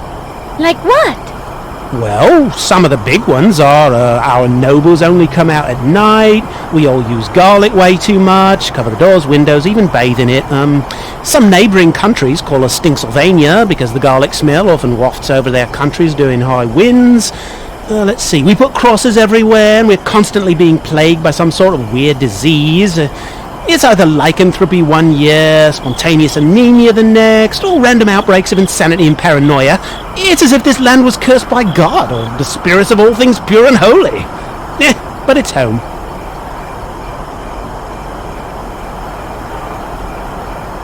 What's in that dark alley back there? It leads to the back of the stadium and the side door. Athletes and event staff only. Other than that, just a few boxes of junk and old sports equipment and the like. Of course, it is a dark alley. We have had a few incidents take place in there. I have been pleading with the city council to light the darn thing up, but they say their budget is taken up with the new public anti-anemia campaign. Just say no to night visitors. I like to stay near the alley entrance, just in case something happens again.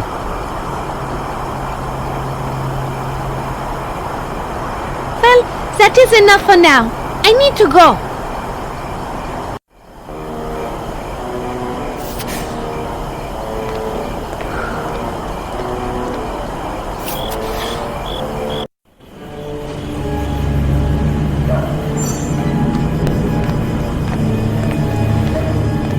It's the window in the door that leads to the back of the stadium. It almost looks as if we could squeeze through those bars.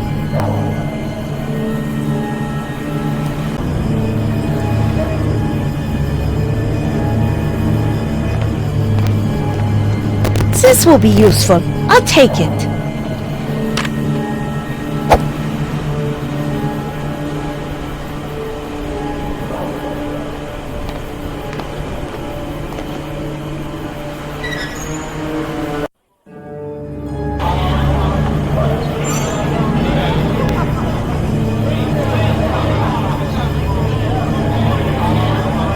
It's a poster for the Waving Goth Guy art experience.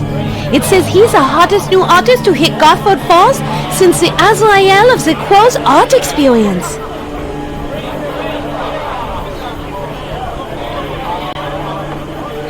It's a poster for a magic show. It looks like he's supposed to be some sort of escape artist. I wonder if his show is any good. It's an old crate filled with garbage and trash. It's an old crate filled with garbage and trash.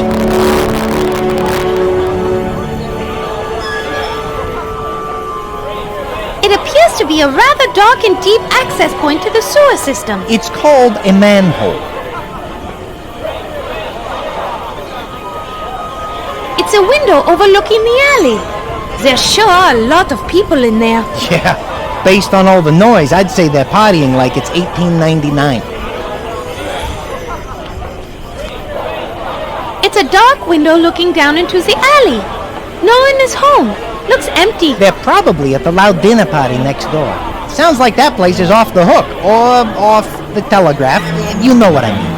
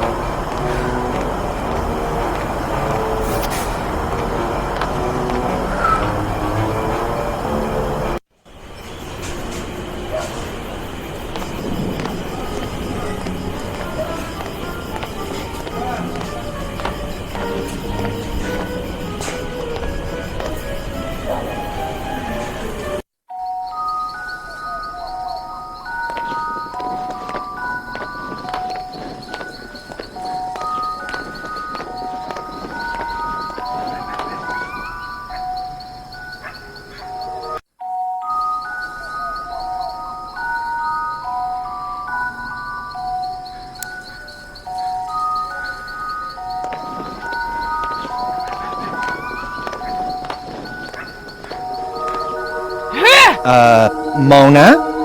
What are you doing? I read somewhere that grunting like an animal improves your accuracy when throwing or playing tennis. I'll take your word for it. Let her rip.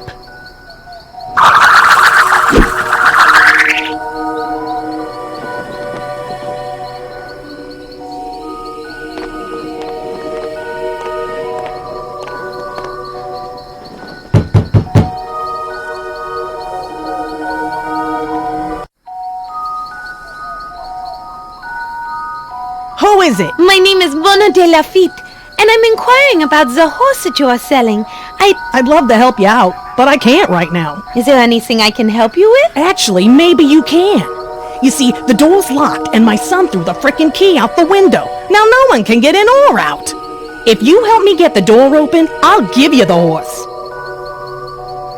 Would there be a better time for me to return? Probably, but I don't know when that would be. Why not? Like I said, I'm stuck in here, and until the key is found, there's not much I can do. Why do you talk so strangely? What are you talking about? Your accent. It's unlike anything I've ever heard. Oh, that? My husband and I just moved out here from New Jersey. I'd like some information on the horse. What do you want to know? What's the horse's name? The man we bought him from in Italy said his name is Il Cavallo Senza Valore, but we call him Buttercup. What breed is it? It's a miniature Albanian Appaloosa halfling pony. That's quite an impressive sounding breed. Well, he's actually just a mutt.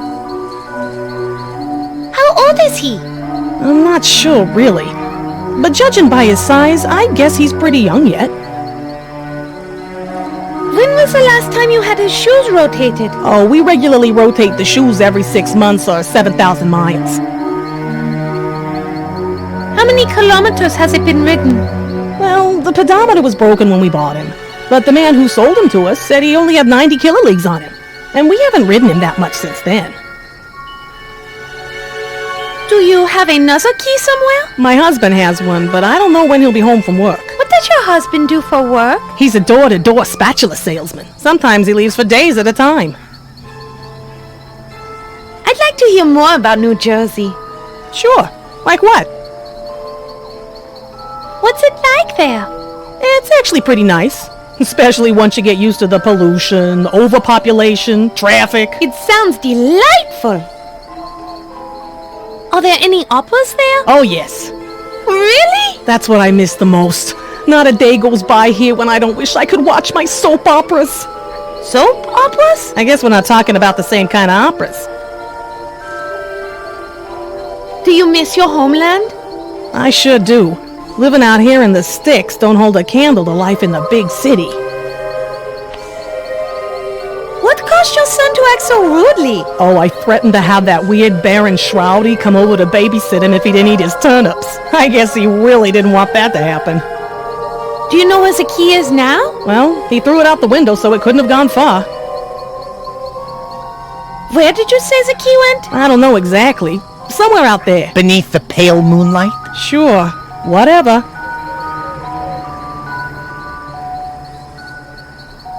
That's enough information for now. Fine by me.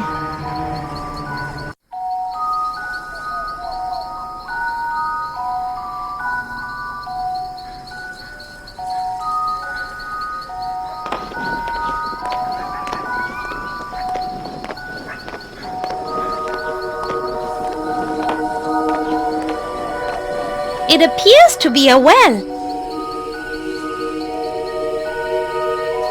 I'm feeling adventurous. I'm going to fly down into the well and look around. You go do that, and I'll stand lookout for well inspectors. Scared? No, just concerned that exploring a strange place might make me anxious, overly alert, and panicky. But scared? Never.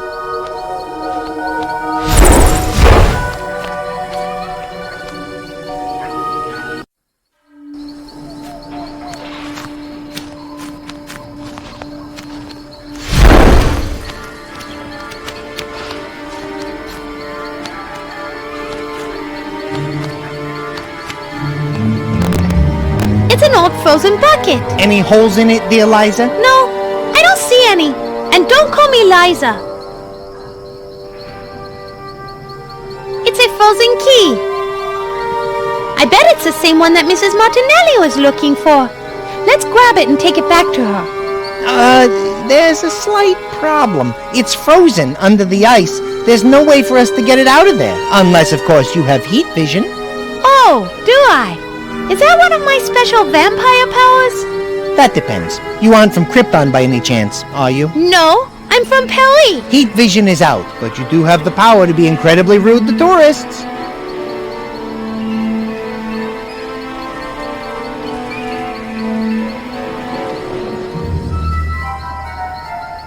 It's stuck under the ice.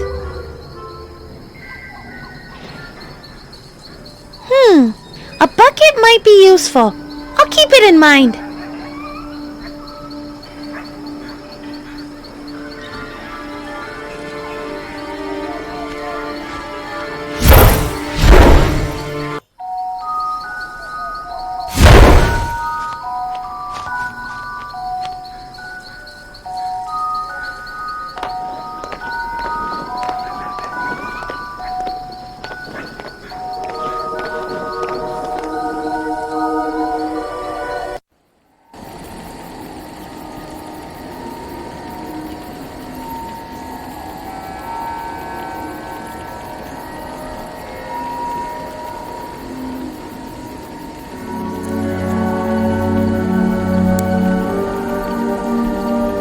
The well bucket won't work with that.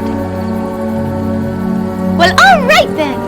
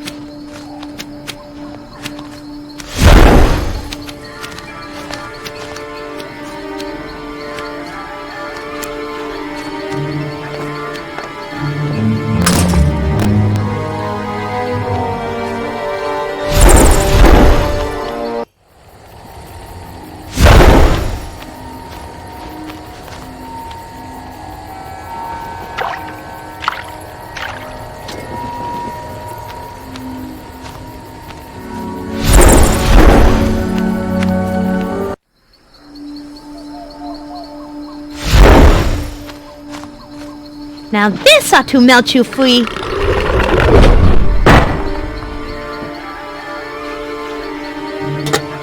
I think it must have... Frozen? You think? It was a good plan. Oh, man!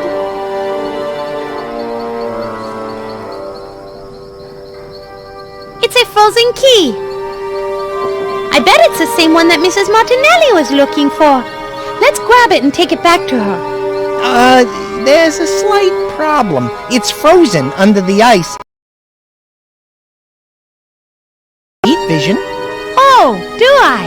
Is that one of my special vampire powers? That depends. You aren't from Krypton by any chance, are you? No, I'm from Pelly. Heat vision is out, but you do have the power to be incredibly rude to tourists.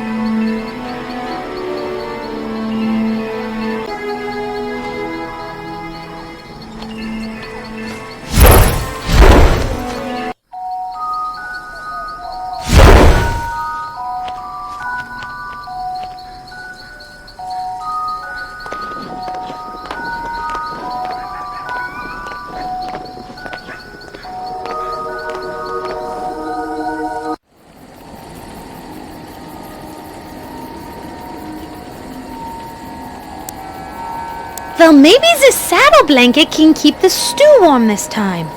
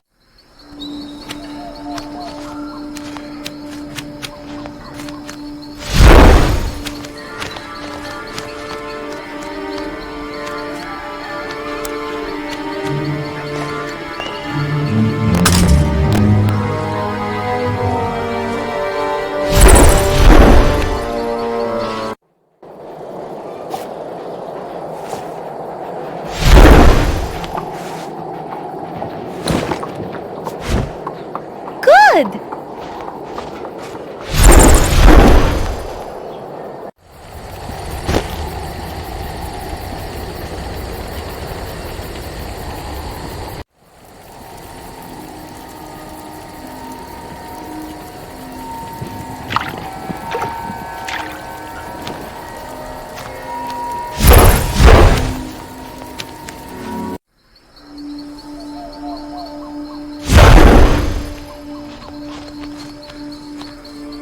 Now this ought to melt you free.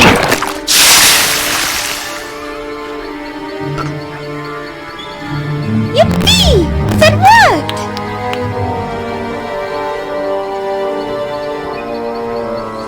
No way! I simply refuse to get my fingers messy. Help me out, Fodrick!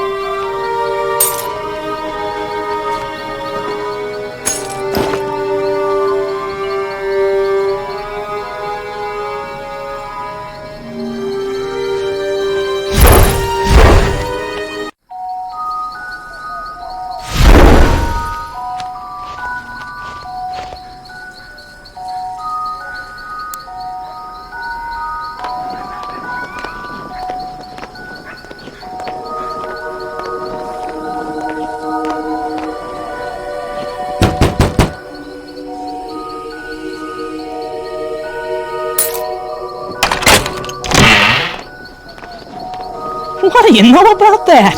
You found it. To be honest, I didn't think you had the smarts to ever find it. Thanks. I guess. Well, let's get to the stable. I'm freezing my keister off. It's freaking cold out.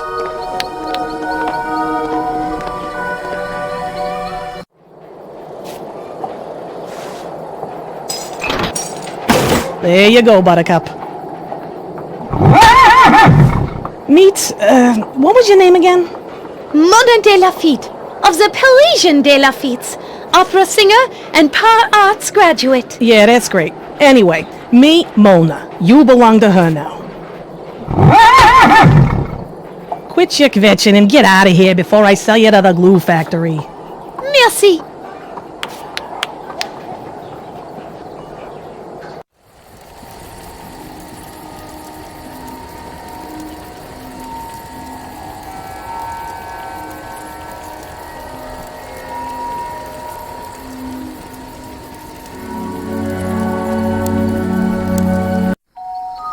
Maybe this will add a little color to you.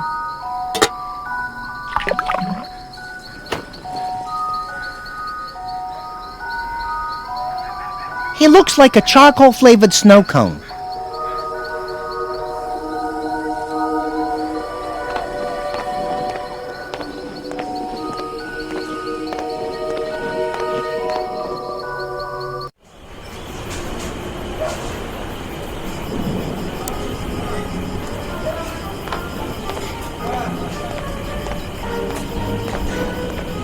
I'm going to throw a snowball at it. Maybe I can cover it up.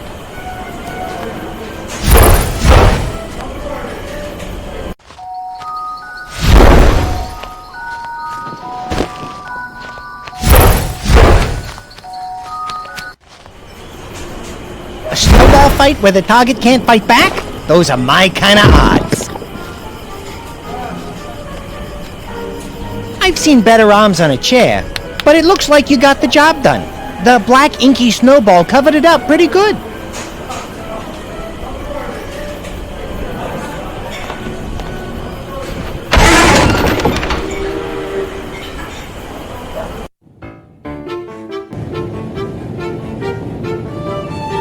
What's wrong, Mona?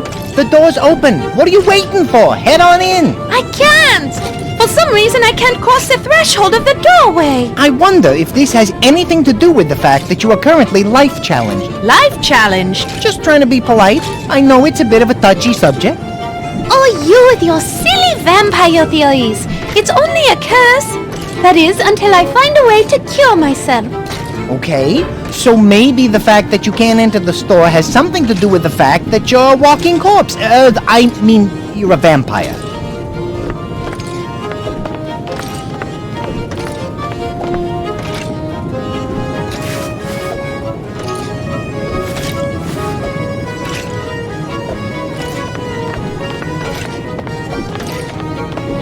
It's the open and close sign for the store. Woman! It says they are closed right now. Pork chops now! Let's see what this says on the other side.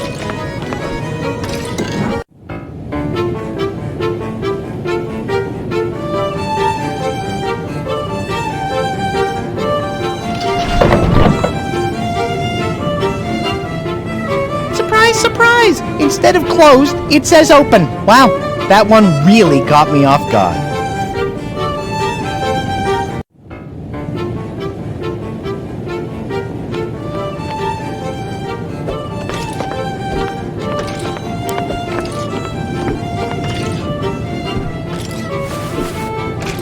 Can you tell me what this sign says? I'm afraid I don't have my reading glasses. Yes, it says, yes, we are open. Please come in. I wonder how that got turned around. Oh well. That did it, Fodrick! I suddenly feel different. I feel I can walk into this shop now. Pretty sneaky, sis. I mean, Mona.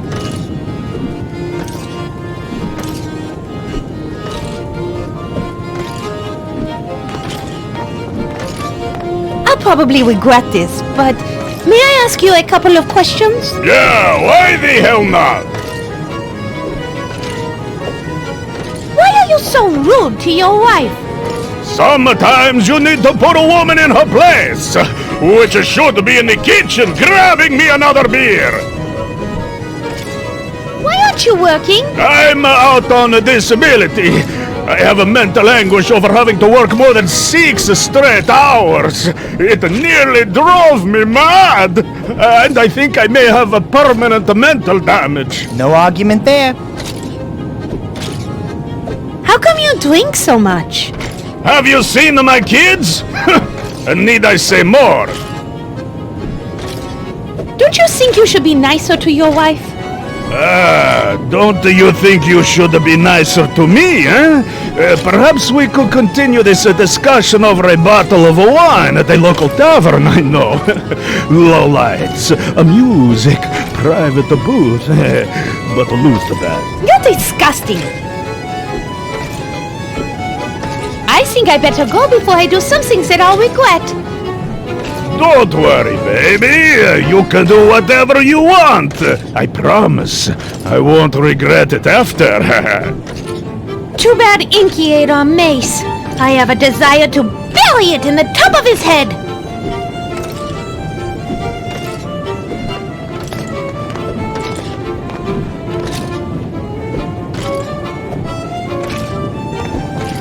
I don't want to take anything from these people unless I have to.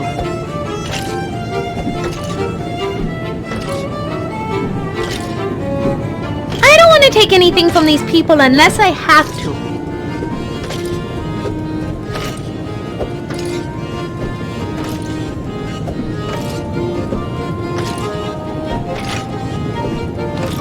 That dress might come in handy for something. I better not take it now, but I'll keep it in mind just in case.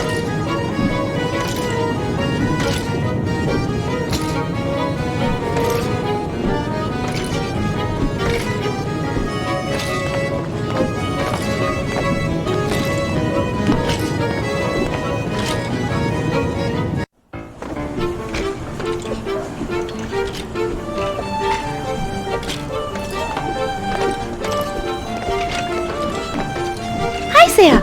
My name is Mona. Can you sing a song for us? Please? We like to hear songs while we're falling asleep. Yes, of course.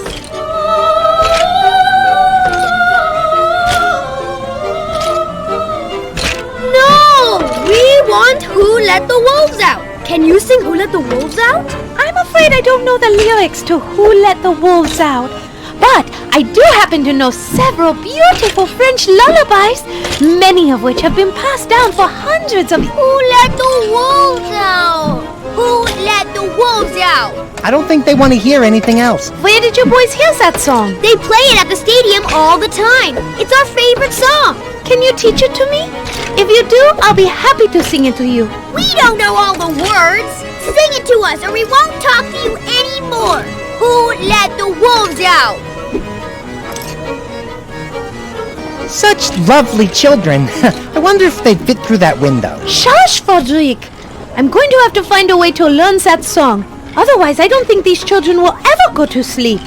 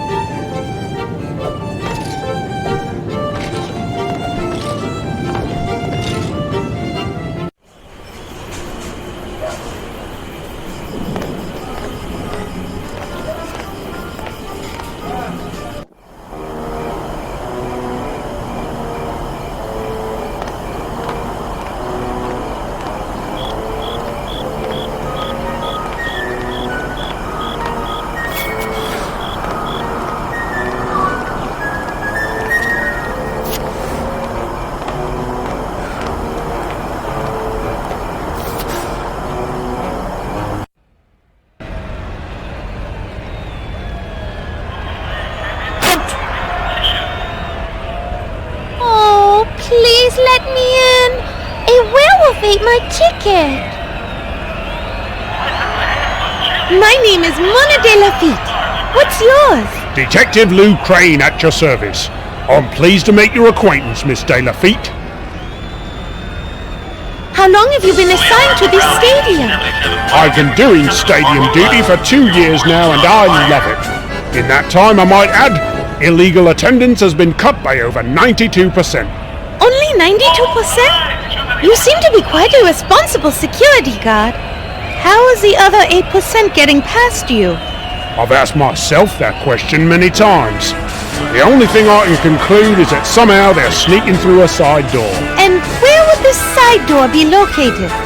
And how come you haven't locked it? Well, it is locked, but somehow those pesky 8% keep getting in. I'm afraid I cannot disclose its exact location, as that would be a rather serious breach of security. It's the athletes' entrance, and the Gotford United team has made me swear never to reveal its location, especially to anyone from Gotford Falls. How do you like working your stadium assignment? Very much so. I get to see all kinds of games, famous athletes, and the occasional stadium concert. Why, Van Halen themselves played here last month. That Edward Van Halen plays himself on mean oboe. How did you earn such a cushy assignment? The position actually opened up after the 1893 championships. After the Gosford United lost the game again, the fans rioted and the old constable who had the assignment was trampled to death. So, the position became available. Quite a lucky break, actually. I'm not sure the poor old guy who was trampled to death would agree with you. How can I get a ticket for the game? Sorry, madame. I'm afraid this event is only for constables, their families, and the people the constables sold their tickets to, and the scalpers they sold those tickets to, and the people who bought those scalp tickets. This match between VLAD'S Landing All Blacks and Gosford Falls United, a huge long-standing rivalry, has been sold out for weeks. Worked on any interesting cases? Oh, goodness, where do I start? I have a million ones to tell you about, all full of brilliant twists, turns, and wonderful detective work by me. Which case you want to hear? I have all night. You won't be disappointed. Good one, Mona. How about your first case? That ought to be short. The year was 1865, and I had just completed my 4 extra years in Draxylvania Detective School. Nope, you were wrong. As usual. Most young rookies do not have the privilege of being asked into detective school. But you see, I was a captain of the Junior Occult Hunters of Draxylvania Society, an organization that I started thanks in part to the money I got from a bounty that practically fell into my lap. Oh, I'm sorry. Did I ask you about your first case? What I meant to say was, I'm dreadfully tired and I need my beauty sleep. Are you sure? Yes. Yes. Well then, if you must go rest, you must. Any more questions for me before you go and, rest? Thank you. I need to go now. Good evening to you then.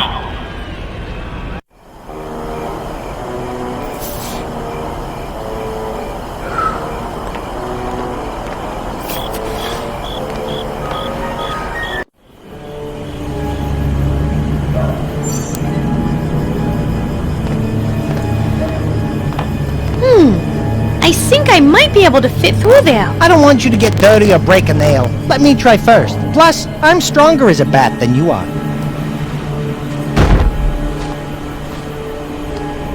Dang! Sorry, Mona. I couldn't quite squeeze through. Almost, though. Almost.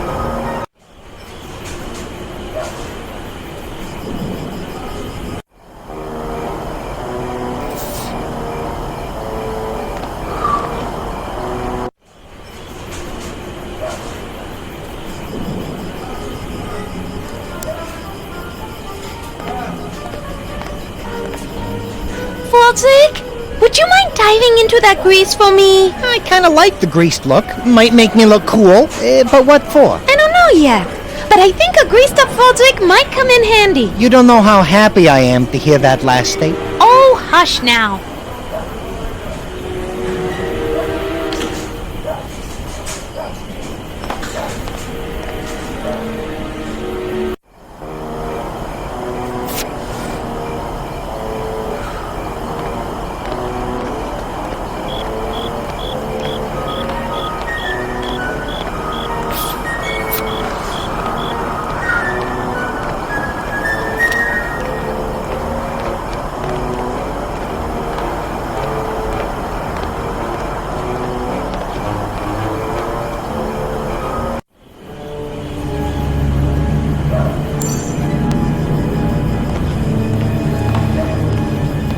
Mona, you're gonna owe me for this.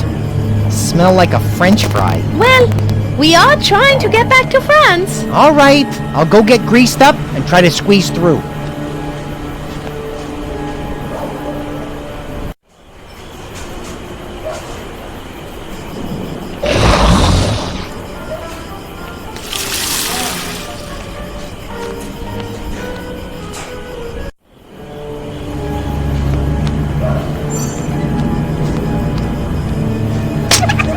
That did it. I made it through. I got a bit of bad news, though. The door is barred and locked from the inside. I won't be able to unlock it. You're gonna have to squeeze through yourself. But then I'll end up covered with soil. If you're looking for sympathy, keep right on looking. Now transform yourself into a bat and get that purple booty of yours in here.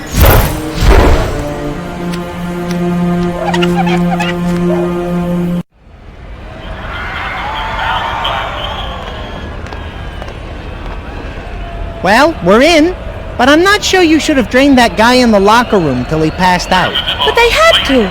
He made me transform into a human from a bat. Yeah, but he was Gosford Falls star player. They were favored to win, but now... Oh, who cares about this silly game? Besides, the outcome of this game won't affect us anyway. Okay.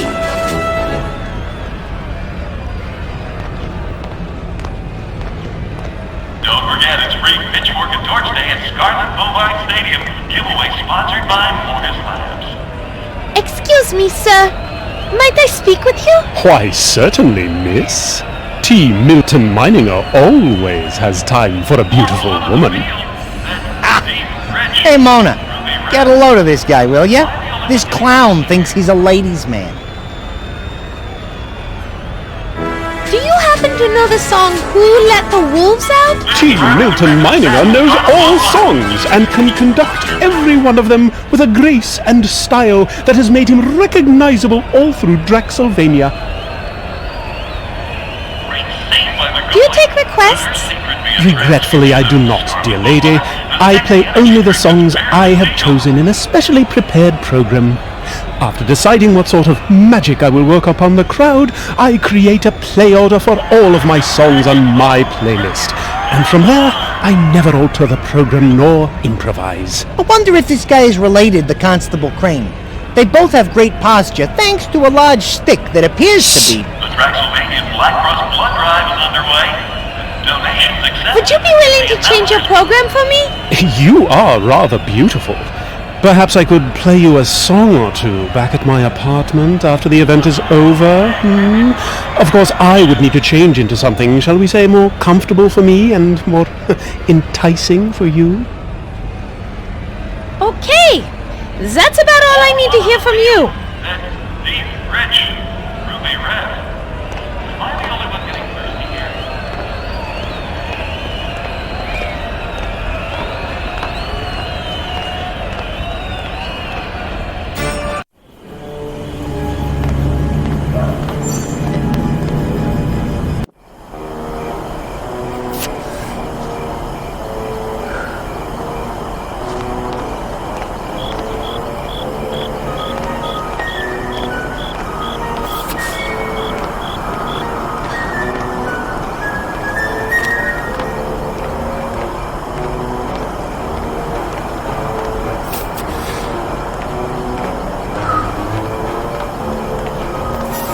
Hi there, miss.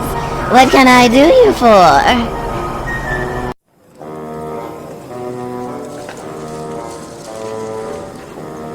I was wondering if you might do us a favor. I guess that depends on what the favor is. My favors usually cost money. There is a man conducting the constable's orchestra, and we're very interested in reviewing his song list. Unfortunately, he won't let us see it. If you could distract him for us, perhaps we would be able to modify his list. I'm afraid I can't afford to leave the area. I have to stand lookout for our private nail salon party going on inside. The Burgermeister paid me specifically to stand guard and watch Constable Bud Crane over there, so no can do, honey. Can we pay you for your time? Perhaps we can exchange favors. As I mentioned before, Constable Crane over there is very much cramping our outfit style. If you can find some way to convince him to leave his post, I could leave for a while without worry and distract this band leader of yours. How can we get the constable off the street? I have no idea. We've tried bribing him without much success. Bud has some sort of high and mighty code of ethics. He's always trying to look like a hero. His brother, Lou's the real hero. Saves people from drowning in fires all the time. Been decorated 5 times.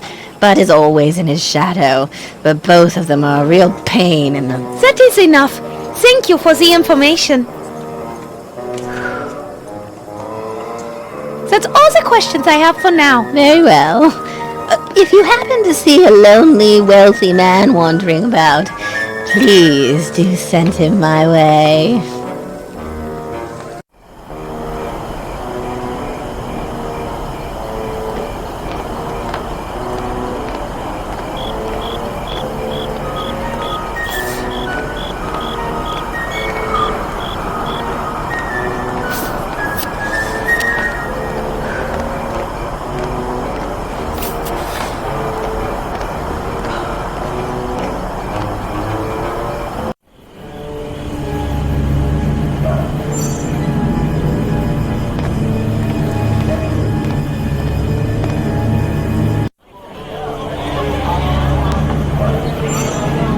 It's a dark window looking down into the alley. No one is home. Looks empty. They're probably at the loud dinner party next door. Sounds like that place is off the hook, or off the telegraph. You know what I mean. It's a window overlooking the alley. There sure are a lot of people in there. Yeah, based on all the noise, I'd say they're partying like it's 1899.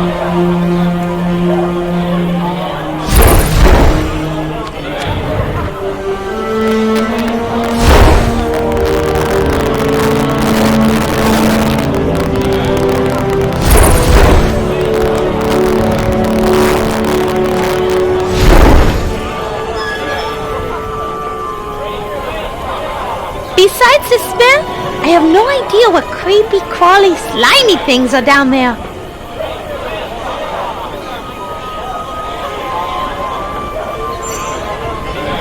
No, I don't think so.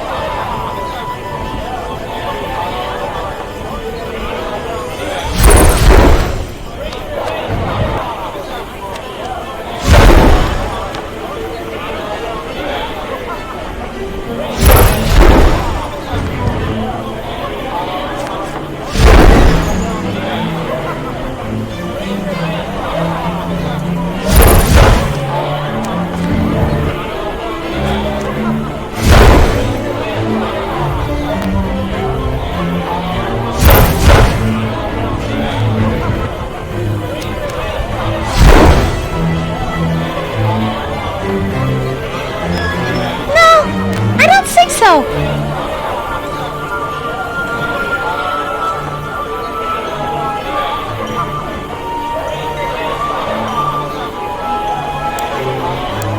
Frederick, you may not want to do this. In fact, you will probably hate me for asking this, but, well, if you don't terribly mind, I mean, if you don't mind terribly, What is it already? will you dress up in drag for me with the baby dress we just saw in the dress shop window? Please? What for? I don't know yet, but you dressed up like a little girl might be useful at some point. Oh, jeez. Let me think about it. Okay, fine. But it better be a really, really good idea, important, and not some joke. No joke. And I promise no joking. Well, maybe a little joking. Forget it. No. I promise. No joking. Pinky swear? Pinky swear. Right, fine. But I just know I will never live this down, and I will only do it once. After that, never again. Ever.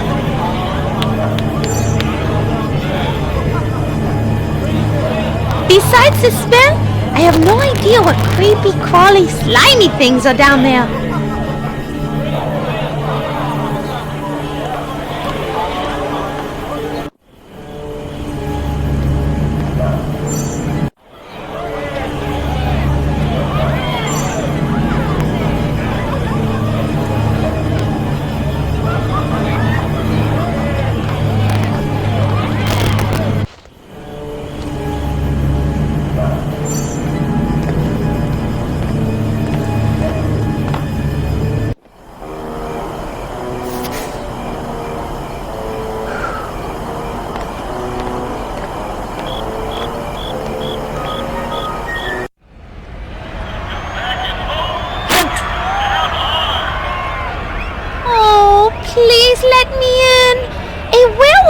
my ticket.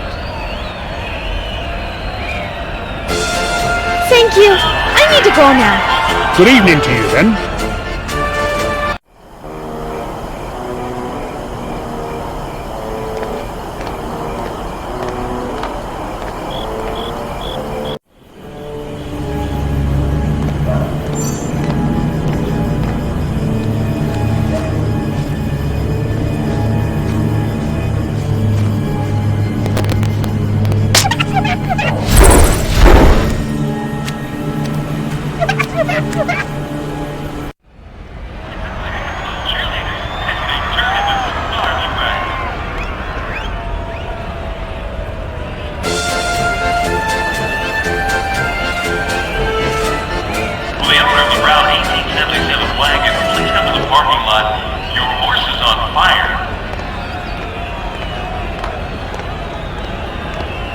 This might be useful if Madam, only... I'm going to have to ask you to remove your hands from my playlist immediately. Nobody touches the playlist of T. Milton Meininger. Mona, looks like there's no way we're gonna be able to do anything with his playlist until we find some way to distract him. Clear the demo, lay anchors in the air, and Perkins is down!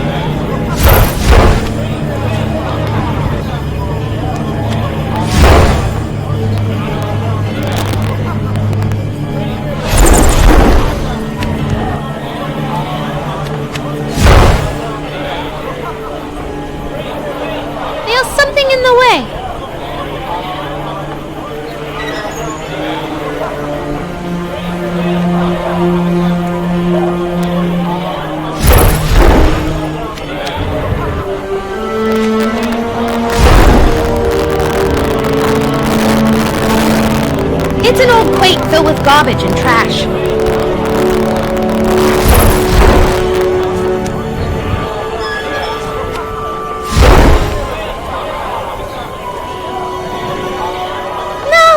I don't think so.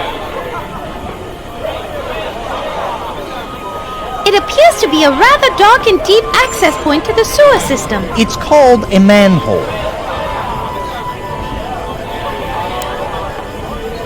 Use Froderick with that?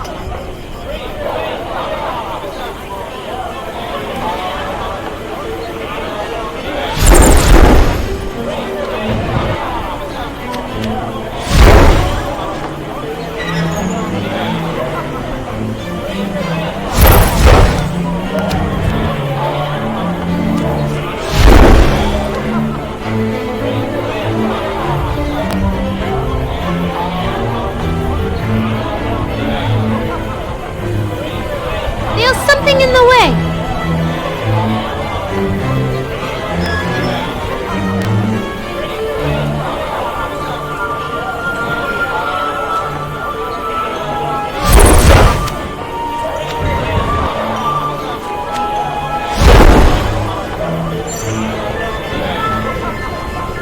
Besides the smell, I have no idea what creepy, crawly, slimy things are down there.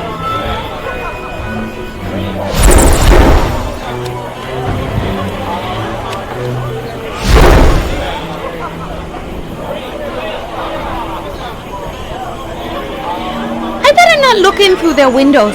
I might scare them. Besides the smell, I have no idea what creepy, crawly, slimy things are down there.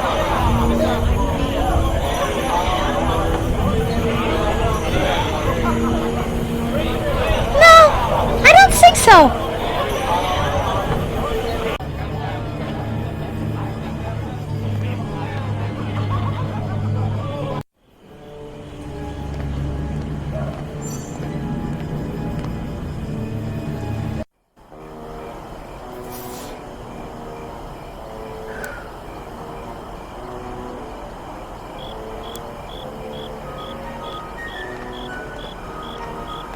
Frederick, I just had a thought. Uh-oh. duck for cover. No, seriously. Remember the little baby dress we saw in the dress shop window? Yes, the one you said might fit me? Yes. I was thinking we should lure this constable away from his post, and then I could... I could... Drain him a bit till he passes out? I see where you're going. You hide in the alley back there, put me in the dress, and I lure him in there with some phony catch like I'm being attacked? Yes, exactly. Will you wear a dress for me, Frederick? Boy, you owe me big time. But okay, just this once. I will never put on a dress for you again. Ever. Got that? Ever again. Yes, I promise never to ask you to do it again. I swear on my own grave. Not sure how good an oath that is, but fine. You go hide, and I'll go get the dress. I'll lure him with cries for help, then you just bite him. Not too hard. Whatever, not too hard. Then Miss Floozy over there will be happy. Great, let's do it. Why do I have a feeling it isn't going to be that easy?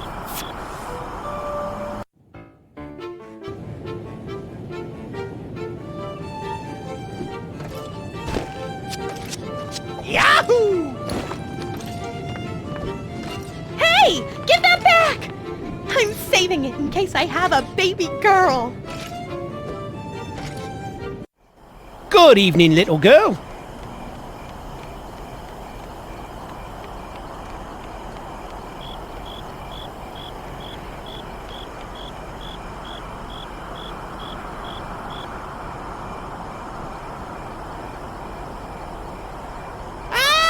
Help me! I've fallen down a well and I can't get up! Someone save me! I'll save you. Hang on, little girl, I'm coming.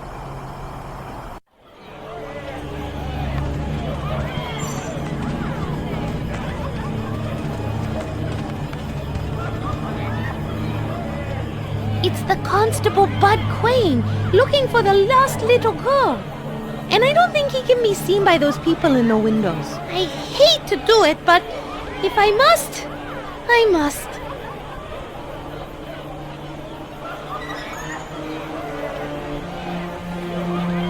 Hey! Ah!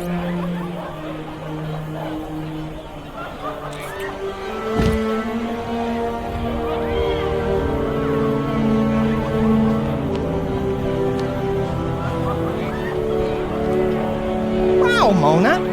He's out like a light. I hated to do it. But then again, it seemed kind of fulfilling. And I'm in a much better mood. I'm starting to get used to this biting and draining thing. You didn't, drain him all the way. I don't think so. Check. Is he still breathing? Yep, still breathing. Your record is murder-free. 2-0. Good job. We'll make a full-fledged and moral vampire out of you yet.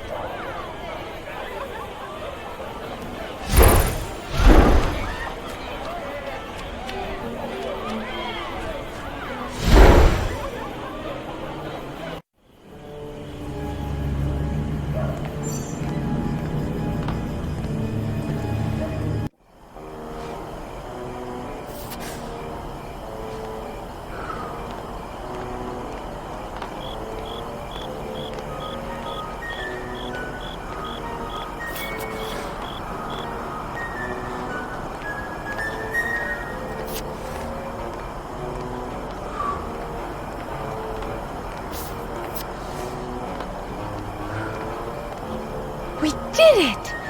The constable will be out of action for a while. Oh, thank you, thank you. I have no idea how you did it. This is going to improve my business significantly. Now I believe there is something I need to do for you. Wait, I don't have a ticket for the game. How am I going to get in? You better find me one first, then I'll gladly help you out.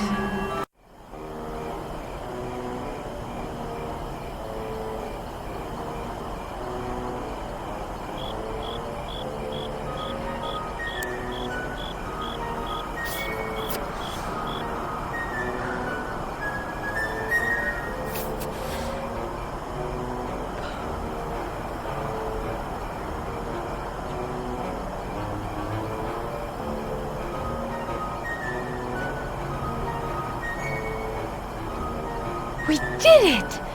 The constable will be out of action for a while. Oh, thank you, thank you. I have no idea how you did it. This is going to improve my business significantly. Now I believe there is something I need to do for you. Wait, I don't have a ticket for the game. How am I going to get in? You better find me one first, then I'll gladly help you out.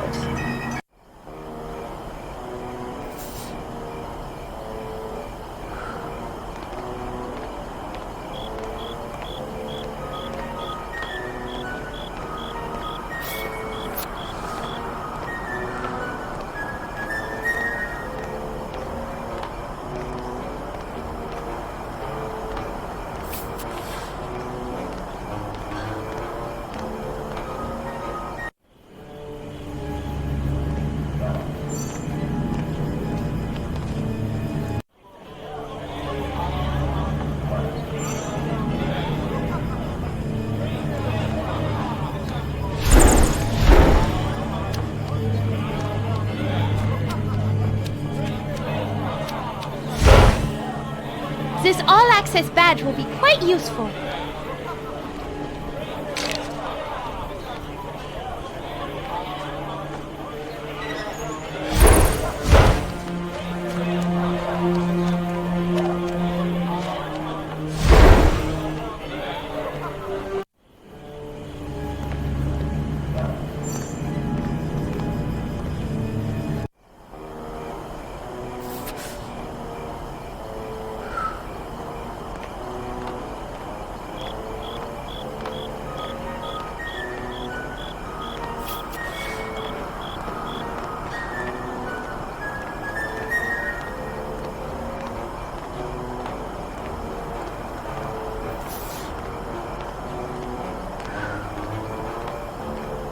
We did it! The constable will be out of action for a while. Oh, thank you, thank you. I have no idea how you did it.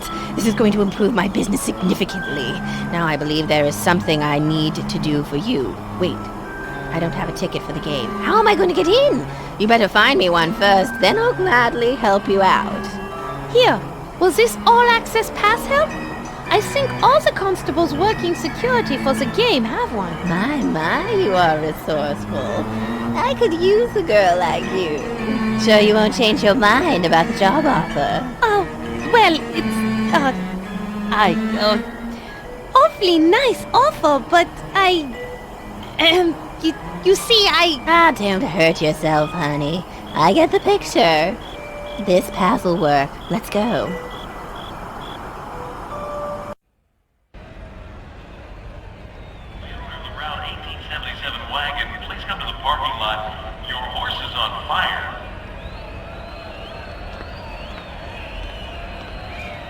Hello, Mr. Van Leader. Hello yourself, madam. It's a pleasure to make your acquaintance. I must say, I simply love a man in uniform. That's interesting to hear. I myself have a thing for women without a uniform on, or anything else for that matter. You really are a silver-tongued devil, aren't you?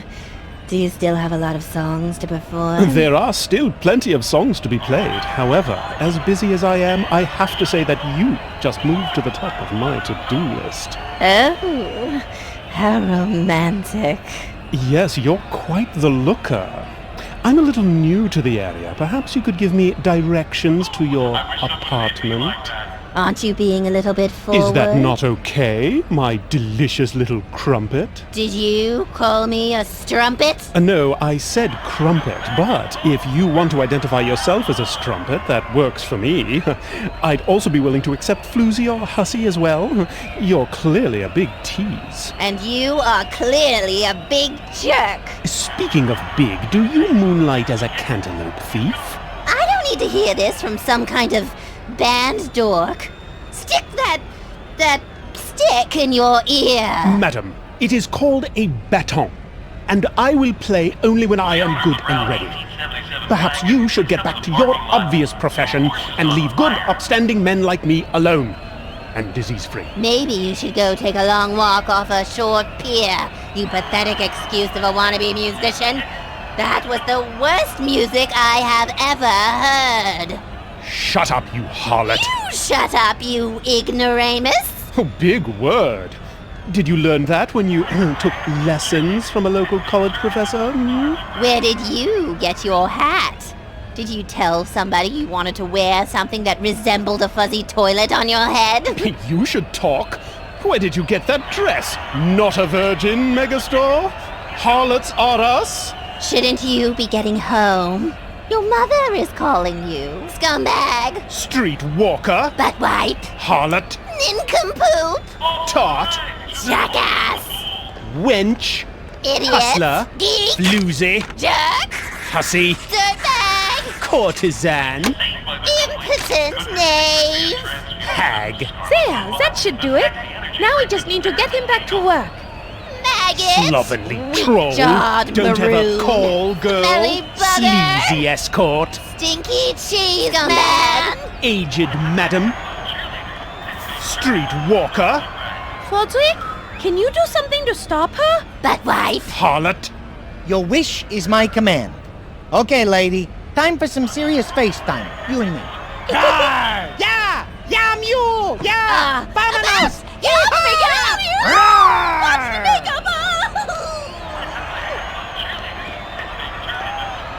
Oh my! Oh, the bat problem has gotten bad around here lately, hasn't it? Though I am not sad to see her go. Too bad. Seemed for a while there my evening was shaping up nicely. Oh well, back to the music.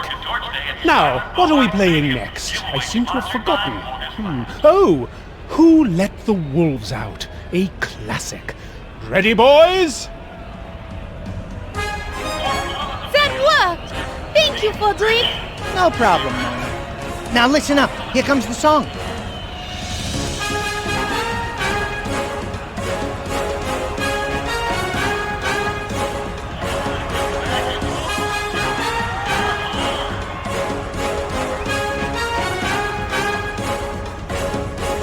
Yes, I think I've got it now.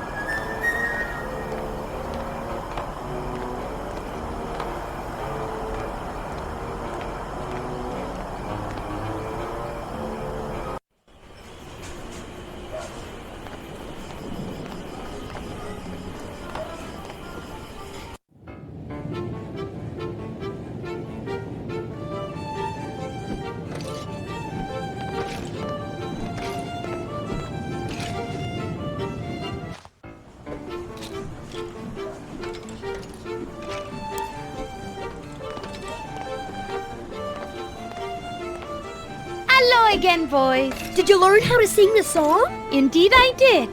Would you care to hear it? Yes! Very well. Here goes. Who let the wolves out? Woof, woof, woof. Who let the wolves out? Woof, woof, woof. That did it, Mona. It put him to sleep. Who knew that cheesy Oompa anthems made good children's lullabies?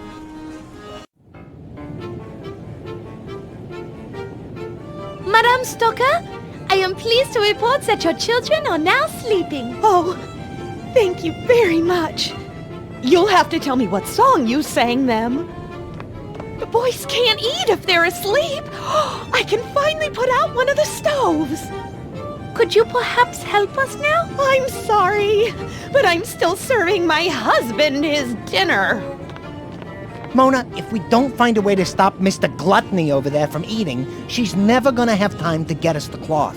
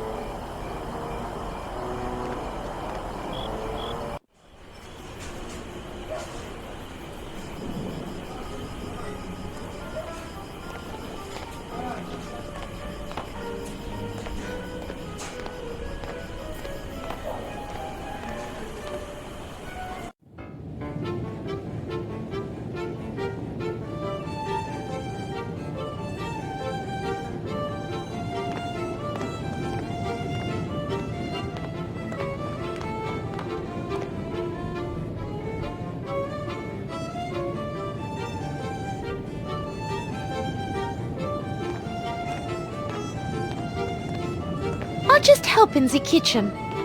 No, no, no.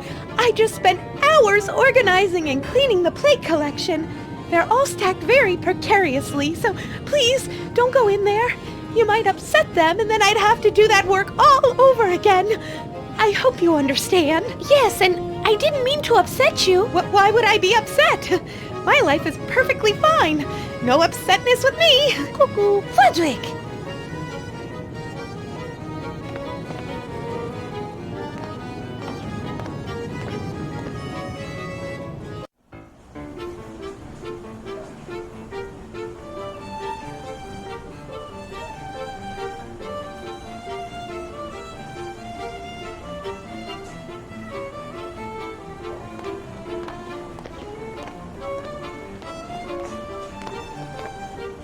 Let the cold in.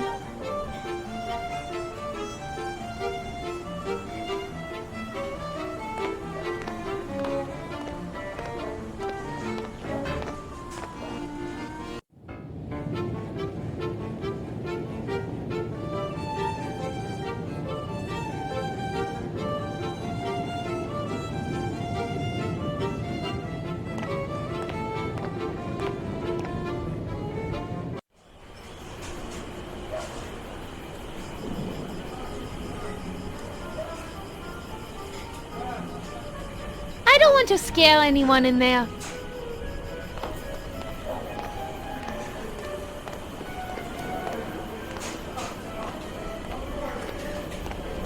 Let's take a look up there, Frederick.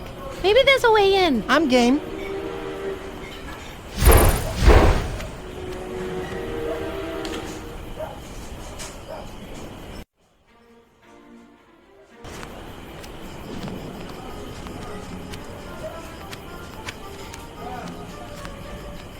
Now that the fire is out, let's see where this goes, Frederick.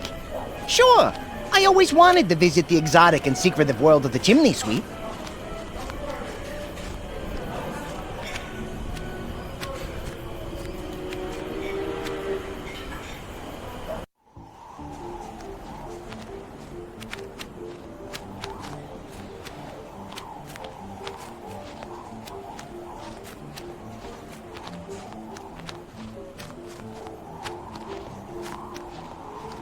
It looks like the skeleton of a bat. Uncle Rudy. You know him? Yeah.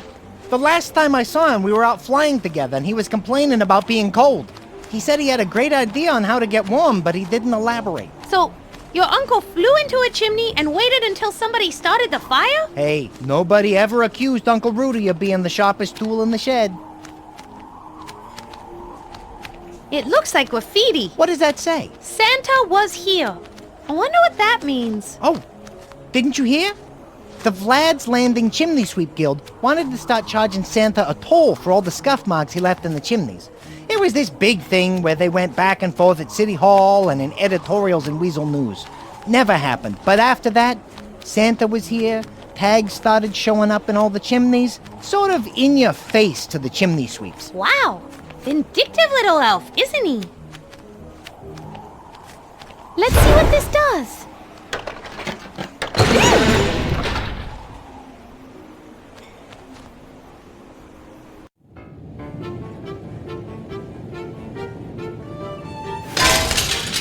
No, not the limited edition plates! Oh! Oh! Bats drive me crazy!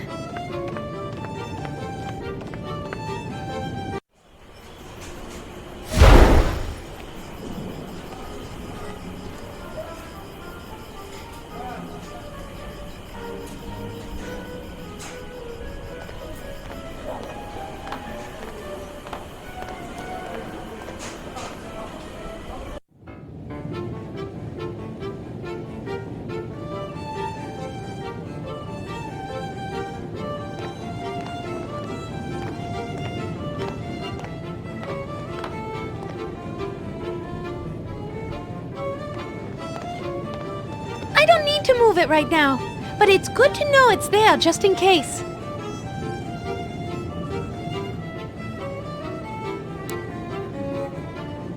I'd really like that to work, but it just won't.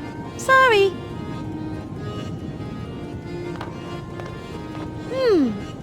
with Mina busy cleaning up there, now would be a good time to make sure she stays in there.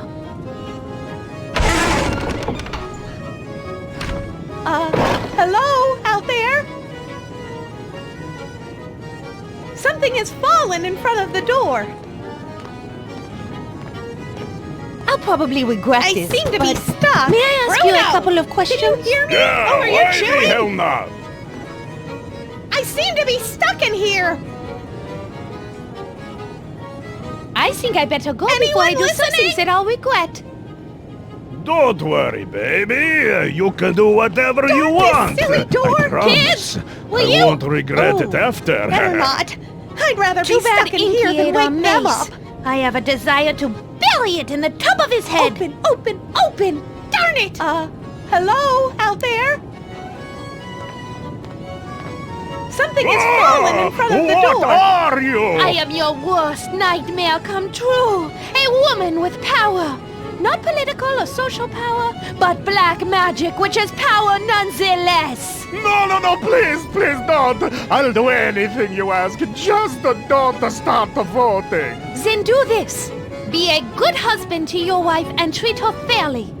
If I find out that you have said so much as a single insult, I'm going to come back here and finish you off.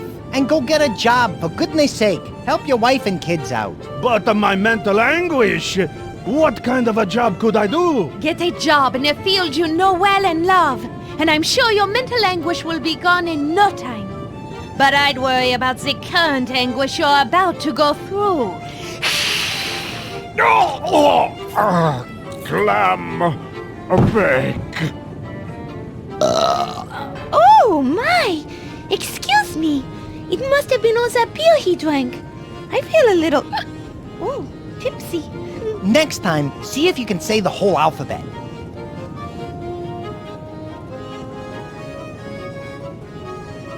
I think Minna has suffered enough. I agree. Let her out so she can bask in the glory of her handiwork. All her distractions are asleep. Or passed out due to lack of blood.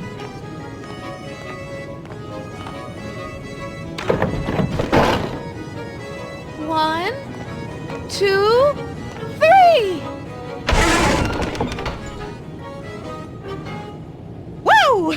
Thank you. Something fell in front of... Oh my God! What? Bruno! Uh-oh. What? He's asleep! Thank God! Thank you, oh merciful Lord above! You have blessed me far more than you will ever know! Thank you! Thank you! Mina? I hate to interrupt your prayer of thanks, but I was wondering if you have time to go down to your cellar and find those blots of black cloth! Of course, my good friend. Anything for you. Anything! Yippee! Anything for you! Let him run down and get it! Happy days are here again! The skies are blue! What's with that face? I don't know. I have this feeling of warmth and accomplishment inside, and it seems to be making me smile, and I feel good. What is that? Because you inadvertently did a good deed. It happens once in a while, but don't you worry. It'll pass. All you have to do is do something selfish and pop, it goes away. Trust me on this. Really? Okay, because this is too weird.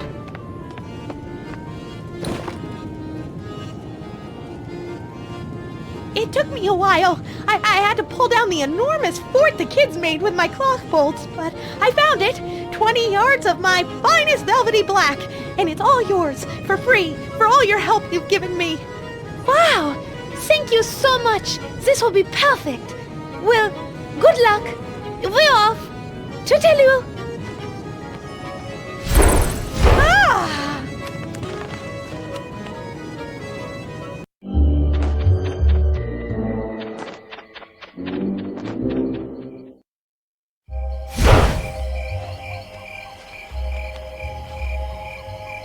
There, that worked.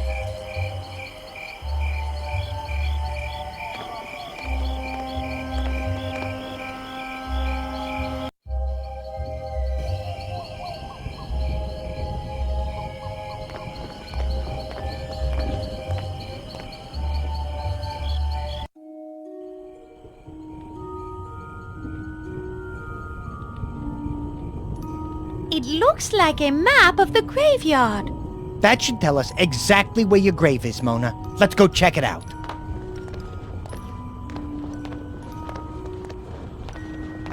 Let's see if I can find my grave.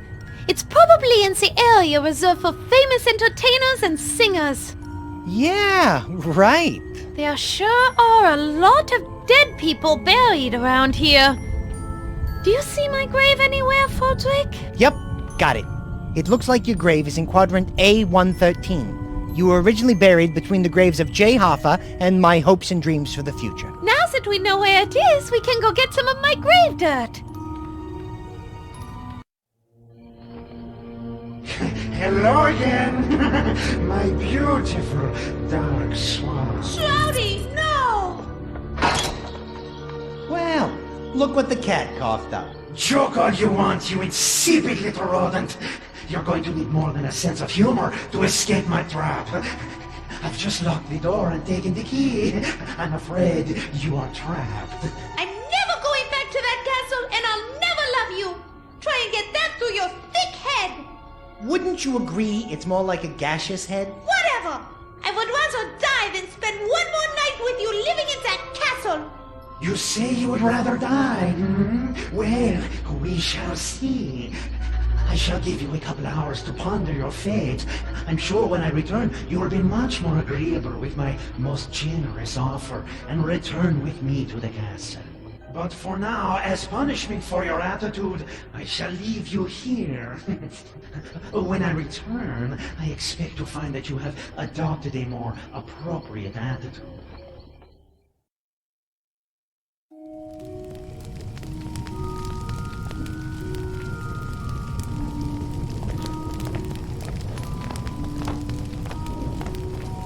I might need that, but I can't carry it around with me. I'll keep it in mind.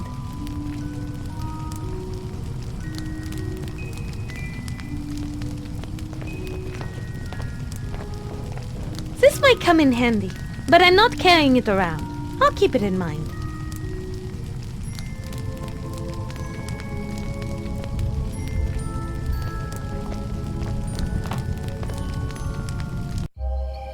It's a water basin. It collects water that drains from the roof. It's currently empty.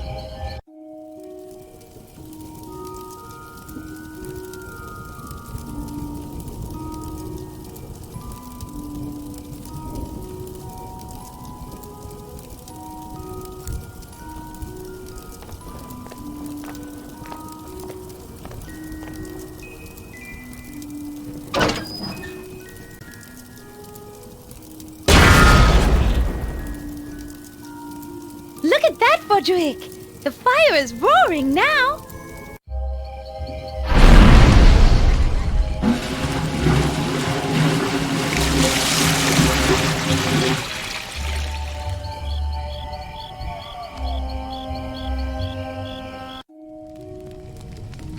Do it again! Do it again! Sorry, Fodrick, but I'm all out of perfume.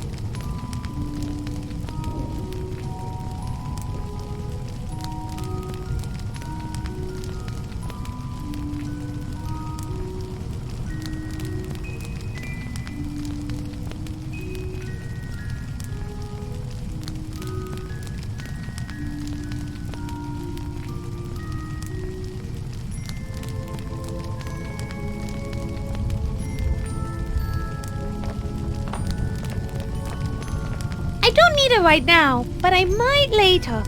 I remember where it is in case I need to use it.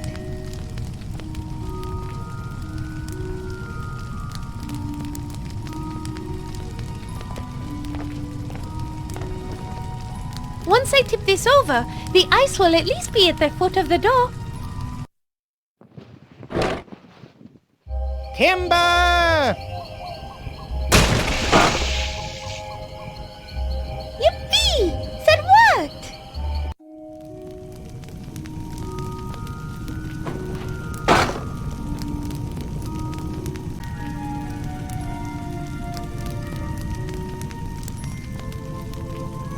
I'll wedge this under the door. It should give us a few inches of open space.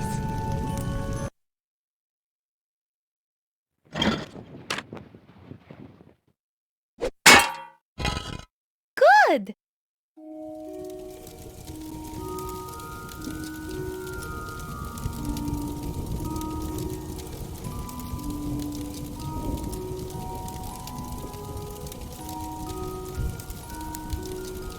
I bet I could get the tip of this shovel red hot in this fire. I don't need to do it now, but I'll remember this idea for later.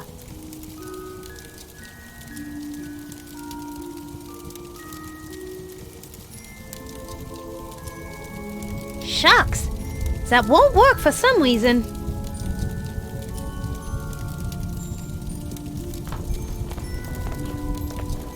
Now might be a good time to heat up that shovel and slide it under the door.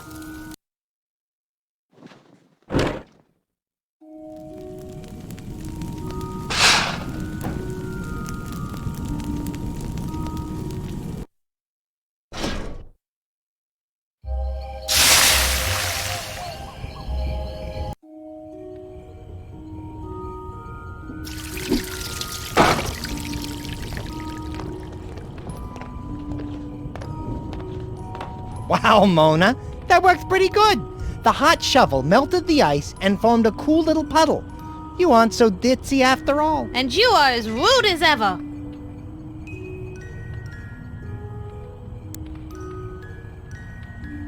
A bellows full of water might be useful. I'll keep that in mind.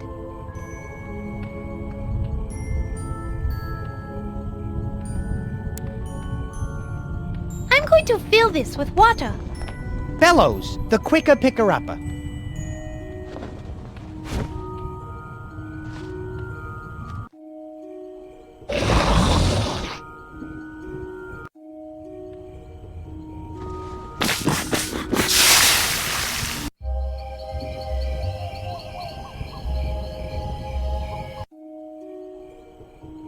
Looks like we have a way out now. Let's get out of here before Shroudy comes back.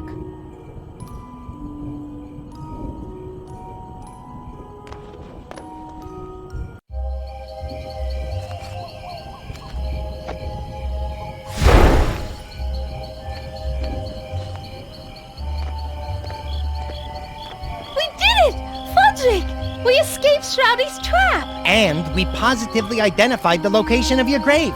Let's go get us some dirt. We don't have a horse with us, but since it's such a short distance, I should be able to pull the cart. That superhuman undead strength of yours is coming in pretty handy. See, Mona, being a vampire isn't all bad. It's bad enough, trust me. And since I am a vampire, we'd better go get some of my grave dirt. If I don't have it to line my coffin, I may not survive the night. Would it help motivate you if I yelled mush when you start pulling the cart? Would you still be able to fly if I pulled your wings off? I think the answer to both of those questions is no. Anyway, let's grab a couple of those boxes and head over to your grave. We got a little digging to do. Mona, didn't I say we had some digging to do? I'd love to help. Really. But you are doing such a good job, I'd only get in your way. I'm not sure how much dirt we need, but I already have one full box loaded in the wagon. That should be... No, you'll never escape me. What was that? I got a bad feeling about this. Shroudy! I have your precious black cloth, and I know for a fact that there is none left in all of VLAD'S Landing. Without being able to cover the gravestone, you'll never be able to pull the wagon out of here. I hate to admit it, Mona, but he's right. Hey, apparition boy, I thought you loved her.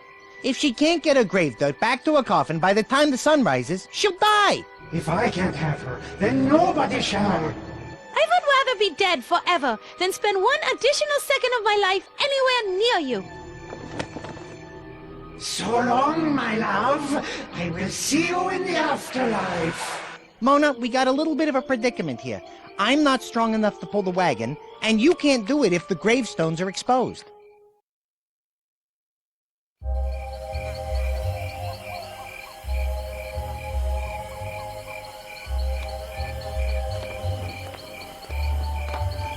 It's a wagon holding boxes of my grave dirt. Fodrick? Do you think you could steer the wagon? You know me. I'm always up for trying something new. Just let me know when you're ready for me to steer it.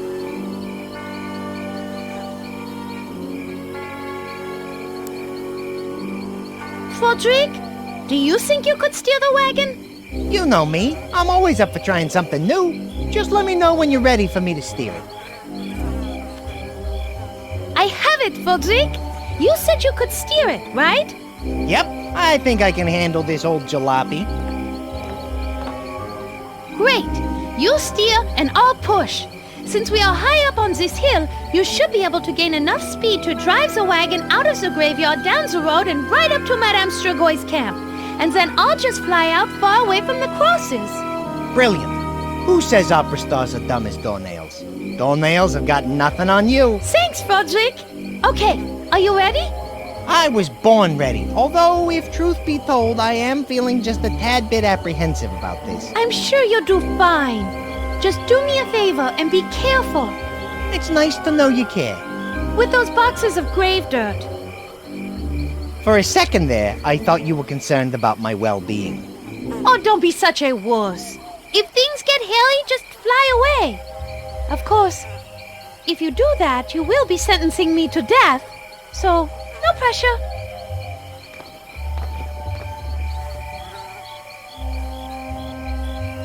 Ready? Go for it.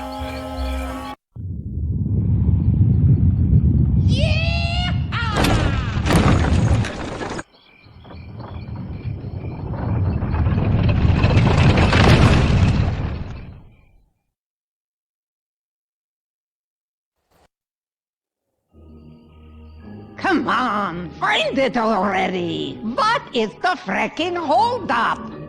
What did the Cabal do? Send the stupidest vampire hunters in the history of all mankind? Find it already! No, moron! You already looked there! Monsignor? We already looked there. Twice. Oh, pipe down, you walking stillbirth. I know what I'm doing. I'm just being thorough. Standard Cabal procedure. Standard procedure? Standard procedure? Standard procedure? This is so frustrating. That's it. I'm just going to have to break the curse and just go in there. What?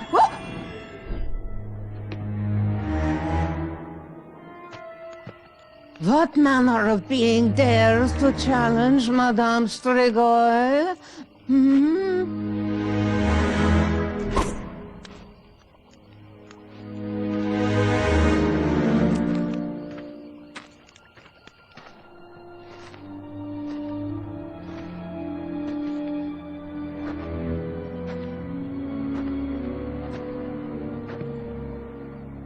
Well, how about that, Fodrick? We did it! We got everything we need! Yeah, who would have thunk it? We make a pretty good team if I do say so myself. High five. Hi, what? You raise your hand like so, and slap it together. Why?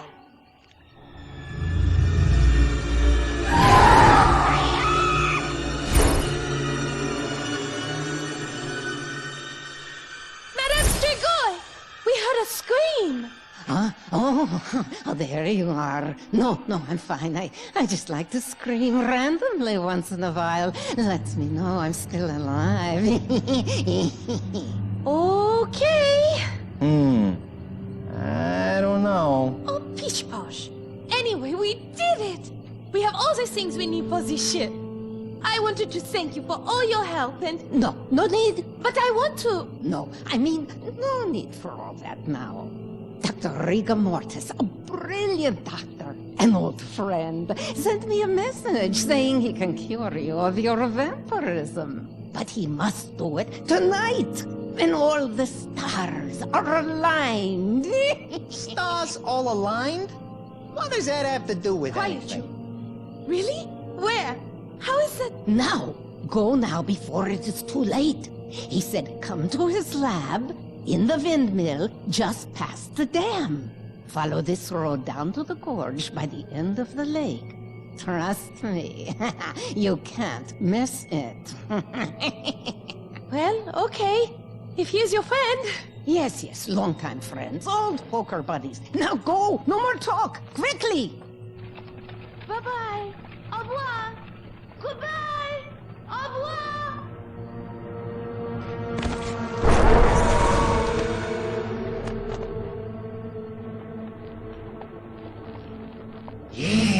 Yes, go off to my good friend Dr. Rigor Mortis. He'll know just what to do to you. And then I, Shroudy Von Kiefer, will be your only hope for salvation. You'll be glad to see me then. Yes, you will. You'll appreciate old Shroudy then, won't you?